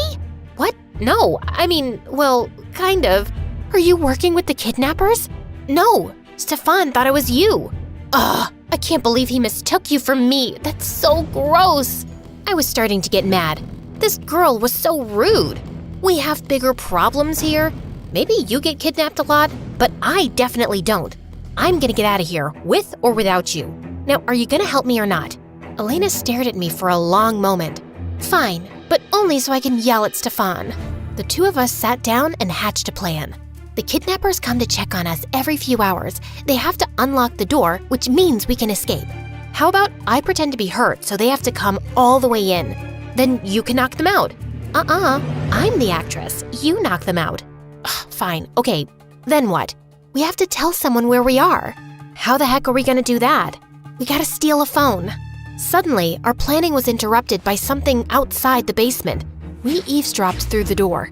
What are they saying? They don't know which one of us is actually famous. That's why they kidnapped us both. We only have a little time then. Once they figure out which one of us is the real Elena, who knows what they'll do? Probably wonder how they could possibly have been so dumb to think someone like you could be someone like me. That kinda hurts, Oh, sorry. I'm not very good with people. They usually just want my money or a picture with me. No one really talks to me except bodyguards. That sounds terrible. I'm sorry. I gave Elena a big hug and she began to tear up. I actually liked things better when we didn't have money. Really? Yeah, my dad doesn't care about me anymore. That's why I keep letting myself get kidnapped. All my dad does is work and fight with my mom. I don't think it's the same. They care about you, right? Right. My dad doesn't even remember my birthday. Elena looked very sad. I felt guilty about not answering my parents' call earlier that day. I knew Elena would do anything to have her dad call her. Suddenly, we heard footsteps in the hallway. Quick, the plan. I hid behind the door while Elena retreated to a far corner. She started crying and pretending that she was hurt. It felt like it was straight out of a movie. One kidnapper entered the room and looked concerned. As he walked towards Elena, I used the chair and hit him. He was knocked right out. I rummaged through his jacket until I found his phone. Got it! We dialed 911. Then quietly, Elena and I tiptoed up the stairs and out of the basement. We took off our shoes to be extra quiet and snuck past one of the kidnappers snoring on the couch. We were almost out the door when someone suddenly shouted, "Hey, they're getting away!" One of them ran and blocked off our exit and reached out to grab us. Elena and I ran in opposite directions. We ran into the dining room. I started throwing everything I could find. A fork, a napkin, a frying pan. Throw your shoes. These are designer. You matter more than your shoes. I grabbed a plate from the dining table and chucked it at the kidnapper. It shattered against his head and took him down. Go, go, go! Elena sprinted to the door. To freedom. Yes! Not so fast, girlie. The last kidnapper grabbed me by the arm, yanking me away before I could make it out. That hurts. You're coming with me. I'll get that ransom if it's the last thing I do. Jana! Elena was standing in the doorway, frozen in fear. Why hadn't she left yet? Go! I won't leave you! Suddenly, the front door came down entirely. Give us our daughter back. Dad! Mom! I was so relieved to see them. I almost started crying. Behind them, I could hear the sirens. The police were on their way. The kidnapper's grip on my arm tightened. Where's our money? Your money? How about our daughter? You're not getting her back without it. Ow! Elena grabbed me and dragged me away from the kidnapper. Come on, Jana, let's go! You threw the shoes! Of course I did. You matter way more than shoes. Police, hands up! And just like that, the police came and arrested all of the kidnappers. They told us that they would be going away for a very, very long time. My parents wouldn't let me go, constantly hugging me and making sure I was okay. How did you know I was kidnapped? You left your phone at the hotel. Stefan called us when the kidnappers demanded they pay up for both girls, and we realized that they had you too. We should have never let you go into the city alone. I didn't think you cared. We love you so much, Jana. Maybe we're not the best at showing it, but at the end of the day, you're our daughter. We might not have a lot of money, but we would give anything for you. I love you too. Let's go home. I smiled at my parents, but I noticed that Elena started to look really sad. Her parents hadn't come at all. It was only Stefan. Are you gonna be okay? I'll be fine. I just wished my family cared as much as yours did. You know, friends can be family too. We smiled at each other, and I reached out and squeezed Elena's hand. Come visit me in Pennsylvania? Pennsylvania? I would love that.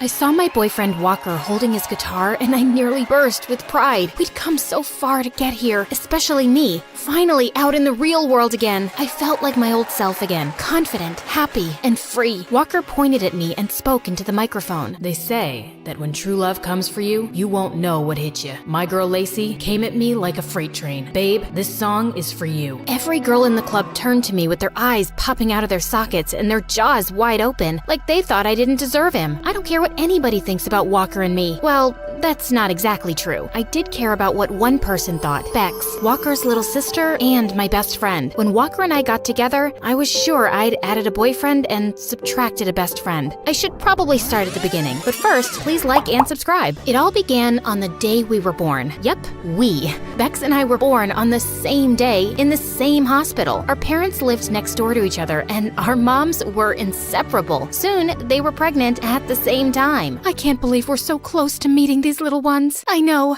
they're gonna be the best of friends. It's as if Bex's mom had a crystal ball because she was spot on. Bex arrived 17 minutes before me, and we've been BFFs since. She's always been kind of motherly to me, and she took her job as the oldest seriously. We should clean up these toys and get a snack. But I was still playing with that. Did you pack your raincoat? It looks like it's gonna rain. When I say we did everything together, I do mean everything. We went to dance class together. Lacey, how are you so flexible? I feel like a statue next to you. Double jointed, I guess. We were each other's biggest cheerleaders, and we told each other everything too. My parents were fighting again last night. I'm worried they won't make up. Don't worry, babe. Your dad'll get a new job and that stress will just go away. But then, one day, when we were 13, life as I knew it changed forever. Bex and I were walking home from school. We were on the crosswalk when suddenly a car came screeching through the red light at high speed. All I remember was the sound of metal and glass and the smell of burnt tires before I was hit with a huge force, and then everything went black. When I woke up, I found myself in the hospital. Oh, honey, thank goodness you're okay. What if something had happened to you? I couldn't do life without you, bestie. Sweetheart, you just take everything easy now. You need to heal. And I did heal, kind of. My body was fine, but my brain was broken. For some reason, every time I left my house, I was terrified. When I stepped outside my door, I could hear that car and I could smell the burnt rubber. My world shrank in an instant. The only place I could make it without a panic attack was across the 5 cement pavers that separated Bex's front door from mine. Anything else brought me paralyzing fear, and I even stopped attending school. Bex, can we just stay at my house today? I don't think I can go out. Oh, sure. Yeah, that's fine. I'll just cancel with our friends. Bex, do you want to watch a movie at your house? I thought we might go to the mall. I really don't want to go anywhere. I think that's when Bex started to resent me, which made me feel guilty. I didn't mean to be this way. I didn't want to live the rest of my life inside a house, but everything just felt safer there. At least to me. To Bex, it must have felt like a prison. Ugh, we never do anything anymore. This is boring, Lacey. There's so much out there to see and do. I was ashamed. Why was it so hard for me to just go outside and act like a normal teenager? Bex, you can go to the party if you want. I'm gonna stay here. Are you sure? You could try coming, right? We can leave early. Couldn't you just try today for me? Who knows? It might not be as bad as you're imagining it. A party sounded about as much fun as scrubbing tiles with a toothbrush, but I decided to make an effort for Bex. I was sweating bullets, and my heart was pounding by the time we made it to the party. My friends from school seemed happy to see me though, and I started to relax just a bit. I sat down in a corner, not ready to join the dancing crowd yet. Maybe Bex was right. This wasn't so bad. But just then, a waiter carrying a tray of drinks suddenly tripped, and everything went crashing to the floor. The sound of the smashing glass sent me into a panic. I dove under the table and buried my head in my arms, crying hysterically. Everything went completely silent, and Bex tried her best to make me come out, but I couldn't move an inch. Eventually, she had to call my parents to come and take me. Lacey, I'm sorry. I didn't know. I've been trying to tell you. I can't go out, and now things are even worse. Everyone probably thought I acted like a freak. I'm not trying to hold you back, Bex. You want to go to parties? You can go without me. I won't mind. Okay then, maybe I will. A few nights later, I went over to Bex's house, but I found her brother Walker instead. He smiled, and I was distracted by the dimples on his cheeks. Hey, Lace, Bex isn't here. Whoa, when did Walker get so hot? He was usually always in the garage practicing with his band. He had a major glow up. Right, I forgot she might be out. Is something the matter? You look a little glum. I'm just bored, I guess. Yeah, me too. Come on in. That's how it all began. That night, Walker and I talked. I told him I was scared I'd be hit by a car again. I said that I'd felt trapped in my own mind. I told him I felt guilty keeping Bex from living her life, and about what happened at the party. Don't be so hard on yourself. What happened to you was a huge trauma. Healing takes time. As for Bex, don't worry about her. She's your friend. She'll always be there for you. Hearing Walker say that felt good. You're right, Walker. I just can't help it. Sometimes I feel like a freak from another planet. I'm sure everyone at school now thinks I'm a total weirdo. That was when Walker picked up his guitar and started strumming it. Why does it matter what anyone thinks of you? It should only matter what you think of yourself. But for the record, I happen to think you're pretty great. My heart skipped a beat when he said that, and for the first time in a long time, I felt like I had someone to talk to, someone who cared about me, someone who saw me. The next time Bex came to see me, I tried to bring up Walker. I saw your brother playing his guitar on the porch the other day. He's gotten really good. Also, really cute. Yeah, he's good, but my parents think it's a waste of time and he should focus more on his studies. Wait a minute, you think he's cute? Just an observation. He didn't look too bad from my window. You know he's off limits, right? Because the last time he dated a friend of mine and broke up with her, she shut me out completely. I never want him going near any of my friends again. I know all that, Bex. Don't worry. But soon, I was waiting for Bex to leave her house so I could go and spend time with Walker. Part of me felt like I was betraying her, but I was hooked on a feeling. The feeling I had every time I looked into Walker's eyes. It didn't take long for Walker to get hooked too. All these years, and I didn't realize what a cool person you were. Bex kept you all to herself. Walker and I started spending more and more time together. He told me he wanted to be a famous singer, but he didn't feel like anyone in his family supported his dreams. I did though. No one gets to tell you how big to dream, Walker. You can do anything you set your mind to. I know my sister might kill me for saying this, but I feel like you understand understand me. I feel connected to you somehow. He leaned in, and in one moment, his lips were on mine. All the tension I'd been feeling exploded, and I almost saw stars. My knees felt wobbly, and my head spun.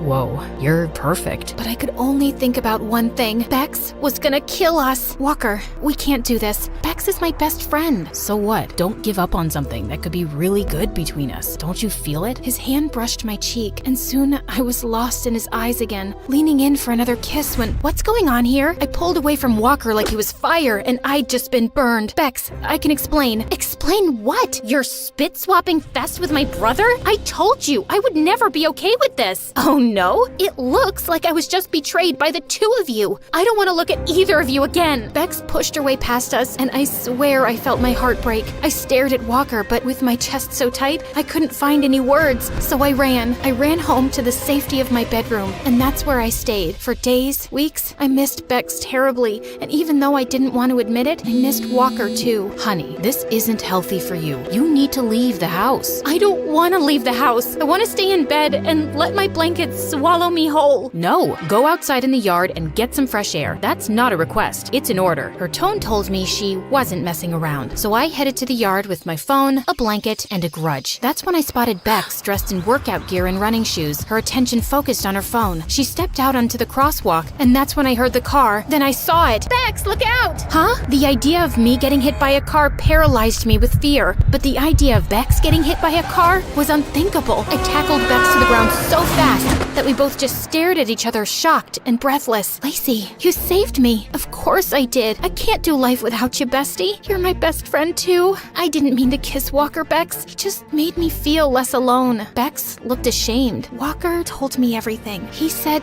you inspired him and supported his music. He said you were like a song to him. And I'm sorry. I haven't been a good friend. I should have wanted you to be happy. I do want you to be happy. Walker raced out of the house and came running to us. Stop fighting. You're friends. We're not fighting. We're making up. If being with each other makes you happy, I want you to be happy. Both of you. Bex, does that mean... It means that Lacey can be your song again. With that, Bex left us standing there. Walker, Be my girlfriend. No more secrets. No more hiding. Yes. 100% yes. You helped me believe in myself. You did the same thing for me, Walker. I feel stronger now, like I can do anything. Anything? Anything. Walker stepped forward, taking my hands in his. Would you come to my first real gig? It's tomorrow, but only if you're ready. I hadn't left my house to go anywhere but school for such a long time, but when I saw the hope in Walker's eyes and the support I would give him by going, I felt I could do it. I think I'm ready, Walker. Walker wrapped his arms around me, pulling me close for a kiss. Bex squealed and gave me a big hug. This is it, babe. My brother is living his dream.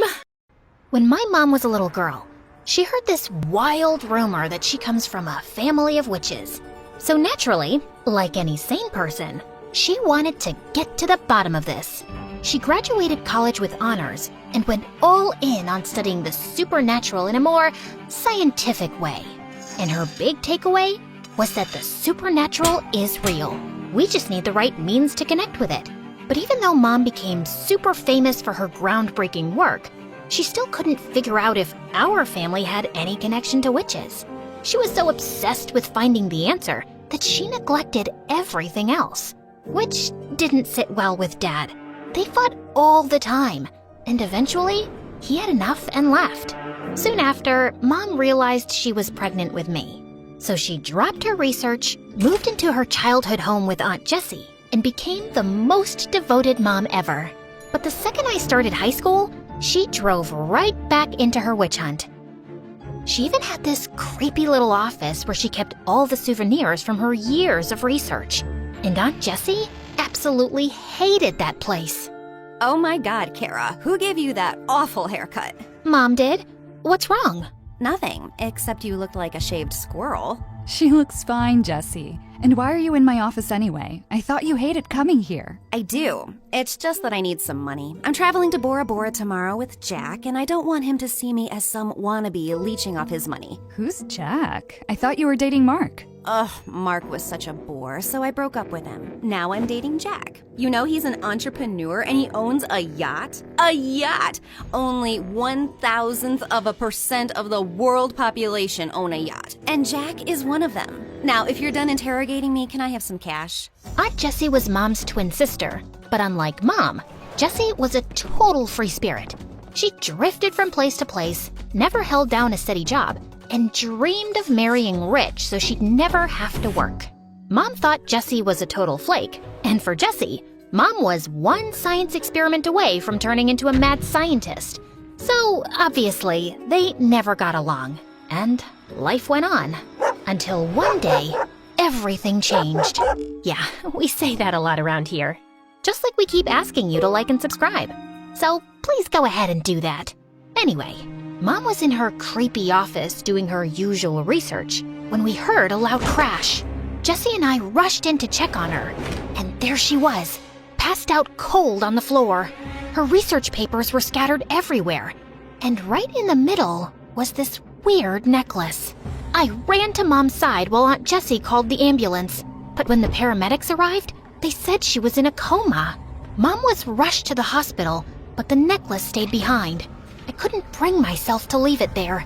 It felt important, like it might hold the answers we needed. So I took it and always kept it close to me. Oh my God, just toss that ugly thing already. No way! This was the last thing Mom was researching before she collapsed. She might need it when she wakes up. For what? To wear to some ugly necklace convention? Kara, you're 18. Go live your life. You sulk way too much for a teenager. And you're way too wild for someone in their 40s. Don't you care about Mom at all? Aren't you even a little worried if she's ever gonna wake up? Look, your mom's nuts, okay? For all we know, this is because she spent too much time chasing ghosts and ancient nonsense. Now, do me a favor and stop playing detective. Aunt Jessie grabbed my arm and I wanted to pull away, but I was too stunned. Not because of what she did, but because of what I saw. I had this vision where I saw Jessie in Mom's office pulling money out of her locker.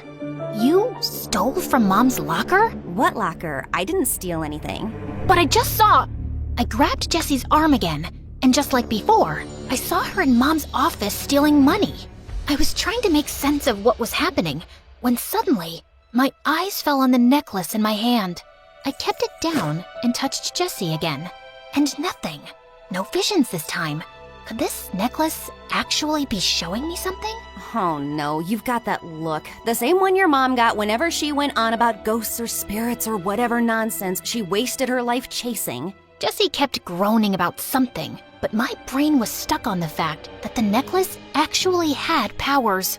Every time I held it, these weird flashes would hit me. I didn't totally get what they were. Maybe they were some blurry sneak peeks into the future. Honestly, with Jessie's track record, seeing her steal from Mom felt pretty believable. But I needed proof that this thing was legit. So the next day, I wore the necklace to school, and like I suspected, every time I bumped into someone, I saw a glimpse of their future. Like, I accidentally brushed up against Madison, our cheer captain, and saw her flipping out in front of everyone. Sure enough, later that day, she dumped her boyfriend and destroyed his locker. I also saw Kyle, the class clown, going home alone to his cats, which was kinda sad. But then, I saw the rude school janitor having a terrible lunch that would keep him in the bathroom all afternoon. That instantly lifted my spirits. Oh wow, this is the best day ever! Whee! Talking to yourself, Kara? Is that your secret strategy to beat me on the test? Hate to break it to you, but it's not gonna work. Ugh, Ethan. Of course he had to walk in and ruin my perfect day. Ethan is in my class, and he's probably the most perfect guy ever. Rich, popular, a face that looks like it was carved by angels, and of course, perfect grades. He's got it all. But here's the kicker. Ethan's insanely clumsy. It's almost a talent, how bad he is at holding on to things. Lunch trays, expensive vases, kittens, you name it, he's probably dropped it. And yet, somehow, his clumsiness just makes him even more charming to everyone. Well, everyone but me. I just thought it was hilarious how someone so perfect can be such an uncoordinated mess. Oh my God. Ethan, are you okay? Did you hurt yourself? Yeah, I'm fine. Just slipped a little, no big deal. Quick, someone get ice. Call the nurse. Ethan, how many fingers am I holding up? 2? What's so funny? Oh, nothing. It's just, isn't this a little dramatic? He just tripped. He's not dying. Just for the record, I could have seriously hurt myself. What if I hit my head and broke my neck? Would that be serious enough for you? Oh my god, you're fine. You may have a concussion, but that's about it. And you literally fall every day, Ethan, multiple times a day. And you're walking just fine, aren't you? Ethan gave me the stink eye, and since then, he's been in this weird, unspoken competition with me. He tries to beat me at everything. Grades, gym class, who gets to the front of the cafeteria line first. And even though I have no idea why he's doing that, one thing's for sure. There's no way I'm letting him win. I'm here. I'm not late. Ew, what's that smell? Did you run here? Just ask Kara and I'll lend you a couple bucks for the bus next time you're late. At least I can run without tripping over a rock and rolling down the street. I don't need to run. I have a car with a private driver. And thank God for that. Or God knows how many people you would have run over by now, you clumsy fool. How dare you? Ethan lunged at me, but his foot caught on the desk, and he crashed right into me. As soon as we touched, I had this crazy vision of Ethan wandering through a forest, moving deeper like he was searching for something. And then suddenly, he reached the edge of the cliff and fell. If you keep staring at me like that, you'll fall in love. Ugh, as if. Get off me. And yeah, maybe stay away from cliffs for a while, okay? What? Did you not get enough oxygen to your brain while running over here? Just then the teacher walked in and we rushed back to our seats. That entire day, I couldn't help keeping an eye on Ethan. Even though he was a jerk, I didn't want him falling off a cliff because of some mysterious entity. That would break too many hearts at school. So later, when I saw him walking toward the woods behind the school, I decided to follow him, but he'd already walked in deeper. I kept walking straight, trying to stay optimistic, when I finally saw Ethan moving towards the cliff in a trance-like state. Ethan, stop! No response. I screamed for him again, but when he didn't stop, I ran towards him and pulled his arm, snapping him back to reality. Kara? What? Where am I? You walked into the jungle. You don't remember? No, I remember being at football practice, and now I'm just here? How did I even get here? And wait, how'd you know where to find me? Were you following me? You were, weren't you? Why? Did one of my dad's enemies send you to keep an eye on me? Tell me! For a second, I panicked. Ethan's dad was a senator, and me showing up out of nowhere was definitely weird. Especially because we didn't get along. I could understand why he'd be paranoid, so I had no choice but to tell him the whole truth. So you're telling me this necklace gives you the power to look into the future? Yeah.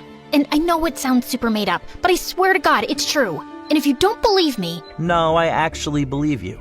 With all the weird stuff going on in my life right now, a magic necklace honestly feels pretty normal. That's when Ethan told me that for the past few months, he was being haunted by a ghost. It showed up out of nowhere, and ever since then, his life had been a mess. I was always clumsy, but lately it's been getting worse. I wake up doing the weirdest stuff, like wrecking my mom's rose garden or doodling all over some portrait of my great-grandfather. And I don't even remember doing it. But how are you so sure a ghost has something to do with this? Because I've seen it. Sometimes late at night, I'll catch a shadowy figure in the mirror, or feel like someone's standing right behind me. Plus, we moved into this house only 6 months ago, and my parents were warned it might be haunted. But the house belonged to my great-grandfather, and Dad was obsessed with renovating it and moving in as soon as possible. And now I'm haunted by this stupid ghost who probably wants me dead. I stared at him, trying to process what he just said. A ghost was making Ethan clumsy and dangerous? It sounded ridiculous. But then again, I was wearing a necklace that could show me the future. So maybe this wasn't totally ridiculous. You think I'm an idiot? Yes, but that's beside the point. Seems like this ghost has some serious beef with you, and we need to make sure it doesn't totally wreck your life. Follow me. Ethan watched me suspiciously, but followed me anyway, and I took him home. I led him to Mom's office, dug through some of her stuff, and pulled out a protective talisman. This should keep you safe for a while. Although the ghost might still mess with your mind, it won't be able to harm you fatally. Gee, thanks. That's reassuring. But how do you even know this stuff works? My mom was a researcher of the supernatural. I picked up a thing or two growing up in this chaos. That is, until she got sick. But I'm sure she'll be fine in no time. And this time when she's back, I'm not letting her out of my sight for even 1 second. At least you have that hope. I live in the same house as my parents, and I barely see them. Last month, when I kept waking up in random places around the house, my dad just hired a sleep specialist, then a psychiatrist, then a guard to lock my door at night. Not once did he ask me what was actually wrong. Just threw money at it until it looked fixed and I didn't cause any drama. That sounds rough, but I guess we all have our battles. I guess we do. Since then, Ethan and I were practically inseparable. Honestly, it wasn't by choice. Ethan was convinced he couldn't survive without me. And to be fair, he wasn't entirely wrong. At first, the things I saw ahead of time were small, like stopping him from burning his tongue on hot cocoa or mixing up sugar and salt. But as the week went on, things got way more intense. First, I saved him from falling into the fountain in the school courtyard. Then it was dodging a soccer ball that almost slammed into his face. But things got really serious during science class when he nearly mixed 2 dangerous chemicals together, and I had to jump out of my seat to stop him. It looks like every time I stop you from a disaster, the ghost just gets angrier and pushes you into an even bigger one. We need to stop this. Did you sprinkle salt along the floor right up against the walls of your room like I asked you to? That's the only way to keep the ghost out of your room. Of course I did, but the cleaning staff always sweeps it up and complains to my parents about the mess. They think I've lost my mind. Then ask one of your bodyguards to watch over you at night. You've got plenty of those, don't you? What am I, 5? My parents would think it's weird. You have to come up with a better solution. Like what? I can't watch you 24/7, Ethan. There's got to be another way. I have an idea. Ethan's brilliant idea was to sneak me into his massive walk-in closet overnight without anyone noticing. But why can't I just come in through the front door like a normal person? I mean, you're kind of popular. Don't you have friends coming over all the time? You mean those kids I hang with at school? They're only around because my dad's loaded. None of them are real friends. And even if they were, my dad's way too paranoid to let anyone in without running them through 100 security checks. Seriously, sneaking in is just easier. And way more claustrophobic. You'll survive. But it was tougher than it looked. Ethan's place was like a fortress. Big, sprawling gardens, guards crawling everywhere with dogs that would rip you apart. Even his closet was bigger than my room. So I slipped in and waited for Ethan while his guards patrolled the house. But with the blackout, the air felt heavy, and I started to feel dizzy. Before I knew it, everything went dark, and I passed out. When I opened my eyes, I wasn't in the closet anymore. Instead, I was standing in a dimly lit hallway with creaky wooden floors and walls lined with old paintings. Finally awake, Sleeping Beauty? I spun around to see a girl my age, dressed like she had just walked out of a 19th century drama. What is this? Where am I? Who are you? Slow down, woman. One question at a time. You're having a dream, and I'm the ghost of this gorgeous house. You're the one haunting Ethan? Haunting is such a dramatic word. Let's just say I'm invested in his miserable little life. Why? Because I enjoy tormenting pretty boys. In life, I scarcely had the time for such amusements, but now, as a ghost, I can slip in and out of their lives as I please. It's one of the few pleasures I have left. Now, if you're done pestering me with questions, there's something important I need to show you. She led me down a narrow staircase and finally stopped in a weird cave that looked like it was centuries old. The walls were all stone, and on them were strange looping symbols repeated over and over in neat rows. I was trying to make sense of what they meant when the ghost gestured towards the end of the cave, to a red door. If you want answers, just walk through that door. What's behind it? The truth. You're really enjoying this, aren't you? Oh, immensely. Now do as I say. You don't have much time. I took a deep breath and walked over to the door. But just as I was about to turn the knob, I heard a scream coming from the end of the cave. I got so spooked, I immediately recoiled and fell. My head hit the ground, and I don't remember what happened next, except I woke up staring at the ceiling in Ethan's living room.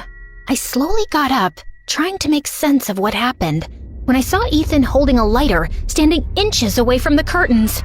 Without thinking, I lunged forward and snatched the lighter out of his hand, when suddenly Ethan's parents walked in. Who are you and what are you doing in my house? Dad, she's... I'm not asking you, Ethan. You go to your room. But Dad... I said leave!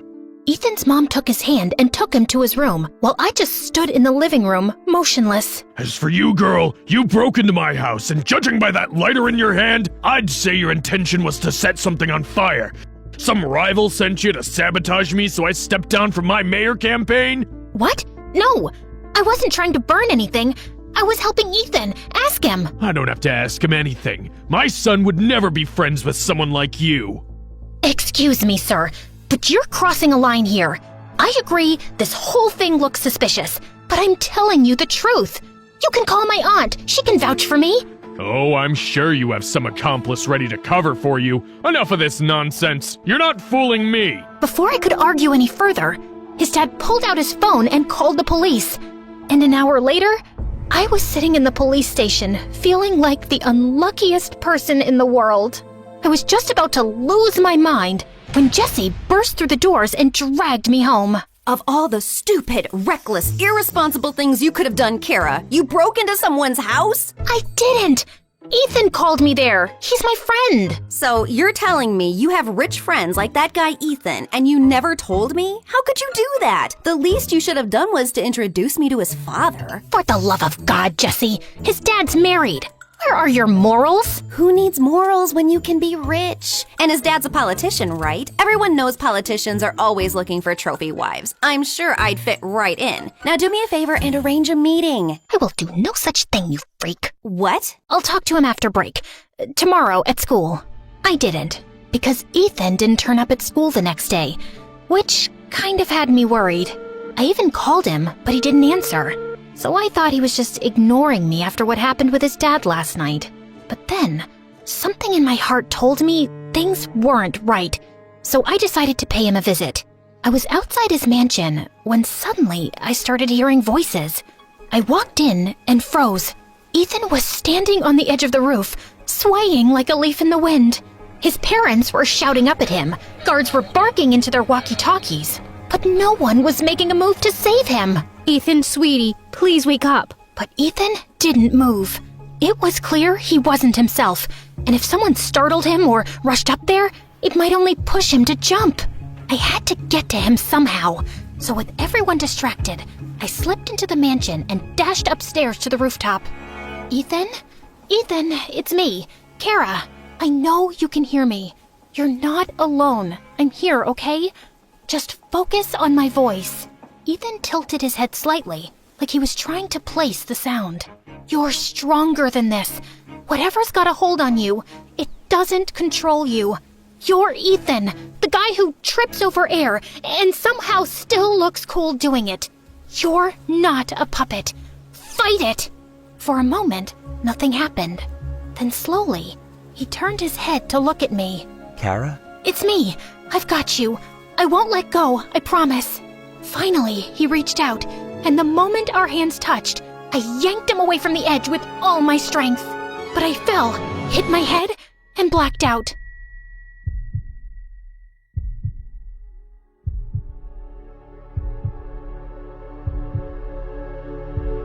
And when I woke up, I was in Ethan's room.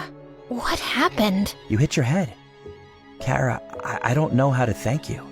If you hadn't come, I don't think I'd still be here. Good thing I showed up then. There's also something else you should know. Ethan reached into his pocket and pulled out my necklace. The chain was snapped, and the strange pendant was cracked right down the middle. I found it next to you after you fell. Oh no! It was the one thing that still connected me to my mom. I'm so sorry, Kara. I'm sorry that I dragged you into this mess. It wasn't your battle to fight. In fact, there's something you should know. And Ethan told me that he wasn't actually possessed, but had a rare psychological disorder that caused blackouts and hallucinations. It started when he was a kid, but it went away. We thought it was fine until these past few months. He started having these episodes. His dad's political campaign, the pressure, moving into this old place with all its creepy stories. It must have triggered it again. And we tried to keep him safe, secured the entire place, but we failed. My parents didn't tell me this because they thought I might freak out and maybe the condition will worsen. But what's worse than jumping off a roof? Sorry, bad time to joke. But the bottom line is that I'm truly sorry for everything I've put you through. And I'd really love it if we could be friends. Ethan was still talking when my phone buzzed. It was Aunt Jessie, and she told me that Mom was finally awake. I told Ethan, and he immediately offered to take me to the hospital. As soon as we reached the hospital, I rushed into Mom's room and held her tight. Oh, thank God. I was so scared I'd never get to see you again. Oh, my sweet girl, I missed you too. And I've got to say this, you've been so brave. But Mom, I messed up. I broke the necklace. Well, you kind of did me a favor there. Mom's eyes drifted to the broken necklace, and she told me that it wasn't just some souvenir, but an ancient relic designed to imprison souls. I studied it thinking it would confirm our family's history with witchcraft. I thought if I could connect my spirit to it, I'd gain the wisdom I'd been seeking. Instead, the necklace trapped me. My body stayed here in a coma, but my spirit was locked inside. But when it broke, it lost its hold. My soul was released and returned to my body. So, you were in this necklace all this time? In a way, yes. I've been watching you, and you've been so brave, Kara. Although I got a bit freaked out when I saw you walking towards that red door. Wait, you know about the red door? How? I never told anyone about that vision. I know because I was there. That scream you heard was mine. And it wasn't a vision, Kara. The necklace was messing with your head. It feeds off your fears and uncertainties. And when it sensed your confusion about Ethan's haunting, it created the image of a ghost to prey on your emotions. It was all a trick to get you to walk through that red door willingly. And if you had, you'd be trapped just like I was. So, you mean everything I saw in my visions was my imagination? But what about the stuff that came true? The necklace has this strange power of showing you bits and pieces of the future, but never the full picture. It keeps you curious, making you rely on it to guide you. That's how it earns your trust and manipulates you. I think I'm gonna lose my mind. No, you won't, because I will never let this happen again. I'm done with these studies, Kara. I lost sight of what matters and nearly lost everything. I think I want to focus on my family again. I'd love that too, Mom. Great! Now that you're both reunited, maybe we can talk about my Bora Bora trip? No? Fine, I'll just sit here quietly. We all laughed, and it felt like a new chapter had begun. The necklace was gone, Mom was awake and back with me. And as for Ethan, well, he's still clumsy as ever. But at least he's taking therapy, so he won't roll off another building and blame it on a ghost. People always said I had a unique look. Olive skin, this odd shade of green eyes. I started wearing glasses at 6, so maybe that ruined the effect. Doesn't matter. Let me just tell you up front. My life wasn't some wild adventure. Just me, drifting through school with a weirdly decent sense of humor, and a family situation no one could explain in one sentence. Now, my dad, God bless his midlife crisis, decided he wanted to be the next Steve Irwin. Not in a cute, let's volunteer at the zoo kind of way, but full-blown obsessed. Animal documentaries, snake facts at dinner, backyard traps to train my instincts. By the time I was 7, I could name more venomous reptiles than I could types of candy, which, honestly, explains a lot. So when Christmas rolled around, I didn't ask for Barbies or ponies or whatever other kids were crying about. I had one very specific, very non-negotiable wish. A snake. A real one. A snake? Absolutely not. But not just any snake. He's educational. So is watching a nature show. Why don't you print out a picture and hang it on your wall? His name is Venno. I already made a tank out of the rice cooker box. I'm not feeding it, I'm not touching it. And if it escapes, you're sleeping outside. I was that weird kid in school, obsessed with snakes, reptiles, and obscure animal facts. So no, I didn't have many friends. And honestly, I was fine with that. Apparently, not everyone else was.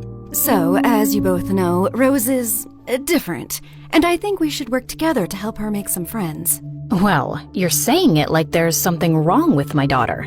Maybe all her classmates are just weird and stupid, and she doesn't want to be their friend.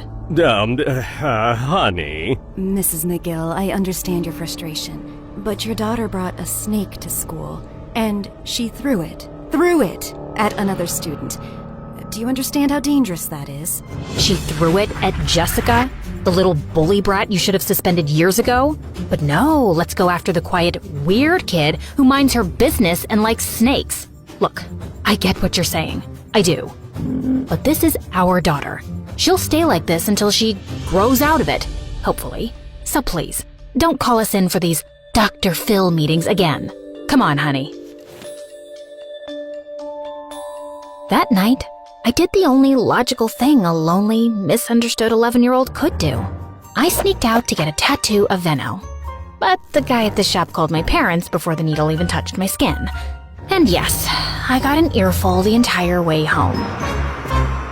Things stayed the same until I turned 17. And then, everything changed. I stumbled across this online ad for something called the Reptile Lovers Retreat. It was this once-a-year, deep-in-the-jungle kind of event, a snake nerd paradise where people from all over the world camped out and swapped stories about their pet snakes and lizards. Next thing I knew, I was on a private jet for the first time in my life. Turns out, the whole retreat was organized by Matthew, a teenage billionaire with a thing for snakes, drama, and 5-star everything. He was the kind of guy who could throw a party mid-air like it was just another Saturday, and somehow make everyone feel like they belonged there. Nice tattoo. Thanks, bro. Got it last week. Finally. Been trying to get it for years. You look familiar. Have we met before? Oh, come on. Are guys still using that line? Is that, still a thing? What? You've been eyeing me since the party started. Well, yeah. You looked familiar. Haha, see? Classic move. Old but gold. Babe, what's so funny? Jessica? What the heck are you doing here? Existing? I'm here on a trip with my boyfriend. I'm not some weirdo snake girl who flies across the world just to hang out with reptiles. Take it easy, babe. Anyway, nice to meet you. Sir. Roser? She means loser. But yeah, that's me. I barely had time to process what was happening before the world tilted sideways. Literally. We were falling. Fast. Then crash. Everything went black. Where am I? The world around me was buzzing, but somehow we all survived. We were bruised, shaken, and freaked out for sure. But no one was seriously hurt. Just a lot of stunned faces and a growing sense that we were officially in the middle of nowhere. My vision was a blur without my glasses, but I tried to keep my head in the game. Come on! Where's the signal? I don't think there's any service out here. What do you mean no service, you stupid losers? How are we supposed to? All right, first things first. We need water. I'll look for a stream or anything nearby. Just stay here, don't panic, and for the love of snakes, don't wander off. We need to keep track of everyone and conserve energy until we know what we're dealing with. I'll come with you. Babe, it's so humid out here. You mean dangerous, yeah? Fine. I'll come with you. No way I'm letting you wander off alone with that ogre. I rolled my eyes, and the three of us started walking. My eyes started itching, and Matthew told me they looked red. For hours, Jessica kept making snide comments whenever she could squeeze them in, but I was too focused to give her the reaction she wanted. It's so humid. I swear I just felt a bug crawl into my shoe. Welcome to the wilderness, babe. Why are you even on this trip, Matthew? You look like someone who's never even been outside a spa. Excuse you? I'm very outdoorsy. My family made me do survival camps every summer. Learn grit. Apparently being born rich means you have to earn your personality. Hey, Rose, remember in 5th grade when you brought that snake to school? You were running to the bathroom and it got out of your bag and you turned around to grab it, then peed your pants? I'm sure that didn't happen. Come on, Jess. Yes, it did. I remember because it was my 12th birthday that day. Wait, Why were you 12 in 5th grade? Were you held back? I saw your passport. You're older than us. She wasn't held back. Some people just start school later than others. Why are you defending her? Because she's a helpless little weirdo who will jump at any chance to be my friend. And fine, yes, I was held back. There, I said it. What now? You gonna break up with me? No, babe, I was just... Save it. I'd rather walk alone and get eaten by a wolf than spend another second with you and that snake perv. Whoa! Just then, Jessica fell into a trap. A rope whipped around her ankle and yanked her up, leaving her dangling upside down midair. Help! Help! What are you two idiots doing? Oh, sorry, babe. Not you. Her! Say sorry to Rose first. Matthew, listen. The fact that there's a trap here suggests there might be hunters nearby. Maybe we finally found someone. Wait, I hear footsteps. I'll be with you, Rose, after Jessica apologizes. Come on, Jess. I heard the footsteps getting closer, fast, so I climbed up a fallen tree trunk, crawled along the branch hanging above Jessica, and started cutting the rope, bare-handed, then with my teeth. Matthew, behind you! I looked up. A group of people stood there, dressed in what looked like traditional tribal gear. They were watching us. Their leader, a tall, stone-faced man, stepped forward. Everyone went silent. I awkwardly bit the rope one last time, and Jessica fell head first onto the ground with a thud.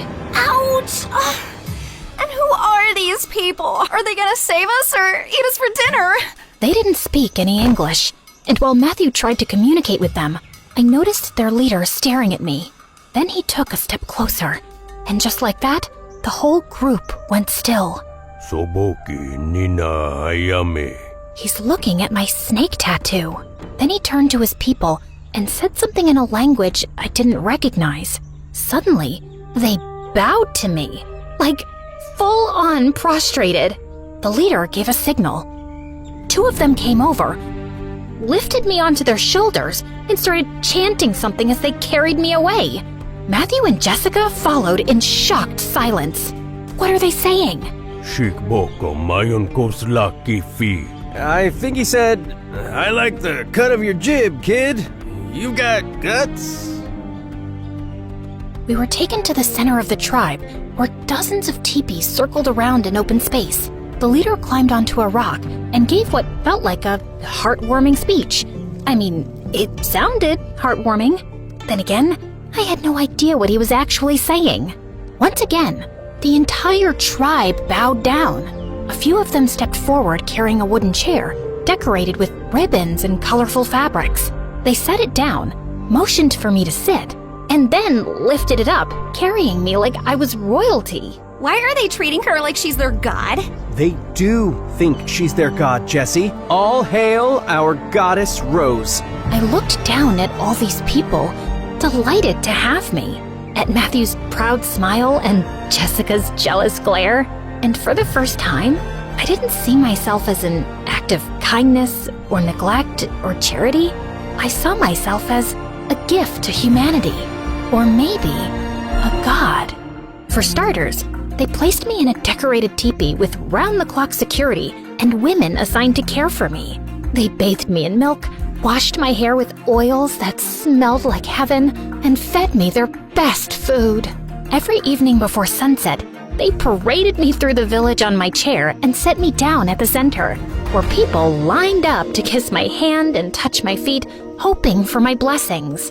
Matthew and Jessica were given a separate teepee, way out on the edge of the tribe. I didn't speak to them for days. I only saw them from afar, where Jessica looked visibly annoyed. I knew they wanted to be saved, to go home, to call someone, but I figured that could wait. Besides, it's not like I could communicate with the tribe very clearly anyway. The tribe leader had a habit of presenting people to me during these blessing sessions. One person each day, so I could examine them and decide if they were worthy or pure. Naturally, I said yes to everyone. Who was I to judge? But one day, he brought me a young man, maybe in his early 20s. As he got closer, I caught a whiff of something unpleasant. Let's just say he didn't wipe well. I winced, just for a second. It wasn't dramatic, Just a face. The leader's eyes widened immediately. He turned to his men and made a gesture, sharp and fast. Before I could say anything, they rushed in, grabbed the guy, and started dragging him away. He burst into tears, trying to crawl back, begging, looking right at me. He reached for my feet and cried harder. I stood up, trying to stop them. I stepped forward, blocking his path, trying to say something, anything. But the leader suddenly turned toward me and placed his hand on my shoulder. His eyes were cold, wide, steady. I froze and just stood there, watching them drag the crying men out of the clearing. And there was nothing I could do. For the next few days, I pretended to be sick so I wouldn't have to leave my bed. I just wanted to avoid those blessing sessions altogether. There was this girl, Huna. I eventually learned her name. She was assigned to be my personal assistant, but really, she was more like a babysitter. She barely left my side, day and night. Over time, I managed to learn a few words from her and teach her a few English ones too. Of course, I had to keep up the I'm sick act the whole time. You've been staring at the necklace for a while now, Huna. Do you like it? I wish I could give it to you. It's from my mom. My biological mom, actually. She gave it to me when I was 6, and even though I was too young to understand it back then, I remember thinking it was strange that my aunt would give me something so expensive. Oh, sorry, that's confusing. She was my aunt back then. When I turned 10, I found out she was actually my biological mother. She'd given me to her sister, my aunt, because she was poor and already had 3 kids, and her sister couldn't have any. I was angry and confused that day, but somehow I ended up pulling this necklace out of the drawer and putting it on. And ever since then, I haven't taken it off. Huna didn't respond. She just kept staring at the necklace. Sorry, girl, I can't give you this one. But here, take this bracelet. It's from Target, but it's cute. I'll give you the other bracelet if you like and subscribe and interact with this video so more people can see it and I become more famous. Huna gave me a side eye, but took the bracelet anyway. Just then, the leader barged in. He looked furious. Without saying a word, he grabbed Huna and pulled her to her feet. He started scolding her and pointing at me. My guess was that he figured out I was faking being sick and that Huna was covering for me. He tried to drag her out. I panicked. I didn't want her to get in trouble, especially not for me. I jumped up to stop him. The moment he saw me on my feet, his eyes widened. He shouted even louder at Huna. And I don't know what came over me, but I slapped him. He froze, stunned. For a few seconds, no one moved. Then he just turned around and walked out. Huna, I'll give you the necklace, but you've got to help me with something. Eventually, I managed to explain, at least partly, that I needed her to sneak Matthew and Jessica over to me.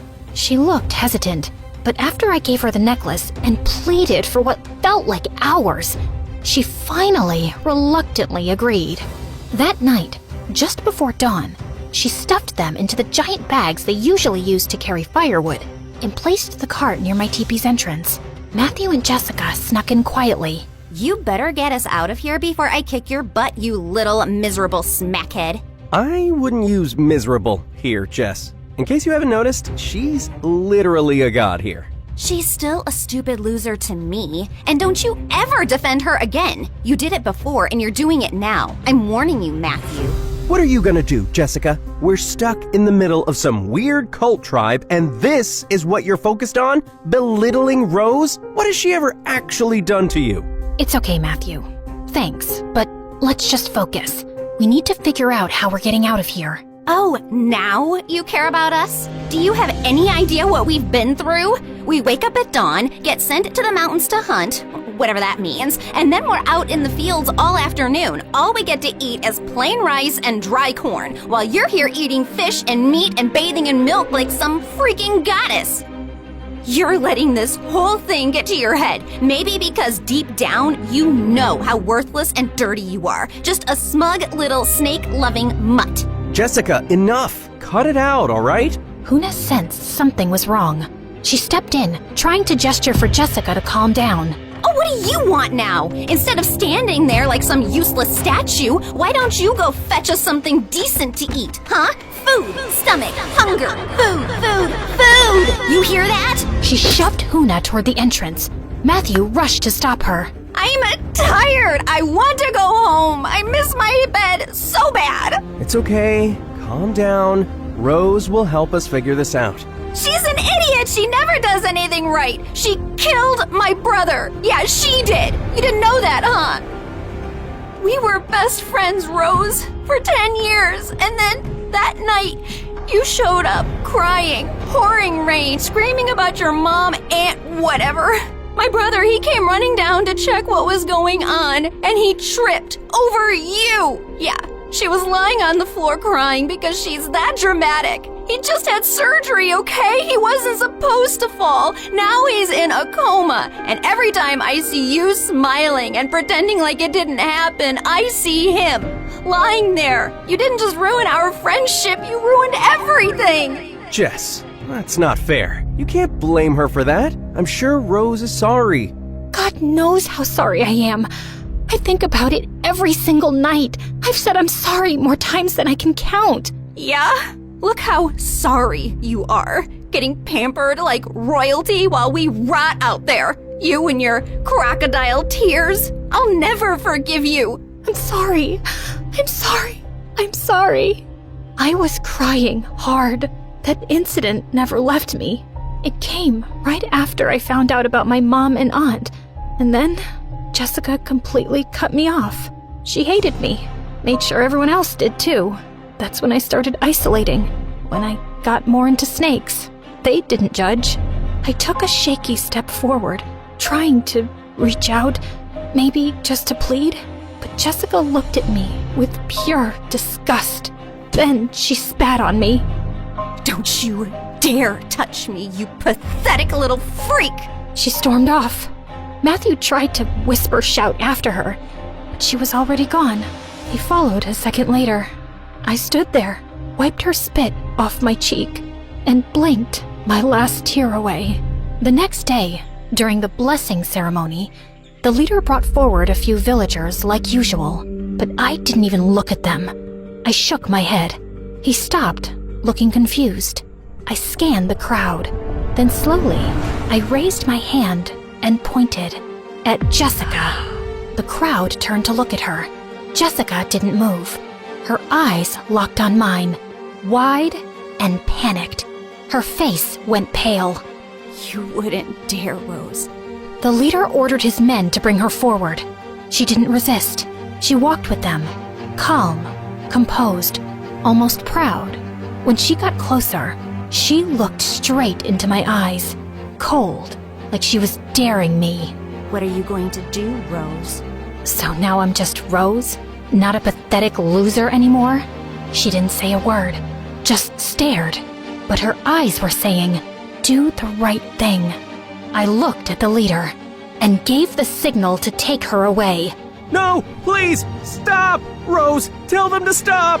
He tried to run toward us, but a few of the men held him back as Jessica walked away silently, without a fight, never once looking back. That night, I sat in my teepee with the worst headache of my life. My eyes were burning. I'd already kicked Huna out because I needed a break.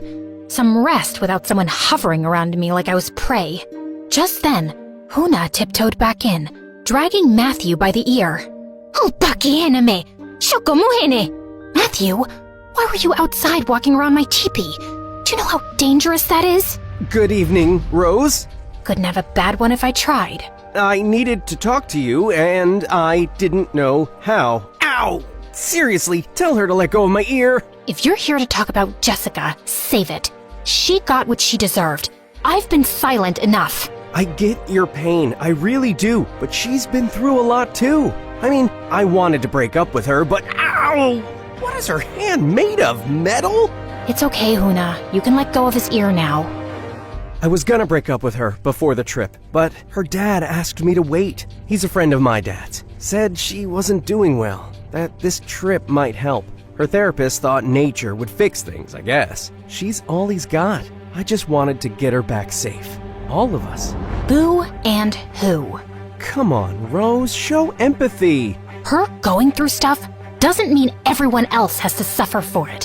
Her therapist should have taught her not to be a jerk, not to go out and connect with the trees. Now, if you don't mind, it's time for my nap. Huna pushed him toward the exit. Wait, Huna, right? Here, I picked this flower for you. Thought it looked cool. I've never seen anything like it. Huna clutched her chest, visibly touched, then promptly threw the flower away. Shokuri! It's poisonous, you idiot. Now get out. Huna gave him one last glare and dragged him out. That night, we had one of the biggest ceremonies yet. A celebration marking the night of arrival. A sacred tradition passed through generations, where they believe a god would descend from the sky to guide them. Apparently, I was that god. At one point, I noticed a kid staring at me with hatred. It was the first time I'd seen that kind of look directed at me here. Huna caught the tension. From what I could gather, the man they dragged away during the last blessing was his father. I was so tired of people blaming me for things that were completely out of my control. I mean, I was sorry it happened, but it wasn't my fault. Not really. So I stuck my tongue out at the kid. He hid behind his mom. A few moments later, the men came to carry my chair for some ritual. They lifted me high into the center of the gathering. Some people cheered, others bowed, and as I sat above them all, I felt it. No matter what I did, they would keep worshiping me. Even that boy from earlier had been pushed forward by his mom to join the celebration. Funny how I was someone's discarded kid.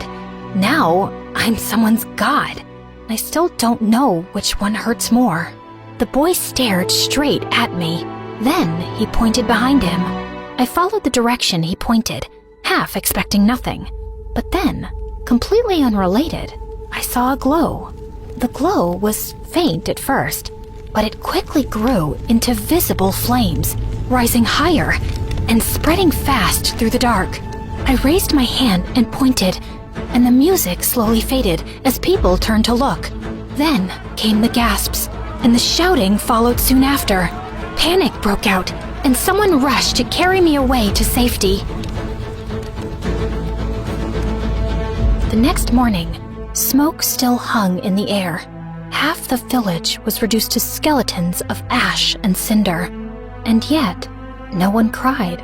Instead, they moved with an eerie calm, lining up in silence, carrying the last of their grain, jewelry, hand-carved trinkets, all for me, for their goddess. Children clutched burned dolls. Old women limped barefoot across blackened earth, as if none of it mattered. As long as I was safe, they would have done anything I asked. Anything. And for a second, I didn't hate that. That scared me more than the fire. How can I be a goddess if I can't even help them? I'm just an idiot, like Jessica always says. I attract chaos everywhere I go. The leader had dragged me away the moment he saw the flames. While others burned, he made sure I was untouched and adored. Now he stood beside me, perfectly clean, arms folded, like nothing had happened. Why aren't they? Why isn't anyone upset? Just then, the leader spotted a woman near the back of the line, clutching something under her clothing. His face darkened. He barked something in his language and pointed at her. She froze, then slowly stepped forward, shaking. From beneath her clothing, she pulled out a small bundle of dried herbs and placed it at my feet. Her child clung to her side, coughing quietly. No, keep it. It's yours. You need it for your child. I tried to hand it back, but the leader yanked it from my hands and gave it to his men. He pointed at my hair, then nodded approvingly, muttering something about the herbs, as if they were meant for me, as if some miracle hair treatment was more important than a sick child. What is wrong with you? These people lost everything, and all you care about is them giving me things? What am I gonna do with all this stuff? What kind of leader are you? Just then, I spotted Jessica in the crowd and ran to her. Are you okay? Why do you care? If you must know, I was assigned to clean the poop hole. Guess the fire saved me. Never thought fire could be a blessing, but here we are. We need to find a way off this island, Rose. I know, but we can't just leave them like this. We have to help them. Well, gee, isn't that wonderful? Help yourself first, Rose. Before I could respond, the leader started shouting orders, telling the villagers to rebuild. No rest, no mourning, just obedience. First we were asking how we'd survive the jungle. Now I'm wondering how we survive him. His men approached me again. I knew what that meant. Back to the teepee. Back to playing goddess. I didn't resist. I just walked silently, trying to figure out how the heck we were going to get out of here. That night, I sat in my teepee, waiting for Huna to sneak in Matthew and Jessica. But just then, I heard voices outside. I peeked through the fabric and saw the leader and several villagers gathered, tense and angry. In the center was Huna. The leader was holding my mom's necklace. They must have found out she had it and assumed she stole it. But why wouldn't they ask me first? Why jump to punishment? That was it. I stormed out and pushed through the crowd. I grabbed the leader by the horned band on his head and stared down at him. Everyone, he's not pure.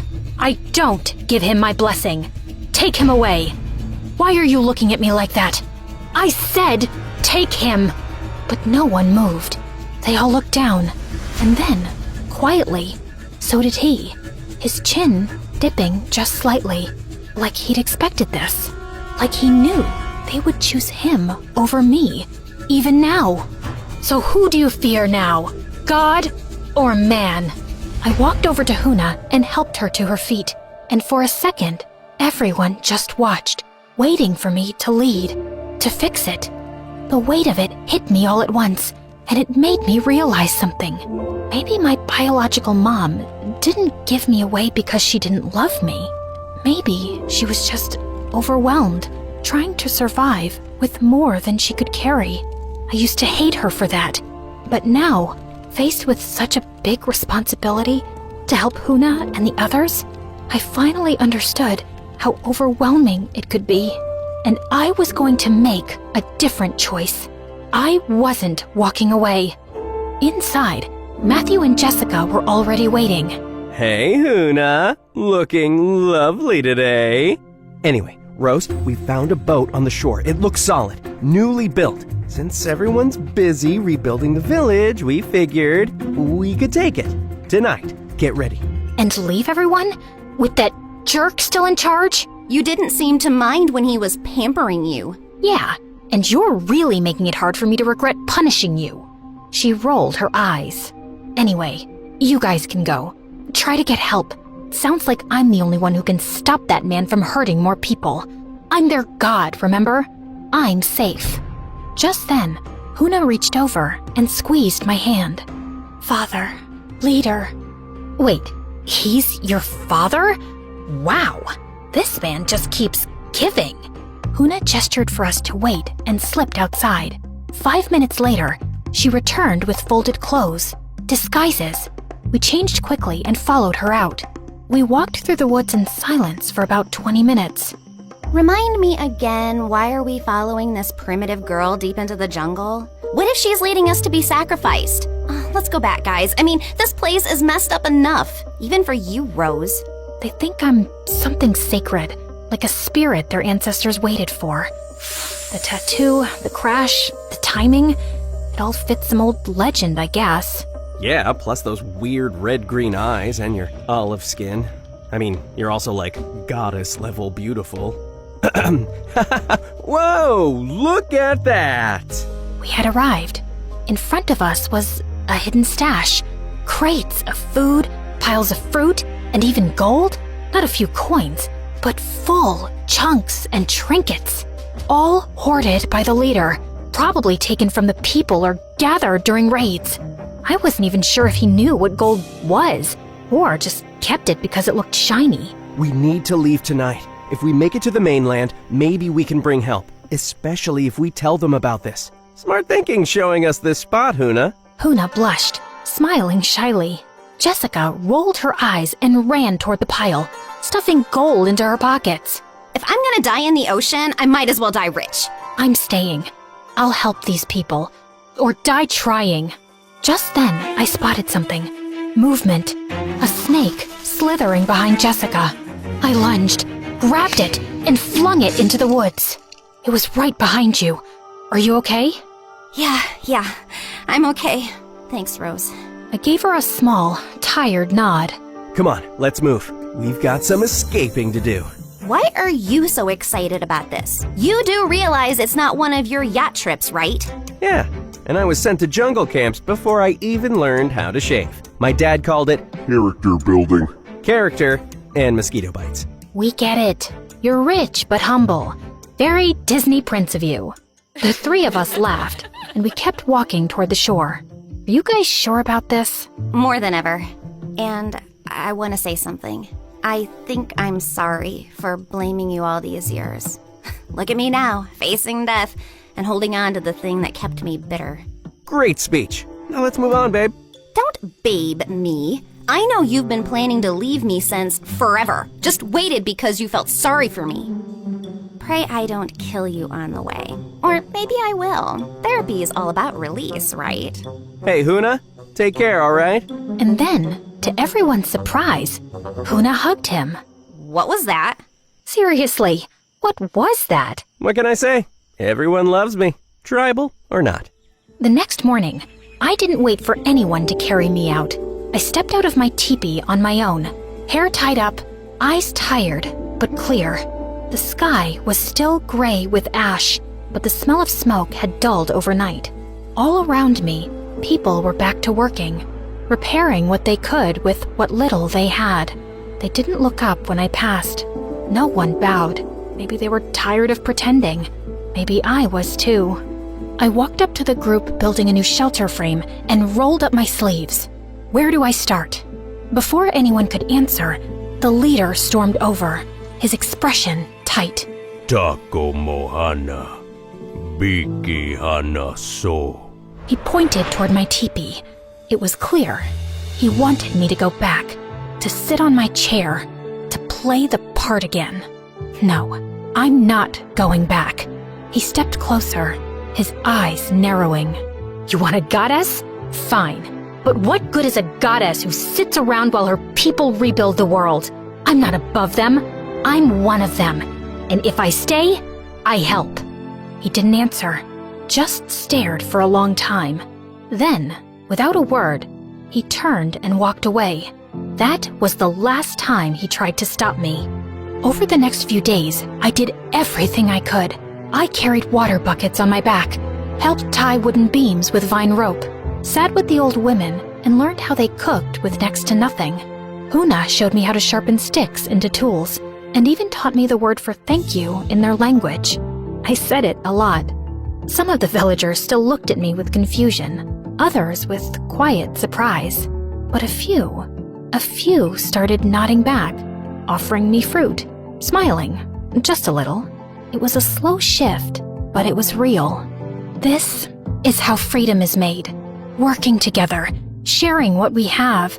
Don't you want to live in a place where we smile at each other as we pass, instead of hurrying away worried you might be punished? Where you get to choose your leaders, not fear them? I took Huna's hand and spun her around into a playful dance. She laughed, shy at first, then let herself enjoy it. Freedom doesn't mean chaos. It means you get to choose when to work, what to believe, who to follow. You don't have to give your food or your herbs or your memories to a god just to feel safe. You're already worthy. You're already free. You just forgot how to be. And then, on the 5th morning, I heard the sound. A low hum at first, then louder, unmistakable. A helicopter. I dropped the woven basket I was holding and ran. Others followed behind me, some hopeful, some scared. We burst out of the trees just in time to see it land in the open field beyond the village. Doors swung open. Medics stepped out first. Then 2 people ran past them. My dad and my mom. And behind him, her, my biological mother. I froze. She ran to me first, arms wide, eyes brimming. Rose. Oh my God, Rose! I let her hold me. She was shaking. I didn't know what to say, so I said nothing. I just let her cry into my shoulder. Eventually, the rescue crew tried to approach the villagers. They offered help, food, clean water. Some of the villagers nodded politely, but backed away. Others disappeared into the trees. They didn't want saving, not from strangers. I didn't blame them. Before we left, the leader and Huna approached me one last time. I stepped forward and hugged her tightly, burying my face in her shoulder. Come with me. You don't have to stay here. You can go to school, dance when you feel like it, be away from him, be free. But she gently pulled away and gave me a small, sad smile before stepping back beside her father. I wanted to scream at her, tell her to run while she could, but I didn't, because deep down, I knew what it felt like to still need the person who failed you. I reached back into my bag and took out my mother's necklace. I pressed it into Huna's hand and closed her fingers around it. She blinked at me, stunned. It's yours now. The leader held something out, a single, rough chunk of gold. I stared at it for a long moment, then slipped it into my bag. I'd never say where it came from. Some things deserve to stay buried, but some people, even the broken ones, deserve the right to choose what freedom means to them. Man, I'd kill to live this life. Freedom at its finest. It all started with my grandpa, who built a robotics empire after falling for my grandma. My dad met my mom on a cruise. They had my siblings, both happily in love. And then there's me, the only single one, until they decided ChatGPT could replace a real boyfriend. Hi, I'm Alina, and I like to believe there's a perfect match for me. Probably because everyone in my family found theirs. My best friend Melissa, on the other hand, thinks I'll die alone in a garage full of cats. You can't keep blaming your family for setting the bar too high. The problem is you. Being picky is not a bad thing, okay? It's like finding the perfect shoe. Too tight, you'll get a blister. Too loose, you'll trip and break your neck. You get what I'm saying? I get that you're a total psycho. You've turned down 4 guys this week, and it's only Tuesday. She wasn't entirely wrong, but it wasn't my fault all the guys at school were marshmallows. I wanted someone who'd fight for me, who'd cross rivers of lava just to get me McDonald's at 11 p.m.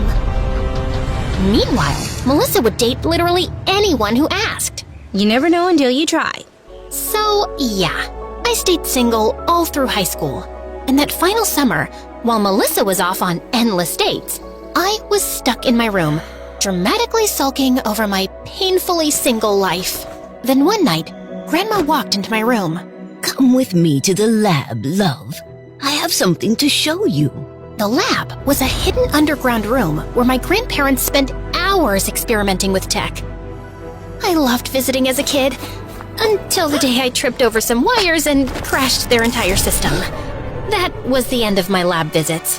Until now. Everything looked the same. The massive metal door, the dim room packed with computers and blinking lights. And there, near a towering glass tank filled with swirling mist, stood Grandpa. What's going on? We noticed you've been feeling down, so we made you something special. With that, Grandpa scanned his eye into a console connected to the tank, and it hissed open. Inside stood a boy about my age, inhumanly beautiful, and it looked like he was sleeping. Oh my God, who is that? Wait, did you guys kidnap someone? See, darling, I told you it looks real. Fantastic craftsmanship. It? You mean that's not a real boy? Alina, meet Zenith 0.1, or as we call him, Alan.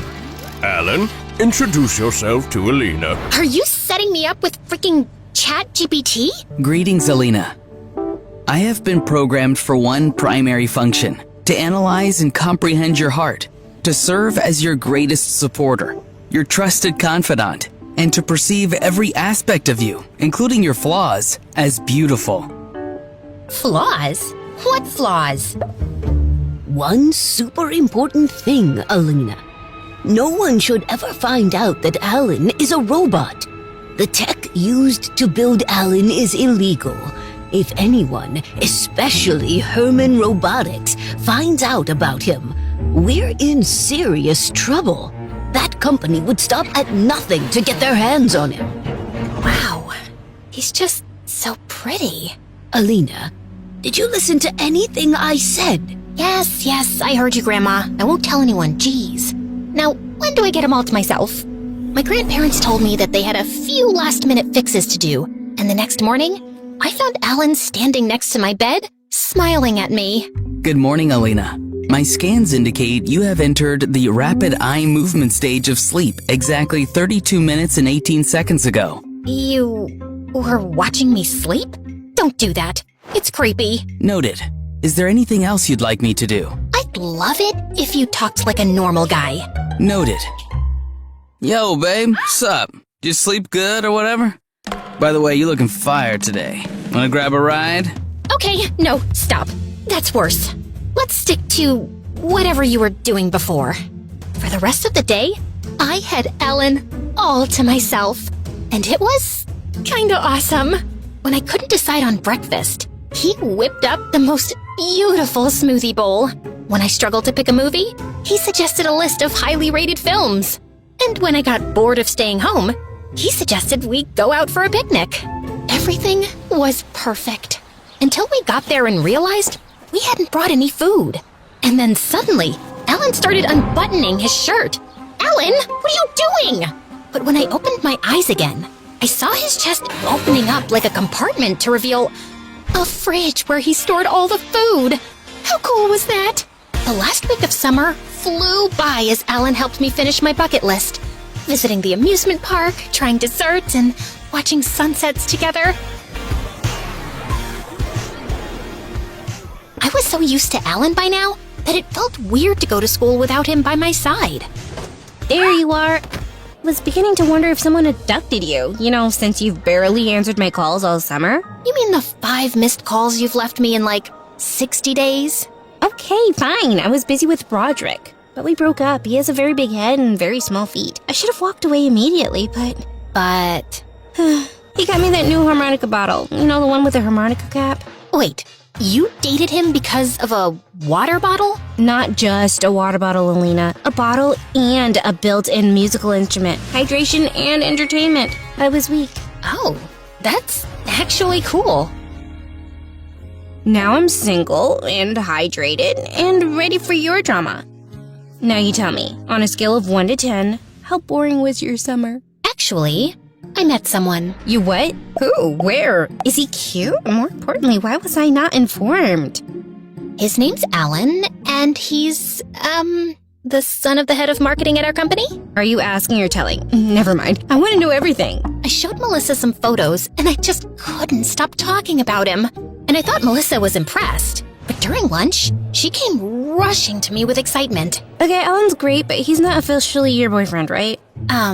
No, but... Perfect, because there's this new guy, Mario. He's recently moved to town, and he's in my bio class. And guess what the first thing he asked me was? If you wanted to go out with him? No, dummy, he asked about you. I'm telling you, Alina, this guy is perfect for you. He's cute, funny, manly, literally everything you've ever wanted in a guy. He told me he wants to meet you, and I told him you already met someone, but he's persistent. Meet me, now?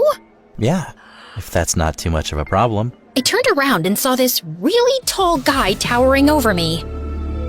Melissa introduced Mario to me and asked if he wanted to have lunch with us. And obviously, he accepted. So, you're into robotics too? Melissa told me about your family business. She's into fashion and makeup. Can't you tell by how gorgeous she is? I swear, her eyeliner skills are insane. She could do a perfect wing in 3 seconds. It's basically her superpower. Gee, thanks, Mel. I hope one day I can save the world with it. And Mario burst out laughing like I'd just cracked the funniest joke on the planet. He even joined us for our study session later. and was so pushy with all his friendly questions that I barely got any of my homework done. Thankfully, when I got home, Alan was there to help. While Alan was steady and reassuring, Mario was relentless, and Melissa wasn't helping. She kept insisting he was good for me and started inviting him to everything. The cafeteria, breaks, the library. Mel, I love you, but you've got to stop shipping me with Mario. I'm not interested in him that way. Then who are you interested in? Alan? Because in that case, why haven't I met him yet? Because he's not... I think...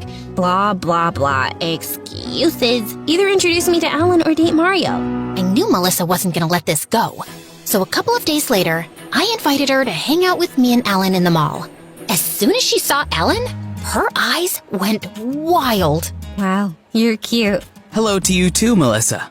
I've heard a lot about you. Me too. Is he always this formal, Alina? He's just really polite. Politeness often leads to respectful conversations, but I can adapt to the tone you prefer. It's cool. We wandered around the mall shopping, and Melissa and I got caught up in non-stop laughter over school gossip. After an hour, she realized Alan hadn't picked out anything. Alan, didn't you see anything you liked yet? I was waiting for you to finish your conversation. Oh, sorry, I didn't realize. Well, you can pick something now. Sure. Alina, what would you like me to wear? Alan just stood there like a rock, waiting for my command.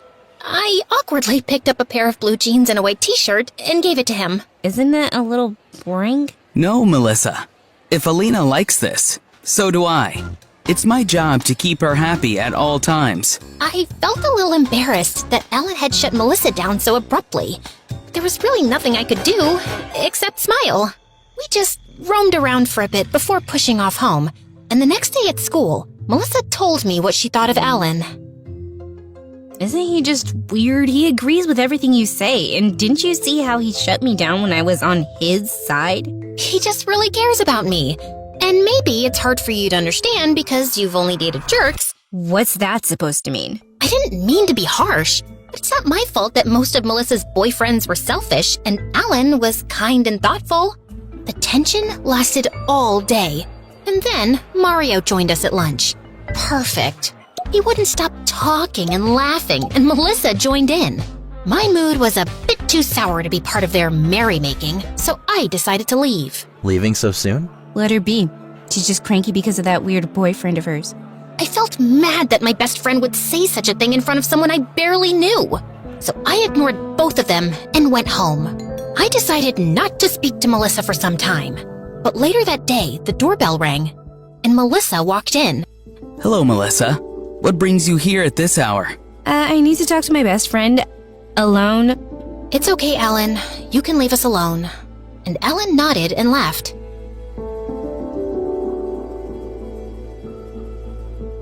Once we were alone, Melissa turned to me suspiciously. Why is this boy always hovering around you, and why is he at your house so late? Your parents don't have a problem? That's why you came here? To judge me more? No, I came here to say that Alan's not good for you. He's too intense, and something about the way he talks is creepy. Take it from me, this boy is bad news. Really?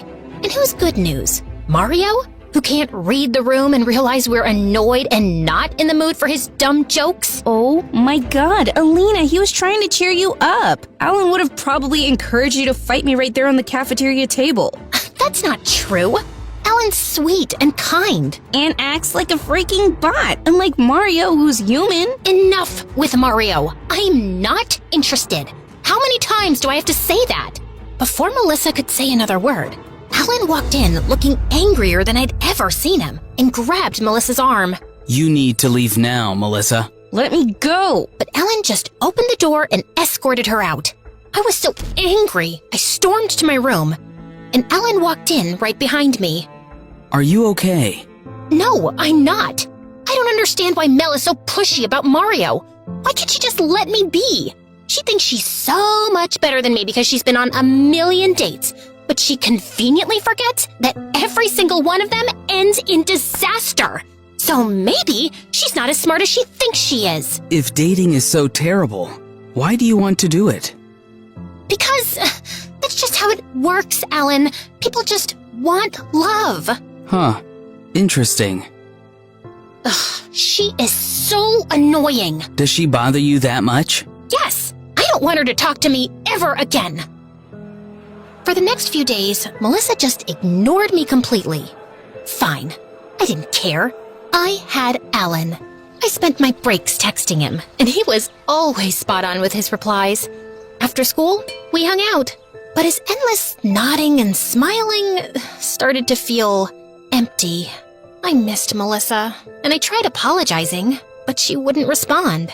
We'd fought before, but usually we'd scream at each other, then 5 minutes later, she'd send me a meme and it'd be over. But this felt different. I felt really down one day, so when Alan asked me if I was okay, I simply burst out crying. Melissa just won't talk to me. Yeah, I said some things, but we always say things when we fight. Why is she dragging this out so much? Because I told her to never speak to you again. You did what? I asked Melissa to... Yeah, I heard that. But why? You told me you don't want to speak to her again. Oh my God, Alan! I said that because I was angry. Don't you get that? I understand, but my system prioritizes your desires above all else. And you said... I can't believe how stupid I was! Go! And don't come back! Alan looked confused, not moving from his spot. Why? Why? Do you not understand how serious what you did was? But that's what you asked for. I did what you wanted. I didn't want to... Alan, do your job properly. Put my desires above all and just leave me alone! Understood. Slowly, Alan stood up and walked away.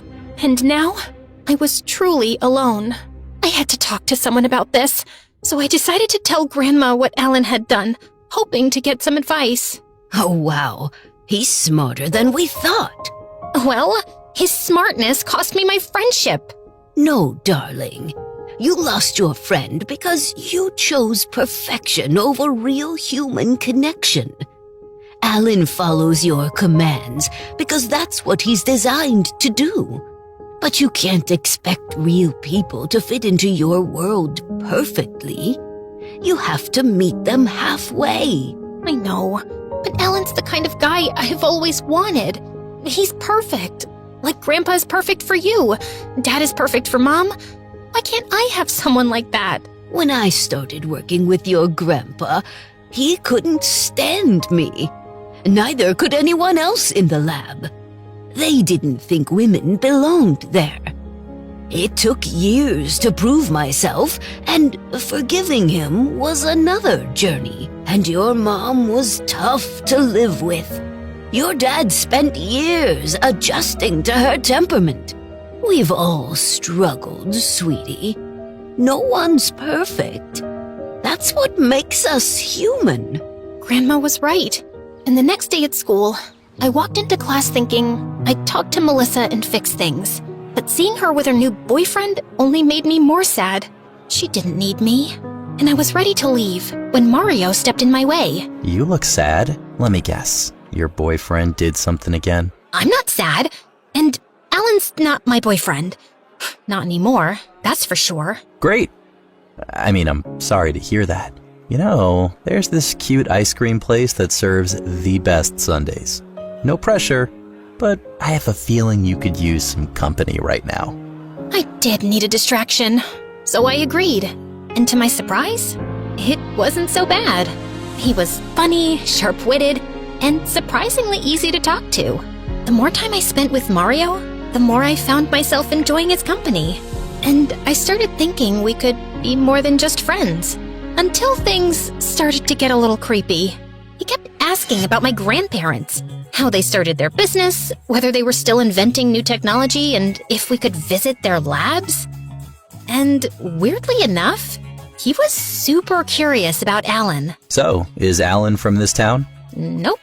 Then how did you guys meet? Through my parents. Do you have some pictures of the two of you? I don't have a social media account, so I haven't really seen how he looks. Why do you care so much? I don't. I'm just curious. Well, if you're so interested in Alan, maybe I can set you two up on a date. You're funny. Mario's behavior seemed really off. So one night, I decided to do some online digging. He didn't have any social media accounts, but after some searching, I finally found an old newspaper article. Turns out, Mario's full name was Mario Herman, and he was the future heir of Herman Robotics, the same company Grandma had warned me about. So that's why he was so curious about Alan. He knew he was a robot. That was the only possible explanation. I rushed to the basement. I had to make sure Alan was well guarded now that I knew what Mario was really after. But when I went down, Alan wasn't around. I searched the whole house, even spoke to the servants, but no one had a clue. I was losing my mind when I got a call from Melissa. Melissa? Hey, come and get your creepy boyfriend. He's in my house forcing me to meet you because your emotional stability is his #1 priority. Oh my god. Just please sit tight. I'll be right there. You better, or I will hit him with a frying pan. I strongly advise against that, Melissa. My exterior casting is tough. Your fry pan will sustain irreparable damage. You see what I mean? He's crazy. I immediately rushed to Melissa's house, which was just a few blocks away. I barged into her room, and there, in the middle, stood Alan looking confused. I stepped toward him and reached into my pocket, pulled out the key, and inserted it into the small slot on his back. In an instant, Alan shut down. What was that? What did you do to him? Nothing. He's just resting. That's it. I'm calling the cops. No, wait. Melissa, let me explain. I told Melissa everything about Alan, how he was a robot and how my grandparents made him for me, and Melissa just looked shocked. He's a robot? How? He looks so real. Yes, and I thought I could control him, but clearly I was wrong. But the worst part is Mario. I gave him a chance, but I've just found out he's about to inherit our rival company, Herman Robotics. He was using me to get to Alan. I'm sure of it. No wonder he was so persistent about meeting you. I'm so sorry, Alina. I shouldn't have pushed you so hard to go out with that weirdo. It's okay. You didn't know. But now, I have a plan, and I need you. Whatever it is, I'm in. I gave Melissa a rundown of our plan, and she loved the idea. We needed a boy to help us out, and she convinced her boyfriend to be a part of it. The next day, we got to work. Mask, makeup, colored lenses, and clothes that made Melissa's boyfriend look almost too perfect to be human. Once everything was in place, we set the plan in motion. Morning, beautiful. Is everything okay? Not really, no. It's Alan. He wants to get back with me, but I told him that I like you. And now, he's mad. He says he wants to fight you, but I don't think you should. Instead of looking concerned, Mario's smirk only deepened. This was perfect for him. A chance to finally face Alan in person. You think I'm scared of him? When does he want to meet? I'll be there. He's waiting for us in the school courtyard. But please, Mario, don't go. Don't try to stop me. Mario puffed out his chest and marched toward the courtyard, and I ran after him. As soon as we reached the courtyard, I pointed to the bench where Melissa's boyfriend sat posing as Alan. I know what you are. A guy trying to read in peace. Oh, you think you can fool me, you freak of nature? Get up and fight me. Let's see what's under this sleeve. I bet everyone here would love to see some gears and wires. Dude, let go. But Mario kept tugging at his sleeve, trying to rip his shirt. Just then, a big burly guy stepped in. Mario's brother.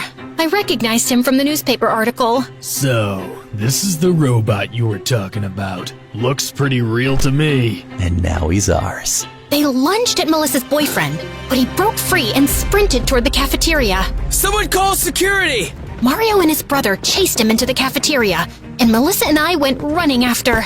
Just as we arrived, Mario hurled a chair at Melissa's boyfriend, and it crashed into a vending machine, sending a loud crack through the room.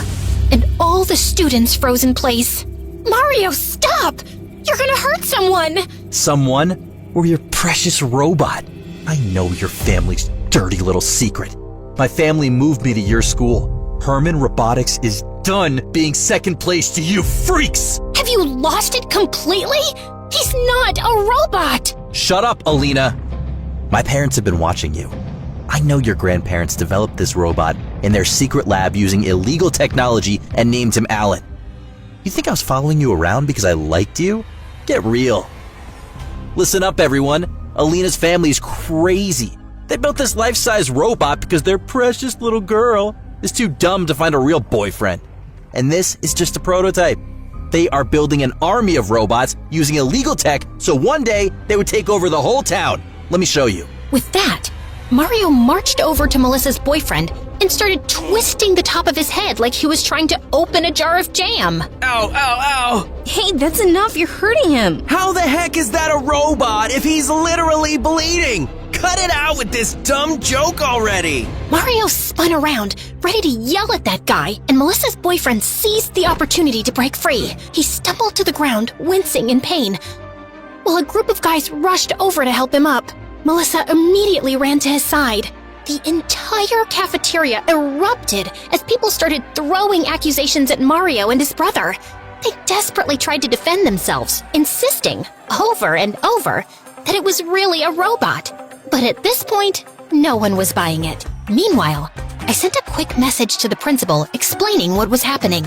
And minutes later, he walked in followed by 2 police officers. What's going on here? Sir, this guy is assaulting my friend. He pushed him and started telling everyone that he's a robot. That's a lie! Sir, Alina's family has a robot in their basement that looks like a man. They built it using illegal technology. They tricked me into thinking their friend was the robot. Mario, what nonsense! Do you hear yourself? You have to believe me! But the principal asked the officers to arrest Mario and his brother for assault and then kick them off school property. It's not my fault. Mario's got problems. He's on meds for his head. I'm not crazy. This whole school is insane. I hesitantly walked over to Melissa and her boyfriend, a little worried. What if I went too far? What if he actually got hurt? But before I could say anything, Melissa turned to me with a very weird look on her face. Alina? I don't think this is my boyfriend. Excuse me? What now? Melissa's boyfriend lifted his head and looked right at me. Now that I was this close, I could clearly see no wig, no contacts. It was Alan himself. Alan? But you were in pain. We all saw it. Was it convincing? I tried to use everyday language that a teenager would use to fit in, but my calculations suggested I may have overestimated the appropriate pain response. As for the blood, I synthesized it myself and applied it to my hand. Why are you here? After you returned me to the lab last night and your grandparents started me up again, someone attempted to hack into my system multiple times. They failed, of course, but based on this, I deduced that their real target was either you or your family. Upon further research, I identified the source, Herman Robotics. More specifically, Mario Herman. And I know you don't want to see me anymore, but I was worried about you. I wanted to protect you, Alina. Melissa was gazing at Alan with literal sparkles in her eyes, like he was a puppy who had just successfully learned his first trick. I was feeling a little emotional, too. How can he be capable of feeling or wanting something? Out of literally nowhere, Melissa's actual boyfriend appeared, out of breath and looking frantic. I'm here! I made it in time, right? I couldn't get the contact lenses in by myself. What? I dropped Alan back home and gave my grandparents the full rundown of what happened with Mario and his brother. Naturally, they were furious, but keeping Alan's true identity a secret was more important. So they decided not to go to the police. Well, at least Alan was there to protect you. I wonder how he got that idea. That's what was weird. Alan said he was worried about me. He wanted to protect me. I can erase my progress if you're not happy with it. But personally, I kind of like to keep it... No, Alan. Sweetie, absolutely not. This is a scientific breakthrough. Do you realize how big this is? This is Nobel Prize material. After that, Alan practically lived in the lab. Grandma and Grandpa's greatest project. He became family, loved by all. I missed having him to myself, but I had bigger problems, like surviving Melissa's matchmaking. Ever since I was a toddler, I had a hearing impairment that forced me to wear this really awkward device over my left ear.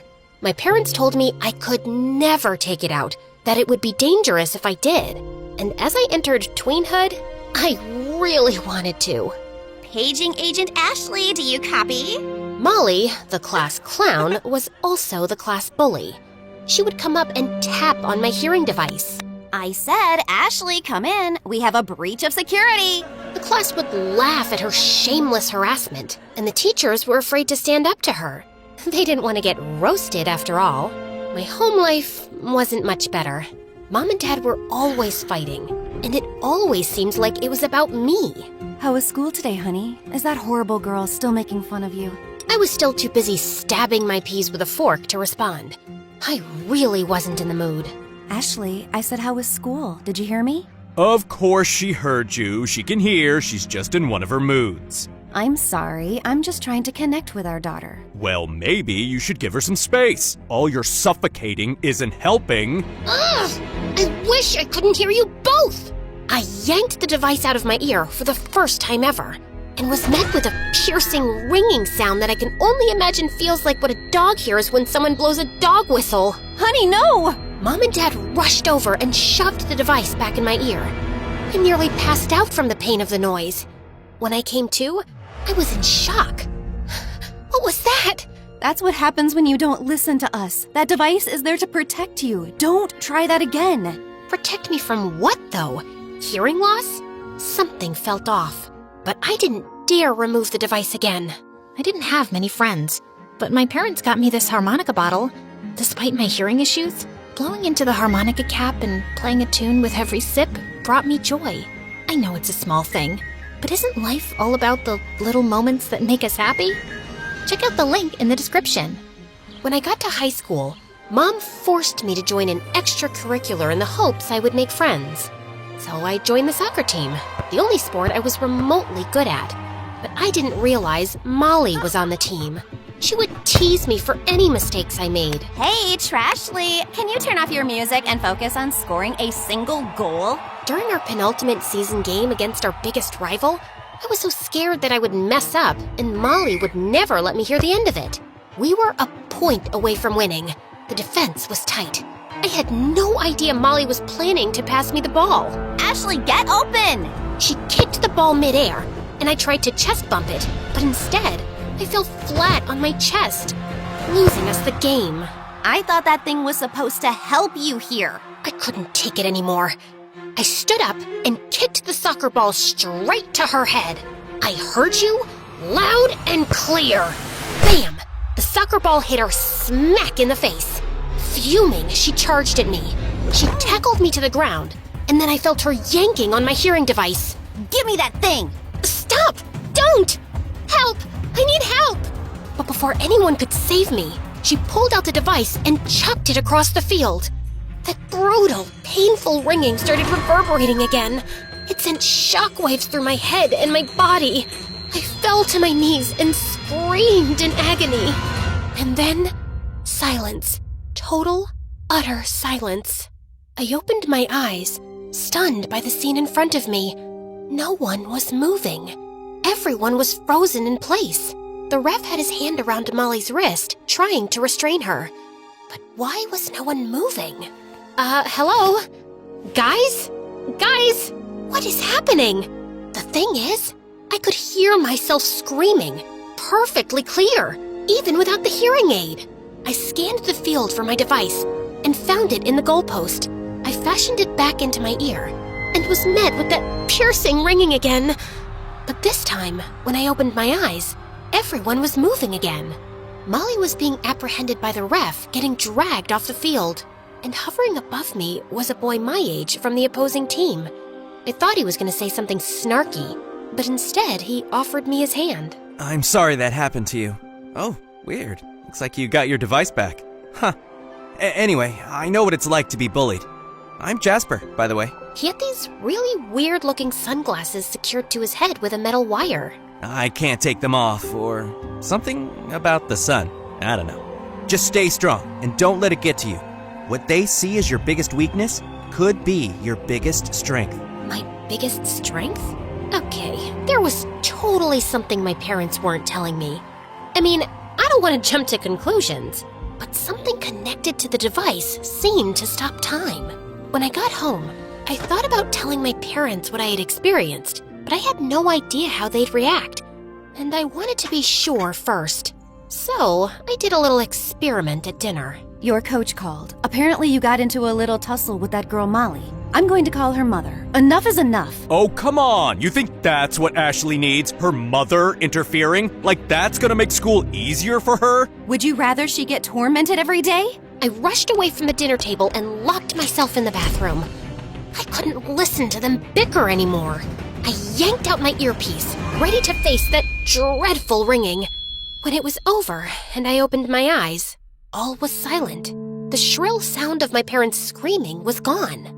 I was nervous to go back to the kitchen, a million thoughts running through my head. But when I arrived at the dinner table, my parents were right where I left them. My mom's fork waving at Dad, spaghetti sauce all over Dad's face. Then I realized I couldn't hear the traffic outside, or the baby next door crying, or the wind. I stepped outside to find that I had frozen the entire neighborhood. What if I had caused a catastrophe? I needed to get to the lookout in town to see how far my, quirk extended. My neighbor was frozen on his bicycle and I needed transportation. I snapped a photo of him with my phone so I could put him right back where I found him. Then I picked him up and set him gently on the sidewalk. I hopped on his bike and pedaled to the overlook where I could see all the way out to the water. I looked out onto the horizon, desperately searching for any sign of movement. The river didn't even look like it was flowing. But then I spotted something. A fisherman waiting in the water, reeling his fishing rod. Whew. I didn't know if I could handle the responsibility of freezing the entire world. I needed to get home and search for answers. But as I turned around, I noticed a row of cars parked. I peered through the windows and saw my classmates making out. Well, frozen mid-makeout. I thought the makeout spot was a total myth. The last thing I needed right now was another reminder of how abnormal I was. I'd never kissed anyone. Then, in one of the cars, I saw a familiar mop of blonde hair against one of the windows. It was Molly, and in the passenger seat was Jasper. What the heck? I had no idea they even knew each other. The guy who saved me from my bully looked like he was mid-arguing with her. Were they dating? Breaking up? I was suddenly filled with rage. I had to do something.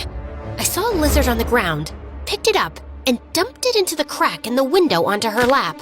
Then I hid behind a tree, put my hearing device back in, and watched her totally freak out. Ah! She jumped out of the car, frantic. Ew, ew, ew! I couldn't help but laugh to myself. I suddenly felt powerful. This wasn't a quirk. It was a strength. Oh shoot, totally forgot to return the bike. I sped home, leaving the bike right where I found it. When I got home, my parents were livid. Where were you? We were terrified. We didn't even hear you leave. Sweetie, it's fine. She's home now. You don't have to hover so much. I just went for a bike ride to clear my head, to get away from your arguing. I locked myself in my room, wishing there was a way I could use my powers to make my parents get along. I thought maybe I could, by becoming the social, well-adjusted daughter they'd always wanted. So, I started scheming. First, I would stop time so I could make friends.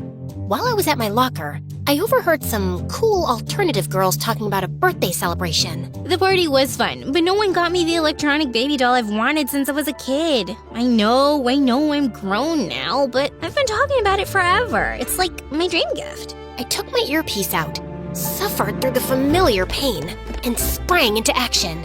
I dashed out of school, biked to the nearest toy store, and hunted down the electronic baby doll.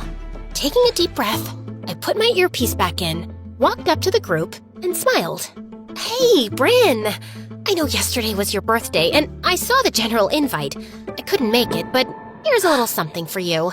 Oh my god, no way! An electronic baby doll? Yep, she pees and poos.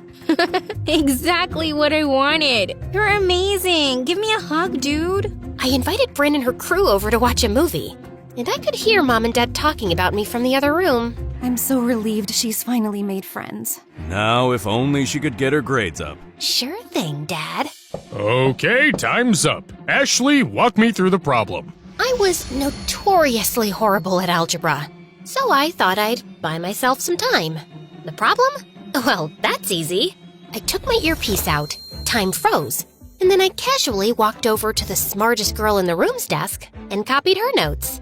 I walked back to my seat, put my earpiece back in, and to isolate the variable, first, subtract 5 from both sides of the equation, simplifying 2x plus 5 minus 5 equals 15 minus 5 to 2x equals 10. Oh, great work! She's cheating! Uh-oh. Did Molly somehow see me? Someone's feeding her answers through her earpiece. Nope. Still just bullying me. But I had an idea for revenge. At our final season-ending soccer game, as Molly was winding up to kick the ball for an easy goal, I froze time. She was halted mid-kick. Then, I moved the ball slightly to the right. When I unfroze and she kicked, gah! She fell straight onto her butt, missing the ball completely. Her face turned beet red. Might want to check your eyesight. I swear I had that!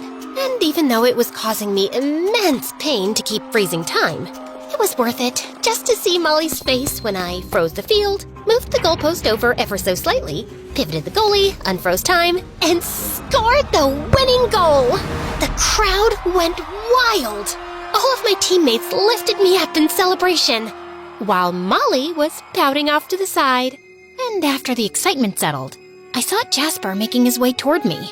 Wow, amazing performance!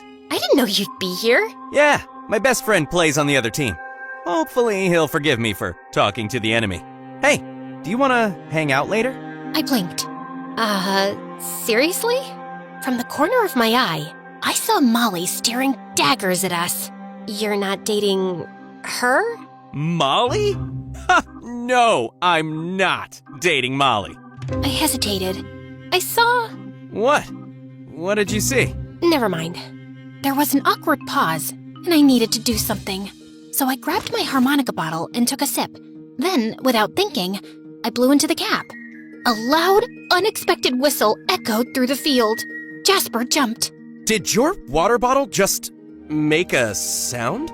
For some reason, I decided to play along, acting just as surprised as him. Maybe I wanted to share the excitement, or maybe I was just really nervous. I blinked down at it, then tried again. A perfect little tune played from the cap. No way! Jasper grinned. Okay, that's actually awesome. Where do you even find something like that? It was a gift, but you can totally get one too. Amazon links in the description. Jasper shook his head, amused. All right. So, is that a yes? Yes! Awesome! I'll pick you up in an hour. We can go to the lookout point. I nodded, still holding my harmonica bottle like it had just revealed a secret superpower. Because apparently, it kind of had. I think I visibly gulped. The lookout point? Could this be it? My first kiss? But I was getting ahead of myself. First, I had to finish my take-home algebra test. There was no way I could do it in an hour. So I improvised a little. The janitor had the master key to every room in the school. So when I saw him in the hallways, I just casually froze time and unclasped the keys from his belt. But this time, the pain in my ear was really bad. I had to act quick.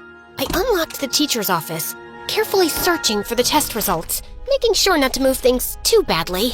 Finally, I found it. But just as I was taking photos of the answers, my ears started ringing piercingly loud. I collapsed onto the desk, trying to withstand the pain. But I accidentally knocked the teacher's mug over, spilling old coffee all over the test. I ran out of the office, locked the door, and clasped the keys back onto the janitor's belt before I fell again. Then I put my earpiece back in and fled the school before anyone saw me. I got home and waited for Jasper to pick me up. But he never showed. I'd been stood up. Go figure. Furious, I borrowed my neighbor's bike to the lookout. And there Jasper was, wearing his sunglasses at night, sitting on the ridge, desperately clasping Molly's hand. Oh, hey Jasper. So, you stood me up for Molly? Awesome. Wait, are you guys in on this together? Trying to humiliate me? Ashley, no! That's not what this is! Then what is it? What are you really hiding behind your sunglasses? You said you were sensitive to the sun. Well, it's nighttime. Leave us alone, freak! I yanked my earpiece out when the coast was clear and pulled Jasper's sunglasses down from his face. But suddenly, I felt someone's hand grab my wrist. It was Jasper's. Startled, I quickly pushed his glasses back over his face. His hand fell limp. Had he unfrozen? Shoot. When I was safely down the hill, I unfroze everything. I'd almost given myself away today. I was getting too careless. I needed to know what was wrong with me before something disastrous happened. So that night, while my parents were sleeping, I sort of froze time to make sure they wouldn't wake up, and I did some digging. In my dad's office, I was shocked to find adoption papers from when I was 3 years old. I couldn't believe it. I only had more questions. The next morning, Mom stormed into my room, livid. Ashley, the school said they caught you sneaking into your teacher's office. Someone spilled coffee on the test answers. What were you thinking? I just wanted to do well in school so I didn't disappoint you and Dad. Well, this is disappointing. I said you were putting too much pressure on her. And your backseat parenting method is really working, huh? Guys, stop! I know the truth. You can stop fighting. What are you talking about? That I was adopted? Did you know about my power? What happens when I take this out? My parents went silent, and I hadn't even stopped time. Guys! It's, complicated.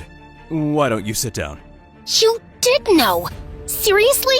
Am I some sort of science experiment? Honey. Don't come near me. I couldn't even trust my own parents. I needed to know the truth. And it seemed only Jasper might have the answers.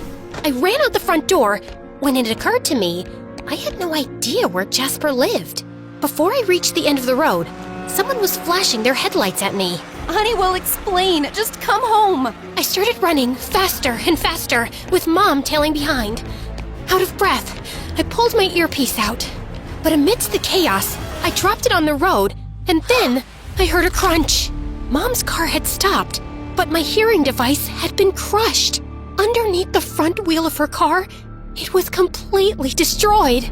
I desperately tried putting it back into my ear. Come on. But it wasn't working. Time wouldn't start up again. I had to find Jasper, fast. He wasn't at the lookout, so I went to Molly's house. She was sitting on her porch, crying. I pulled her phone out of her pocket and set it in front of her face to unlock it. There was about 20 missed calls from Jasper. I found his address in her contacts, grabbed my bike, and rushed over there. When I arrived at his house, I was stunned. It was basically a shed. I squeezed through the window to find Jasper alone on his couch, frozen in place as he was holding a photo of himself as a child, surrounded by a huge family. I ran to him and removed his glasses, and he unfroze. Huh? Ashley, is that you? What are you doing here? What's going on? I ran outside to see if anything was moving, but time was still frozen. Can you freeze time too? Huh? I grabbed his hand and took him outside to show him. Dead silence. Birds frozen in the sky. But Jasper didn't seem surprised. Oh, wow. I had a feeling you had it too. I haven't met anyone with... What? What's happening? Why did you stand me up for Molly? Does she know? Ashley, I am so sorry. I didn't stand you up. I was scared. Molly is just a former friend who's been making me do stuff for her since she found out about my secret. But it's little stuff, harmless, like making her prom queen and voted most lovable in the middle school yearbook. Basically, buying her popularity. What was happening the night I saw you on the bench? I was pleading with her not to spill my secret. I said I didn't want to help her cheat or hack into her ex's phone and sabotage him. You were born October 4th, right? Yeah? Me too. And a handful of others. Anyone in that nursery that day was exposed to some weird chemical that gave us this power to freeze time. These glasses prevent that. Your hearing aid. When my parents found out, they used me. They threatened to expose me, take me to the government or whatever if I didn't do what they asked. I helped them steal and cheat people and get rich. I don't want to hurt anyone. But it seems everyone keeps hurting me. I get that. My parents never even told me I was adopted. And I had to find out about my power on my own. They told me I had hearing issues. It sounds like they were just trying to protect you. I ran away when I was 14, and I have been on my own ever since. It's been excruciating being alone. But now, I found you. Jasper was right. My parents were probably just trying to protect me from the world. It's what they must have been fighting about all this time. I need to save my parents. How do we reverse this? Now that we know the truth about each other, we don't have to. We can get out of this town now. Wherever we are, we'll have the power. And once we are far enough, the town and your parents will unfreeze and go back to normal. It didn't sound half bad. But I couldn't just run from my problems forever. No. I'm sick of manipulating things. Making you like me because I cheated at soccer, making friends because they think I have cool interests, taking shortcuts. It's all a lie. I don't like you because you won at soccer. I like you because you have a pure, genuine heart. I felt I could trust you the moment I met you. If that's true, then help me, please. We have to start time again without running away. And these powers, they need to end. I saw him turn away from me. He looked conflicted. There is a way. My parents made me freeze time and steal a master device from the lab where your hearing device and my glasses were made. They just wanted as much control over my power as they could have. I took it with me when I ran away from home. Activating the master device will restart time, but it will overpower our devices, making them useless, which means I'll lose my powers. Then I'd just be normal. Jasper, there's nothing normal about you. If our powers were in the wrong hands, imagine. But we got them, and it led us to each other. Isn't that enough? Jasper didn't seem so sure, so I did it. I faced my fears, leaned in, and kissed him. And it was super awkward. We both chuckled. See, doesn't it feel nice to be generic? We're just like every other awkward teenager. He kissed me back. And this time, it felt anything but normal. It was magical. Not so normal, huh? Okay, Ashley. Just promise me we can face this world together. No matter what. There's just one thing I think we should do first. Together, we snuck into the school and tied up some loose ends. Then, Jasper took out the master device and activated it. Suddenly, things started to move slowly again. He dropped it to the ground and stomped on it, then threw his glasses on the ground and stepped on them too. I joined him till we smashed them to bits, and everything around us was in motion as usual. Oh, thank goodness. When I got home, my parents were sitting at the kitchen table holding hands. Honey! Oh my gosh, I'm so happy you're safe. This is all your fault, Joe. If you hadn't... Stop! Stop blaming each other. I know everything. I know you've both been arguing about how to keep me safe. I just want to know, how come you adopted me? Your birth mom gave you up for adoption when she found out you were different. She was scared. We were competing with another family, a corrupt family, to adopt you so we could protect you. Shoot. Tears were welling up in my eyes. The best way you can protect me is by being nice to each other. We just have different ideas about what's best. And at the end of the day, I appreciate it. I was lucky to be raised by both of you, but I've decided what's best for myself. I saw my parents link arms in anticipation. I destroyed my earpiece. You what? I just want to be normal, with all the pain and beauty that comes with it. My parents clasped hands. I thought they'd be pissed, but instead, they scooped me into a hug. That makes me so happy to hear. Me too. For the first time, it felt like we were all united. Shortly after, Jasper and I started to date. And even though we couldn't freeze time, it seriously felt like time was frozen whenever I'd look into his eyes. I know, so sappy. Don't worry, my mischievous spirit didn't die overnight. That sneaking into the school charade we pulled before smashing his glasses? This year's homecoming queen is Ashley! What? Jasper? Yeah, we saved you a seat. Oh my god, girl, your outfit is everything. But I wasn't stupid. I knew people loved having me around for the perks. VIP party invites, entry to the best clubs, Instagram clout. But none of them were actually my friends. The only real friend I had was Mike. He was my neighbor, and since he was a couple of years older, he took it upon himself to be my life coach. If you know people are hanging out with you just to ask favors, why are you friends with them? Because I'm 18 and I need company? And you're one to talk. Remember how you straightened your hair every day just because Brittany liked it? You looked like a malnourished raccoon. And I don't want you making the same mistakes I did. Be better. But it was my last summer break of high school, and I did not want to spend it alone. So I impulsively invited my entire class to a Billie Eilish concert happening that weekend. But the tickets were all sold out. So of course, I knew what I had to do. Dad, it's an emergency. Billy's having a concert, and I need... Catalina, we're in the middle of a meeting. You can wait outside, and I'll be right... But I'd already zoned out, because my eyes were glued to the most gorgeous boy ever. Dark, slightly messy hair, sleeves rolled up showing his veiny arms, jawline sharp enough to cut diamonds. Perfection. Mr. Cortez, if this isn't a good time... Oh, please, don't stop on my account. I'm Catalina, by the way. You know, the Cortez heiress. Vogue teen cover last month. 12 million followers. You must have seen my TikTok series, Rich Girl Problems. It's been trending this past week. My bad. I must have missed it while reading something... meaningful. Now, Mr. Cortez, if we could return to discussing the initiative for underprivileged schools... And he went back to his presentation, ignoring me like I was a housefly. Usually I'd throw some kind of tantrum for attention. But for once, I sat my butt down and listened. His name was Adrian Carter, and he was pitching a tech-based education platform for low-income schools. Custom tablets, AI tutoring, skill-building modules. It all sounded pretty cool. The idea is impressive, Carter. As you may know, I'm running for mayor this year, and something like this could really benefit the campaign and the community. So, if you can give me a number, we can talk about ownership. Respectfully, sir, I'm not looking to sell. I worked hard to build this from the ground up. Now I'm finally ready to scale it.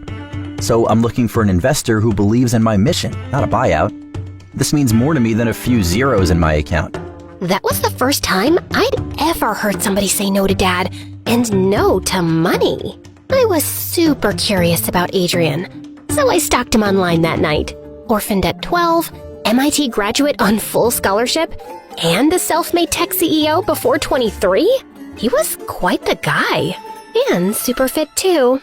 So early the next morning, I went straight to the park where he jogged every day. Oh, hi there! Miss Cortez, what are you doing here?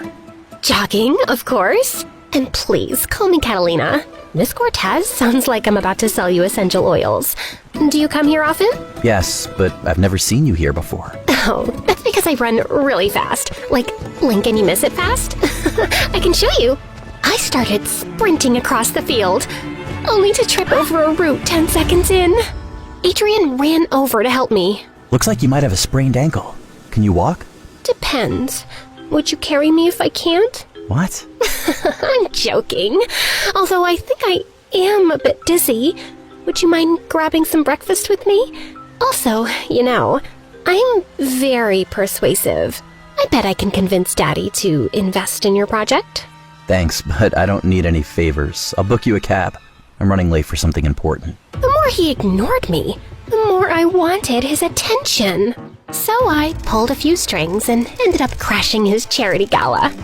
But he was so busy with the guests, he barely looked my way. Then I casually showed up at his favorite coffee spot, but he just grabbed his latte and bolted before I could even say hi. I even went to his office once, but his secretary told me he wasn't around.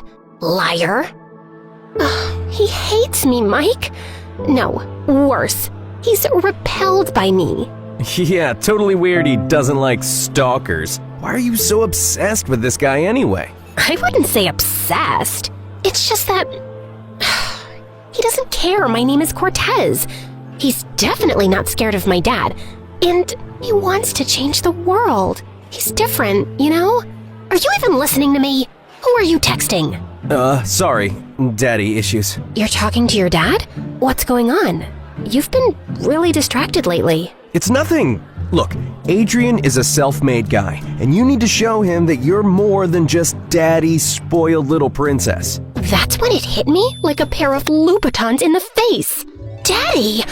Daddy's turning 50 next weekend, Mike! Okay, and? Every year on his birthday, he picks up one passion project to fund. What if this year, I pitch an education foundation for kids who can't afford school? That'll impress Adrian. Fantastic idea. Except you know nothing about education, or kids, or foundations. Please. How hard can it be figuring that out? Turns out, a lot. I had to go through government policy websites, read reports, and understand things like grants. Mike helped, of course. And by the end of the week, I had a fully fleshed out plan, which I presented on Dad's birthday. And everyone was impressed by how solid it looked, including Adrian. That was impressive. I didn't think you'd be that passionate about children's education. What? Of course I love children and education. Everyone needs school, right? You don't want to turn out stupid. Anyway, want to dance? But just as our hands touched, Dad's chauffeur walked in carrying a huge box. He gave it to me along with a note. To the elites who take an act without thinking, here's something you can't ignore. This child is your responsibility now. Huh? I lifted the lid and, oh my god, it's a baby! The room exploded with gasps and camera flashes. Dad was immediately on the phone, talking furiously to someone, and I handed the baby to the nearest staff member and walked over to Adrian. Wow, that was unexpected. Anyway, where were we? Aren't you gonna address the fact that there's an abandoned baby in the middle of the room? Oh, don't worry about that. It's probably one of Dad's exes trying to get attention. The lawyers will take it away and handle it. It? Are you serious? You talk about helping kids, and then a real child shows up and your first instinct is to hand him off like some lost package? What else am I supposed to do? Anything's better than dumping him on your lawyers who will eventually just dump him at an orphanage. You wouldn't know how it feels to grow up thinking no one wants you, but I've been that kid. Excuse me? I grew up without a mother too. Then how is it so easy for you to abandon a kid? Never develop something called empathy, I guess? I looked at the baby. Tiny, helpless, and something inside me just snapped. Fine then. I'm going to look after the baby till we find his real mom. Are you trying to crack jokes now? No, I'm not. I will look after that child by myself. I know what it feels like to be left behind, and I wouldn't wish that on anyone, especially not a baby. But if I do this successfully, you'll publicly admit that you're just a judgmental buttface who was entirely wrong about me. Great, but when you fail, which you will, you'll admit how you're nothing but a shallow, entitled princess. And you'll move to a developing country for a year, without your money. Easy. Anything else? Yeah, I don't trust you to actually do the work. You'll probably hire someone and fake it, so you're moving into my house. I'm not a liar. Then it shouldn't be a problem. Fine, but I'm bringing my own bedding. And that's how I ended up in Adrian's penthouse. Dad, of course, hated the idea. But I made him see how this could work in our favor. The press would see how the Cortez family was stepping up and caring about the baby until the mother was found. And once the mom reappeared, we could just pay her off quietly to make the whole thing go away. I packed up whatever I could and left for Adrian's place. He lived in a penthouse, which wasn't bad, and he gave me the biggest room in the house. Don't think I'm doing this for you. The baby needs more room. Now, I have a meeting tomorrow and I need to sleep. So 0 noise and 0 drama. Understood? Wait, you're not gonna help me? Why? You're the one who took up the challenge, so you deal with it. Bye-bye. And then he just turned around and left. Rude? I looked at the baby. Aw, the poor thing looked so innocent. But then he let out a fart bomb, enough to take a city down. Oh no, you smell nasty. Ugh, this is literally the worst. I couldn't stop gagging as I got rid of the dirty diaper. And just before I could fasten the new one on, he peed all over me. And then he just started wailing. I rocked him, made faces, did a silly dance, but nothing worked. So I ran to the kitchen for some milk and fed him, and he finally dozed off.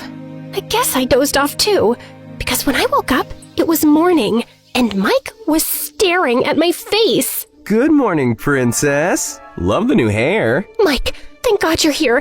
Just hold on to him. I gotta pee. When I got back, Mike was on the phone with someone looking tense. But as soon as he saw me, he disconnected. Everything okay? Yeah, just college stuff. How are you doing? What does my zombie-like appearance suggest? Why don't you just let your dad handle this whole baby situation? And give up? No way. I need to show Adrian I'm more than some shallow princess writing on Daddy's credit card. Besides, I've got you to help me. Right, about that. I actually have to leave for a college project in Korea for a week. Just then, the baby started screaming. I asked Mike to wait till I changed the diaper, but he said he had to meet someone and left abruptly. Weird. The next few days were the toughest of my life. Between nonstop diaper changes, feeding schedules, and round-the-clock crying, I could hardly eat, shower, or even breathe. Mike wasn't replying to any of my desperate calls or texts, so I had zero backup. Unless you count Adrian's insanely detailed instructions before heading to work. Formula temperature 98.6 degrees exactly. Not 99, not 98. Diapers change immediately after feeding. Tummy time 3 times daily and absolutely no screen time. Also, I've installed nanny cams to make sure you don't cheat. What? That's literally illegal! No cameras, but your face just confirmed you were planning to cheat. Does my face also confirm that I feel like hitting you with a bat? Really? I thought you liked me. Isn't that why you followed me to that park and to my favorite coffee place? So you did see me, and didn't even say hi? That's rude. Well, in my defense, I was in a hurry and you talk too much. Or maybe you're just a bad listener. I don't agree. Didn't think you would. I turned to leave, but the doorknob got jammed. Just then, Adrian came forward, curled his hands around mine, and gave the knob a quick tug. Thanks. Anytime. I hurried out the door, but I could feel his eyes digging me in my back. What was that? The entire day, I couldn't stop replaying Adrian's smug grin in my head. I needed a break. So I decided to take the baby for a walk that evening. And a few blocks away, I spotted this cute little cafe. Hello, welcome to Latte Love. We're a small batch, ethically sourced, community-supported espresso bar. Have you tried our single origin cold brew from the highlands of Ethiopia? I'll just have a regular coffee, thanks. You mean drip brew? Or a pour over? We also have a honey lavender fusion. Just coffee, in a cup. Hot. Maybe with sugar? Oh, we only have organic coconut syrup harvested under the moonlight. Okay, coconut syrup it is. Would you like to add our handcrafted oat foam? We grow the oats. Oh my God! Just give me the coffee, you freak of nature! Give her a regular latte with oat milk. It's the best. I turned around and saw this really cute guy smiling at me. His name was Jack, and he was the cafe owner. We chatted for a while, and for the first time in weeks, I felt kinda normal. I was in a great mood when I returned, and Adrian was waiting to ruin it. Where have you been? I was just at the cafe near the park, drinking coffee, talking to an actual human being who doesn't yell at me every 5 minutes. Why didn't you answer your phone? I called so many times. It was in my bag. I didn't notice. Typically careless. It's way past his bedtime and you're out wandering around town talking to strangers. Why are you overreacting? I just stepped out and had a normal conversation with a nice guy who was actually really helpful with Bet. Who's Bet? Wait, you named the baby Bet? Yeah, short for Bet you didn't see that coming. It's got a ring to it. You wouldn't get it. Anyway, I'm meeting my new friend Jack for lunch tomorrow too. You don't need Jack or his stupid help. I'll take you both out tomorrow. But Jack's a pro with kids. He has nieces and nephews. I spent half my life surrounded by kids. Trust me, if anyone knows how to handle kids, it's me. The next day, Adrian took me and Bet on a picnic. He'd made us snacks, got us drinks, and even brought toys for Bet. Even the two of us were getting along really well. And when Adrian wiped some sauce off my face, his fingers lingered on a little longer, and it made my stomach churn. But just then, Bet let out the most ear-shattering scream. After 10 minutes of chaos, spit up, and public humiliation, Adrian and I packed up everything and decided to head home. We were waiting for a cab when a city bus rolled up and stopped beside us. Let's take the bus. The cab's taking too much time. No, cabs are faster and safer, especially with a baby. Oh, unclench and chill out, will you? Saying that, I climbed onto the bus and Adrian followed with Bet. Sometime later, this girl walked up to us. Aw, such an adorable baby. And you guys make a great couple. We're not together. Oh, thank God. Excuse me? Do you think maybe we could get off at the next stop and grab some coffee? We totally would, but his boyfriend's waiting for him. It's their 6-month anniversary. What? I'm not gay. It's okay, sweetie. It's 2025. You know, they even adopted a baby to show how committed they are to each other. It's the most beautiful thing. Oh, look, our stop is here. You have a very nice day. And saying that, I just hurried to the door and got off, with Adrian right behind me. What was that? I was blowing her off for you. You're welcome. Wait, you didn't actually want to get coffee with her, did you? Maybe I did. She was a pretty girl. I am a pretty girl, and you've never had coffee with me. Anyway, I'm tired. So let's just go home and... Wait, where's Bet? You had him. No, I didn't. You were the one with the stroller. Oh my God, he's on the bus! Adrian and I sprinted after the bus, which obviously outran us. What do we do now? Should we go to the police? And tell them what? That we lost a baby who wasn't even ours? They book us for kidnapping. This is all your fault. If you hadn't flirted with that stupid chick, I wouldn't have been so distracted. My fault? I didn't even get to talk to her while you were busy making up lies about me. Just then, I got this phone call from an unknown number. It was a woman from the bus, and she said she'd found my contact info in the stroller, and Bet was with her. She sent us the location, and Adrian and I sprinted there like two lunatics. We thanked her 100 times and headed straight home. After putting Bet to bed, Adrian and I collapsed on the couch, exhausted. When I woke, Bet was in Adrian's arms. Hey, turns out Bet's a morning person. Turns out, I already knew that. So I've been thinking, I owe you an apology. For which particular incident? Because if you're starting from day one, we might need coffee first. For all of it.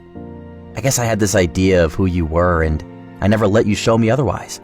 But yesterday made me realize I've been judging you unfairly. You're amazing. Not because you do everything perfectly, but because you keep showing up. Well, thank you. It's been more exhausting trying to prove myself to you than taking care of Bet. Consider me fully convinced.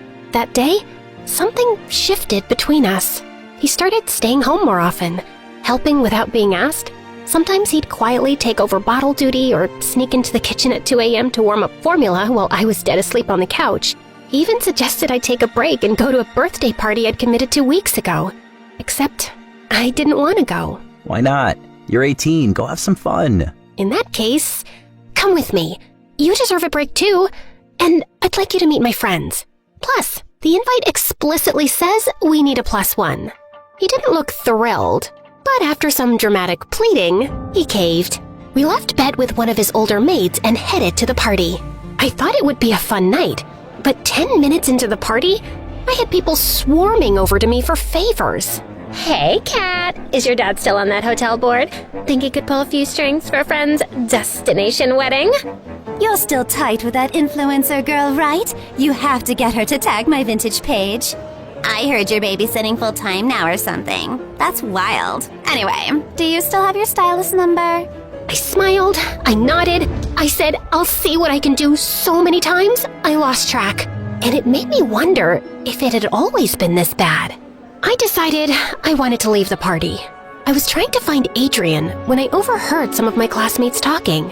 Honestly, I thought Katerina was pregnant or in rehab. Her skin looks kinda dull, right? And she's barely said anything. Didn't even apologize for not answering my text for the concert tickets I wanted.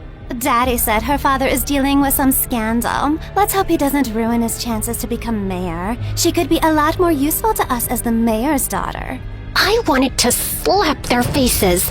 But just then, I saw Adrian trip right into them, making them spill their drinks all over their dresses. Oops, I'm so sorry. That was a total accident. Oh my God, you klutz. Where are your eyes? Right here. Are you trying to be funny? My dress is Persian silk. I have no idea what that means, but guessing by the way you're shrieking, I'm sure it was expensive. You can afford a good dry cleaner though, yeah? In case you can't, here's my number. I'll take care of the bill.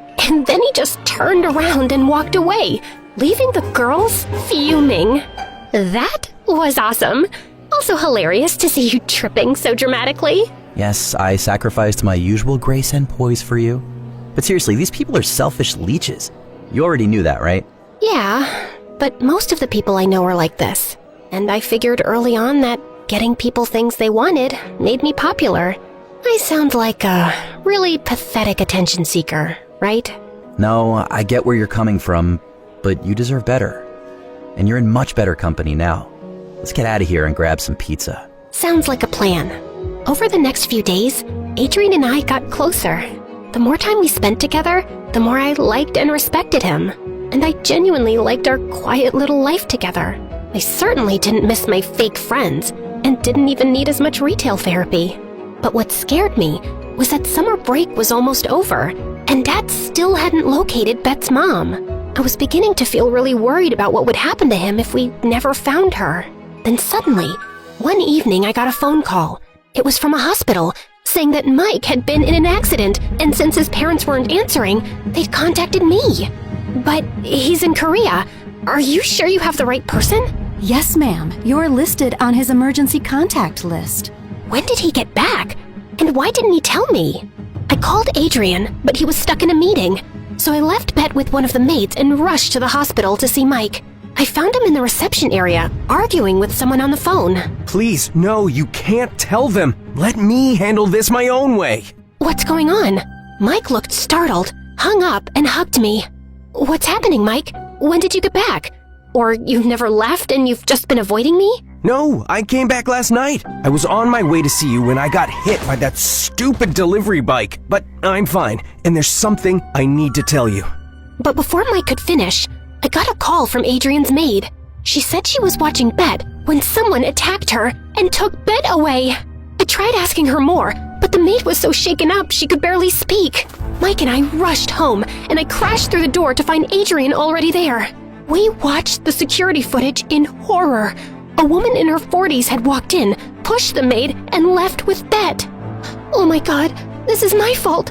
I shouldn't have left Bet alone. What was I thinking? None of this is your fault. If anything, I should have tightened security around here. How could she just walk in like that?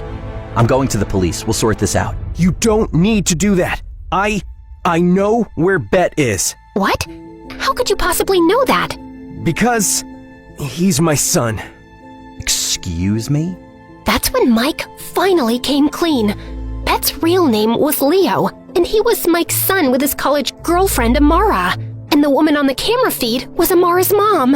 Amara and I dated a while ago. Then one day she told me she was pregnant. I knew if Dad found out, he'd lose it. So I told her I couldn't be part of the baby's life. She dropped out of college and left. But I did find out I'd had a son. So you knew all along that baby is your son?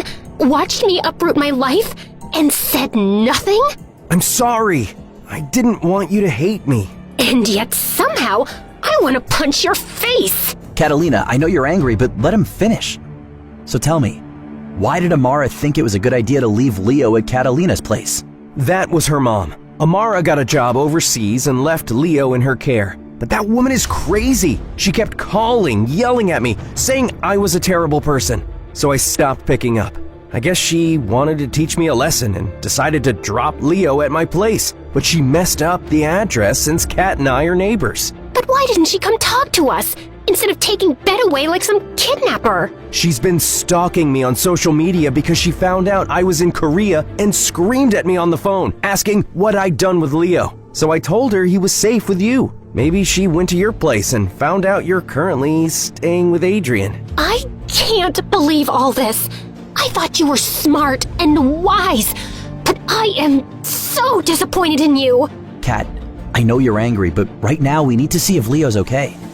Do you know where Amara's mom lives? Mike nodded, and 15 minutes later, we were standing outside a cramped apartment. We knocked, and the woman who opened the door looked at us with the most disgusted expression ever. What do you want, princess? I thought you'd be happy to be rid of the baby your friend dumped on you. And you probably dumped him on your maids. I thought I could teach Mike some responsibility, but if he can't take care of his own child, then fine. He doesn't deserve to be a part of Leo's life. I didn't dump Leo on anyone, and I care about him a lot. You certainly taught me something about being responsible and less selfish for a change, and I'm grateful for it. And we're here to let you know that, starting today, Mike will be stepping up. Financial support, parenting classes, regular visits, all of it. And if it's okay with you, I would like to pitch in too. What's the catch? No catch. We genuinely want to help.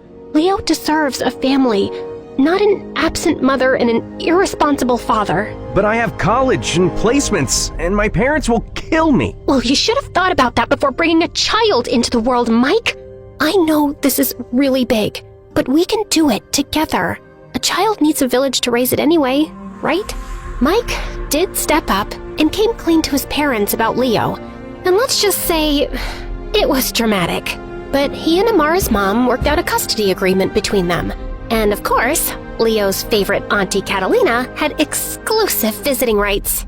Also, my dad agreed to invest in Adrian's idea to help underprivileged kids. And a month later, we had a party to celebrate the launch of his project.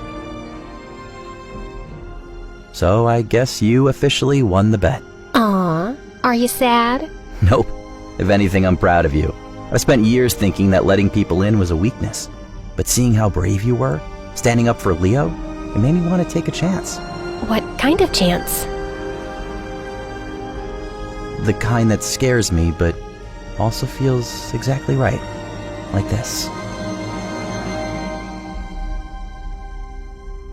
Growing up, my parents were super intense about my education. They were both professors at the local university. Dad was a professor of mathematics, and Mom was head of psychology. 60% of kids without a master's degree are said to be clinically sadder than those without. They were basically prepping me for Ivy League school from the ripe old age of 5. Mom, can I play in the sandbox? No, honey. The sandbox isn't going to help you get into a good college. You need to master your ABCs first. But no matter how hard I tried, I just wasn't good at school. I just didn't see the point. What would I learn there that would help me achieve my true passion? Dancing. Ever since I was young, just the sound of the garbage truck backing up would make me bust a move. Honey, are you feeling okay? One morning, while I was choreographing a new dance for the school talent show, my parents stormed into the room like 2 furious prosecutors ready to deliver a life sentence. Becca, turn that noise off right now! I froze mid-move, 1 foot in the air, and held up my harmonica bottle like it was Exhibit A. It's not music, it's my water bottle. Excuse me? Yeah, see? The bottle you guys gave me? It has a built-in harmonica cap, so technically I'm hydrating and being a musical genius at the same time, which honestly is pretty productive if you ask me. Wait, it does what? I took a deep breath and blew into the cap. A loud, shrill whistle-like note filled the room. Ta-da! Best present ever! Becca, put the bottle down. We're serious. I sighed, but placed it down. We're very disappointed. You flunked 3 classes and now you have to repeat the 8th grade. And as punishment, we're sorry, but you can't compete in the talent show. Oh, okay. Okay, that's it? You're not angry? Nah, I'm used to it. No good grades, no talent show, no future, no husband. I'll be outside, digging my own grave. Becca, don't be so dramatic. I picked up my harmonica bottle and played a slow, tragic tune. A funeral march, if you will. Too late. Ugh, Becca, we're serious. You need to get your priorities straight. Oh, I have priorities. Dance, talent show, become TikTok famous. Academics are like, 6th on the list. Well, they better move to 1st, or else. Fine, but I'm keeping my grave plot, just in case. To make things way, way worse, all my friends were all moving up without me. When I started 8th grade again, for the 2nd time, I was totally ridiculed. Becca, how about you? What's 6 times 6? 220? I think we need to send Becca back to 3rd grade. Ha, idiots. Laugh it up now. Just wait until I'm your teacher. First lesson, Advanced Apologies 101. Homework, begging for mercy. I was miserable, but as I was walking home from school, I heard my favorite song playing, like it had come from the heavens. I followed the noise to a brick building. When I looked through the window, I saw a group of teenagers my age with their own totally distinct styles, taking turns showing off their individual dance routines. They looked happy. I rushed home, ecstatic. Mom, Dad, I've seen the light. I found my calling. I need to join a modern dance class. Becca, sweetie, how about you find your calling in algebra first? Ugh, algebra doesn't call anyone, Mom. It's like a spam call. Modern dance is my destiny. And your grades? What about those? I'll get my grades up. Straight A's. I'll even tutor other kids. Just let me dance. Fine, but if your grades don't improve, we're canceling everything. Yes, thank you. I won't let you down. Unless it's a backflip. Then I might. Becca. Sorry, couldn't resist. Thank you. Now all I had to do was figure out how to pull the grades thing off. I just needed to find Jeannie. Jeannie was a bookish girl who was made fun of at the talent show last year for her terrible choreography. But one day in the bathroom, I caught her practicing a TikTok dance. Oh gosh, I didn't know anyone was in here. Look, I know you want to become a good dancer. Redeem yourself from last year's dumpster fire, right? Well, I have a proposition for you. I offered to teach Jeannie how to dance in exchange for letting me copy off her tests. Class was a little intimidating at first. Everyone seemed poised and confident, and I'd never shown anyone my routine before. But when the instructor put me on the spot, something primal kicked in. I just went for it. I had no idea if I was any good or not. And then, as I was mid-spin, I fell onto the floor. Hard. I was mortified. After class, I got a tap on my shoulder. It was a boy from class, and he had a sly smirk on his face. I totally thought he was gonna make fun of me. I like your moves. They're very personal, full of emotion, deep. Wait, really? Before I could say anything else, like, thank you, I heard a loud beep. Come on, honey, let's go. Mom seemed to be in a salty mood when I got into the car. Did you have fun at class? So much fun. Good, 'cause it's your last class. You've been expelled. You're grounded for the summer. What? Your math teacher caught you peeking over at Jeannie's desk. She questioned Jeannie, and she told her everything. We're so disappointed in you. I don't know where we went wrong. Jeannie, that traitor. Remind me when I become her teacher to give her detention every time she gets a correct answer. Guess who's staying after school forever, Jeannie? When we got home, I locked myself in my room, crying. My dreams of dancing were crushed. That summer, I was so depressed, I couldn't even bring myself to practice dancing in my room. I had all but given up on my dreams when I bumped into none other than Freddie at a pizzeria, scarfing down my sadness with a full pie to the face. Hey, I know you. Hi. Dance class, right? You never came back. Yeah, it was a family emergency. Well, the next class starts in October. Hope to see you there. Now I had to transform into a good, studious learner, or my parents would never let me join the class. So the night before my first day at my new high school, I gave myself a little makeover. I grabbed a pair of scissors, chopped off my hair, replaced my contacts with glasses, and laid out my most scholarly outfit. The next morning, my parents' jaws dropped. Is that my daughter under those clothes? Yep. I've decided to take school seriously. You're right. It's important for my future. Oh my gosh, honey. We've been waiting 17 years for you to say that. But I've only been talking for 14 years. Oh, we know. You started talking later than the other kids, but better late than never. And I only took 2 steps inside the school before I heard the principal calling my name. Miss! Yes, sir? You must be Miss Rosen, the new teacher. I thought you didn't get any of our voicemails that we couldn't find a substitute for a month. So glad you made it work. Your CV is impressive, and we're excited to have you as the homeroom/English teacher for grade 9. Wow, I must have overdone the scholarly look, but the bell rang before I could respond. Sorry, gotta go. Don't want to be late for class. I walked into homeroom feeling intimidated, and now old. All the kids knew each other. They were talking about their crushes and summer jobs and all the usual stuff. But then I heard them talking about something that put a pit in my stomach. So did you get through the summer reading list? Yeah, duh. I'm not gonna be an idiot like my mom. I want to get into a good college and marry a successful doctor. Wait, are you taking algebra or calculus? Summer reading? Calculus? I was in way over my head. I hadn't prepared for any of this, and I only had 1 month to get my grades up before dance class enrollment. I took the only seat available, which was right next to them. Hi, I'm...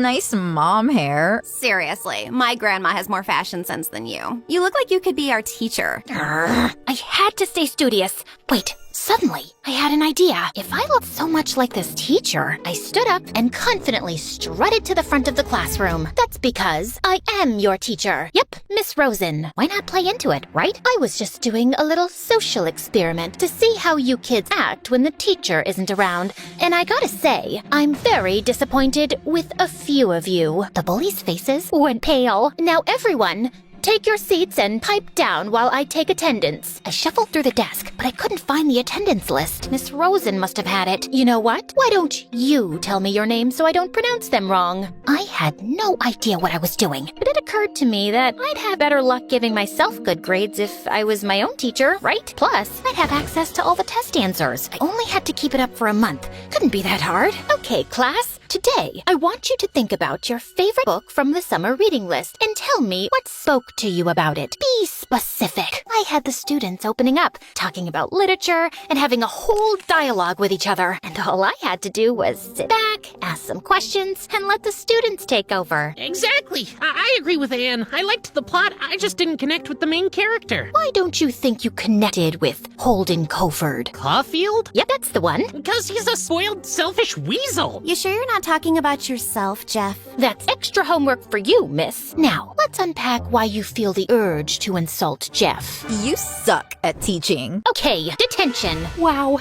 it felt good to have power, and I actually felt like I was kind of good at this. Soon, I was borrowing my mom's clothes, kicking on the makeup, and saying things like, no running in the hallways. It was awesome. Don't worry about Becca's absence. I've already been in touch with her parents, and she'll be back to school in no time. I'm handling it. I brought straight B's back to my parents. Didn't want to be too suspicious and get A's. And when they called to confirm I was doing well and not cheating, I answered. She's a wonderful student, Miss Baker. She really applies herself, and she's improving every day. Oh, that's such a relief. You know, she always was a troubled student. Well, maybe if her parents... you're doing a wonderful job.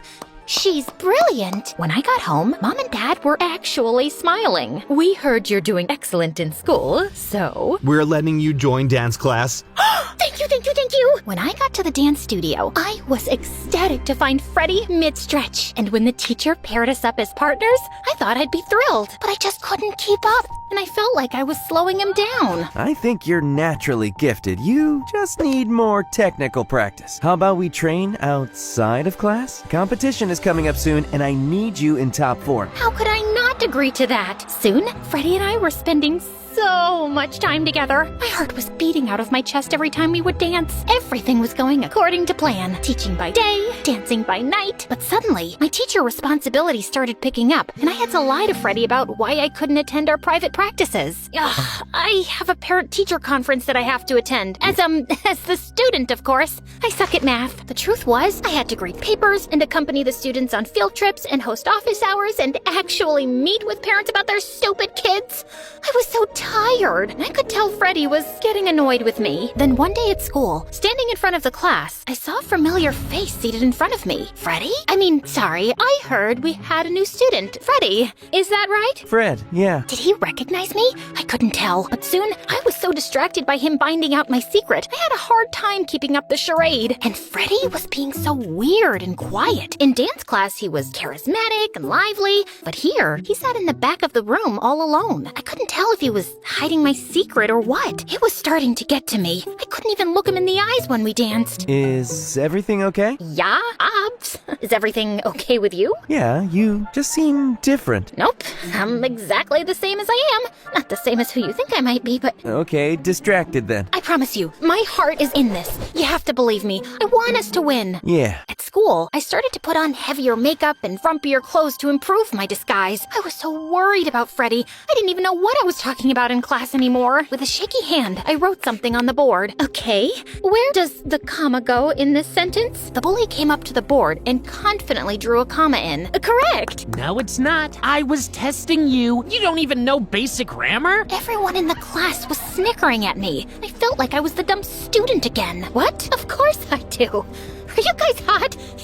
Is it hot in here? I took off my cardigan, and suddenly, Freddy's expression changed. He was staring at me, and then I realized my birthmark. I had a diamond-shaped birthmark on my shoulder. He was the only one who'd seen it. I have to go to the bathroom. I stormed off, exposed. Then I heard someone call behind me. Wait! Freddy rushed towards me, staring me in the eyes. He pulled off my glasses, which could have been romantic, but nope, not like this. Becca, is that you? I turned even redder. I was speechless. I can't believe it. It is. What's going on? Is this a joke? Okay, I know it sounds crazy, but hear me out. My parents wouldn't let me dance unless my grades went up, and then I found out I looked like this new teacher who was sick, and so I just pretended to be her, and I guess I kinda got carried away. That is crazy. Please don't tell anyone. The competition is only a week away, and I need to show my parents I'm good at this so they'll let me go to dance school and not their alma mater.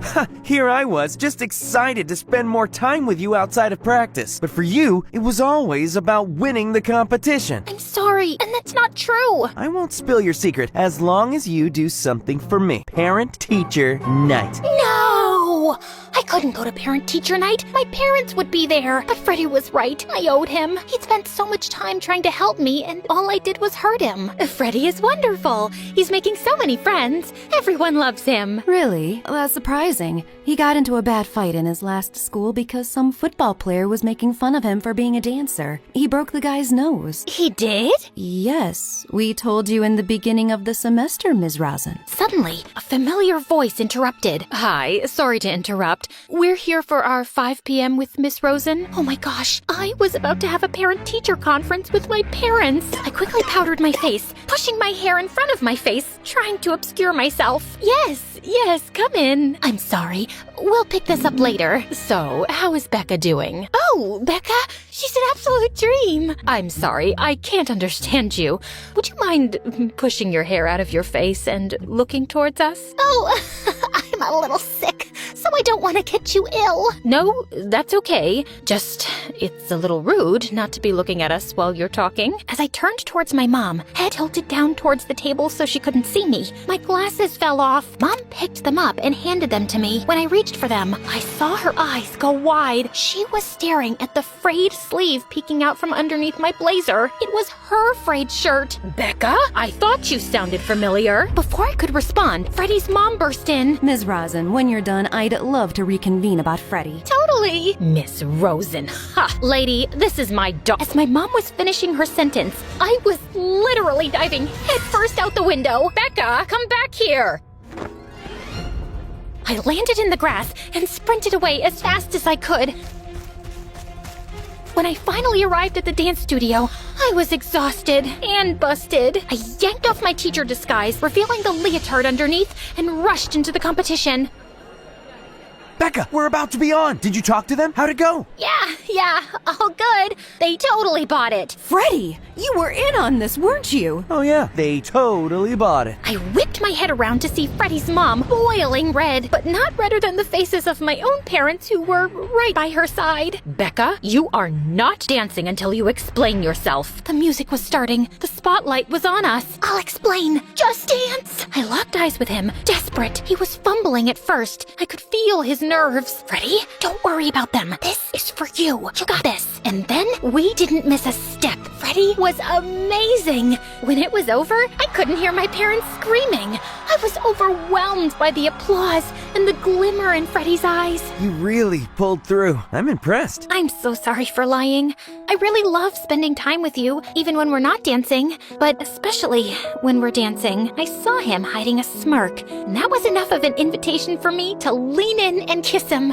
As our lips touched, Becca! You tricked my son into going along with your charade so he could say he gets along with his classmates? You know he punched someone. Was killed. He was provoked. He shouldn't have punched them, but if someone insults your passion, sir, how would you feel? Freddy might not get on well with others at school, but here, in this place, he's the coolest, most adored guy. This is our family. This is our school. Freddy grabbed my hand, squeezing it. Yeah, and Becca is such an incredible dancer. She may not be good at academics, but she has a passion. All she needs is her parents' support. Plus, she is a good teacher. She taught me what it's like to fight for what you care about, no matter who tries to tear you down. I suddenly saw my mom's face soften, just a little. I guess that's something. And you did have good stage presence. I guess if dancing is your passion, I won't get in your way. As long as you have a backup plan. Wait, really? As long as you have a backup plan. I couldn't believe it. I finally got my parents' approval. Sort of. I hugged Freddie, and he grabbed my shoulders and kissed me like our parents weren't right there. I was on cloud 9. The rest is history. Freddie and I started dating, and I officially enrolled in school as a student. I finished the semester with all C's, under the perfectly boring teachings of the real Miss Rosen. But I got to keep dancing, and the following year, Freddie and I got into Juilliard. After a brief stint touring as a background dancer for pop artists, I got burnt out and wanted to spend more time at home with our new family. So I fell into my backup plan. All right, kiddos, don't hold back. I want to see those moves. Teaching dance classes to middle schoolers. And when my daughter told me she wanted to be a dancer, I freaked out for a minute. Who would want to have their daughter be a dancer? Oh, I guess my parents were right.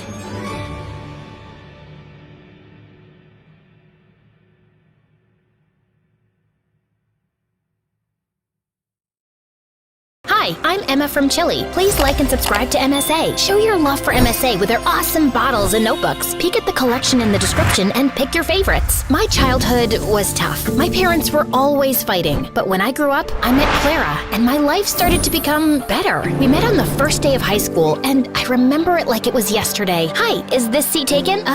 No? Great. I saw you sitting alone and thought you needed some company. Is that a choco chip muffin? I love them. You get the best muffins at this coffee house nearby, but if you eat too many, you might get gas or a sugar rush. Sorry, I'm blabbering a lot, right? Kind of. You'll get used to it. I'm Emma, by the way. Do you want to be my friend? Trust me, we both need friends if we want to survive high school. Oh, okay. I'd like that. I'm Clara. Since that day, we were like gum. Clara was a pretty and shy girl, and me, well, I was the weird girl with a tiny obsession for Sherlock Holmes. You better not be asking who Sherlock Holmes is. Wow, that's an interesting outfit. It's my Sherlock Holmes uniform, Clara. I already told you like a trillion times. Yes, of course. How can I forget? The world's greatest detective, right? The best, the biggest, the most... Wait, are you teasing me? Wow, you figured it out. Guess you are good at detecting things. It's elementary, dear Watson. What? Oh, never mind. But despite my weirdy personality, Clara always stuck by my side until one day, everything started to break. I was coming back from school and saw Mom going crazy in rage. She was screaming at Dad, throwing his stuff outside, while Dad just looked like a deer in the headlights trying to stop her. Let go of my hand. That's it. I can't live with someone who scams others. We're done. Get out of my house. Please, not in front of Emma. Why? She should know what kind of father she has. Tell her how you scammed people into investing money in your little Ponzi schemes. Tell her that you're a liar and a crook. Go on. A mouse got your tongue? Mom kept screaming at Dad, and I just couldn't take it. So I ran away to my room and locked my door. Mom followed me and was still screaming, but I just lay on my bed trying not to cry. And later that night, she came into my room. I know you feel horrible, darling, but it's for the best. Your father was a good guy, but now he prefers money over his own family. But what happened? I don't know, dear, but I do know that you and I are going to be just fine. We're a team. Remember that, okay? The next day, I went to school feeling worse than ever, but I saw Clara and I got a little happy. Hey, I had the most awful day yesterday. Can we skip classes and talk? I really need to vent. And why do you think I have the time to listen to you whine? Excuse me? Clara started to walk away from me, but I stopped her. No, wait, I don't understand. Did I do anything wrong? We can talk about it. Oh, God, if I have to listen to you talk one more time, I will kill myself. I don't even know how your parents tolerate you. You're so childish and annoying. I can't be around you anymore. But we're best friends. And now we're not. So please don't talk to me again. Clara left, and I felt completely broken. Did she always think of me like that? I tried to talk to Clara between breaks, but she ignored me, and she did so for the rest of the week. I had no other friends, so I just spent my time in the school library reading some Sherlock Holmes. At least the books were loyal. But one day, I was walking to my next class and saw a notebook by the lockers. I opened it out of curiosity, and what I saw blew my mind. The notebook was full of pictures of Clara. Clara going to class, Clara in the gym, Clara walking to her house. What kind of creep would do something like this? I was flipping through the pages when I noticed someone familiar in one of the photographs. It was this guy from our class, Gerardo, and he was holding a camera in a mirror reflection in the photograph. I'd seen Gerardo following Clara around in school, and I always felt that there was something off about him, but Clara would never let me chase him away. And now he was taking her pictures? This guy was a freak, and I had to do something before Clara was in some serious trouble. So I went to the principal and explained everything to her. I can't accuse any student without real proof, Emma. I mean, Gerardo is the official photographer for our yearbook. He could be taking pictures of anything else. But if you feel so strongly about this, I'll tell the teachers to be on the alert, okay? But nothing ever happened. Since telling the principal blew up in my face, I fell back on the one thing that I knew would work, my awesome detective skills. I spent the entire night stalking Gerardo on social media, but it was a dead end. The only possible solution was to confront him. But the next morning when I entered school, I saw Clara walk in with Gerardo looking completely different. Her face was painted with makeup and her hair was all red. Oh my God, Clara, what happened? Did a radioactive spider bite you or something? What happened to your hair? And what's with the makeup? Can you stop touching her, you freak, and get out of the way? I wasn't talking to you, creepy stalker. Clara, what are you doing with him? Did he torture you? Do you need my help? She doesn't need anything from you, so get lost if you have nothing to say. Clara didn't look at me, so I walked closer to her, ignoring Gerardo's protests, and pulled out the notebook. Clara, this guy is a stalker. He's been taking your pictures since God knows when. Look, he's even in one of these pictures. Can you see that tiny little reflection in the background? Clara ripped the notebook out of my hands and finally looked at me, angry. What part of I don't want to be your friend didn't you understand? I don't care about your little detective games, okay? It's not a game. This guy is creepy and weird, and my boyfriend? He's my boyfriend, okay? Now stop insulting him with your dumb games and get out of my face. Clara stormed off before I could ask any questions, but Gerardo stayed, smiling at me. Thank you for finding my notebook. I was worried about losing my favorite photos of my girlfriend. Listen, I don't know how you brainwashed her, but she's not like that. I didn't do anything to her. I just offered her a quick way to earn money. What did you make her do? Why don't you ask her? He left with a victorious grin on his face. I started to feel really worried about Clara. The next day, after the end of the school day, I was determined to save Clara any way I could. So I decided to follow Gerardo like a shadow. After a while, I saw him slipping through the school back gate and entering a scary dark alley. I hid behind a pillar and saw him wait there. And moments later, a bunch of guys came in on their motorcycles, each scarier than the next. How you feeling about tomorrow, boss? Pretty good. You have the motorcycle I asked for? Yeah, it's in Clara's house. Perfect. I taught Clara everything she needs to know about riding motorcycles, and I've told her to meet us right here tomorrow. I'm telling you, Clara's so ready for this race. She's gonna nail it. And what if she doesn't? Then we train her more till she can. But don't worry, I can feel that money is ours already. Everyone started cheering in celebration, so I got out of there before they saw me. I ran until I found a bench and sat down. Clara was participating in a motorcycle race? Why? I had so many questions, but right now, the only thing on my mind was to save Clara from this dumb race. The plan was simple. I was gonna go to the dark alley after school and wait for Clara to show up, and then I would just grab her arm and run till we were safe. So the next day, I went to the alley extra early and waited for everyone to show up. Everyone, including Gerardo, was around, but Clara was nowhere in sight. Half an hour went by, and when she didn't show up, I decided to leave, but my jacket got caught in one of the boxes and I fell, and all eyes turned to me. Whoopsie! I was just making sure there was no rats here. I think it's safe to say that this place is officially rat-free. Okay, bye! I turned around to run for my life when suddenly Clara popped in front of me looking like a raging bull. I thought I asked you to stay away. I just want to help you, Clara. This is too much. I don't know what's happening with you, but I can help. How? You didn't even know your father's a scamster till your mom told you. I know you think you're some great detective and you can help everyone, but no, Emma, you can't. You have to stay away from this. Get that in your thick skull and leave me alone. I know you're saying this to hurt me, and I am hurt, I won't lie, but Clara, this is too dangerous and— Okay, enough. My head's hurting listening to your annoying voice. Lock her up. Wait, Clara tried to protest, but someone dragged me into a room nearby, took off my backpack, threw me in, and shut the door. I could hear Clara almost crying, so I pressed my ear to the door, trying to hear outside. I know she's in trouble, but you can't leave her here. You need to focus right now. We'll come back for her later, I promise. Now get on the motorcycle. You've got a race to win. I tried to scream for help, but I gave up after a while and just sat down on the floor. Ugh, how did I let this happen? I spent hours walking in circles and knocking on the door, but then I suddenly came up with an idea. I'd read in the Sherlock Holmes books how to pick locks with a hairpin, so I took the one I had in my hair and started to try it. Something clicked, and all of a sudden, the door opened. Bullseye! I knew I had it in me. Okay,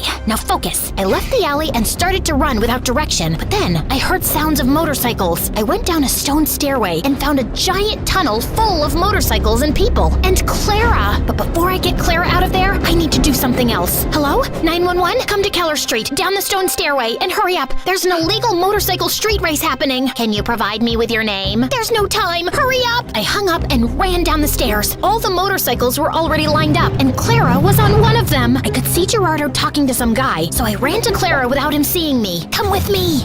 It's impossible to escape from you, right? You can roll your eyes later. Just get off this thing and come. Emma, you don't understand. I found out a week ago that my parents declared bankruptcy, and we might have to move to a homeless shelter. He's a liar. Look at that nose on his face. It's so plastic and fake. You can't trust him. His nose was really crooked. You should have seen. Wow, great story. Let's save it for another time. Now come. Just as Clara stepped down from the motorcycle, we heard police sirens outside. I pulled Clara away before Gerardo or anyone else could frame her. How? Shh, you're a suspect. If anyone asks why you're hiding behind this bush, pretend that you're from a really exotic island, you know? Maybe you're collecting a... Emma, I'm such an idiot. I ruined everything. My grades, my life, my future, our relationship. Gerardo told me not to talk to you anymore because he wanted me all to himself. Emma, I am so sorry about everything. I just really need my friend right now. Hey, don't worry. I'm not going anywhere. You and your family can stay with us until you guys get back on your feet. Let's just go home and get you cleaned up. I missed you. I missed you too, Emma. Thank you.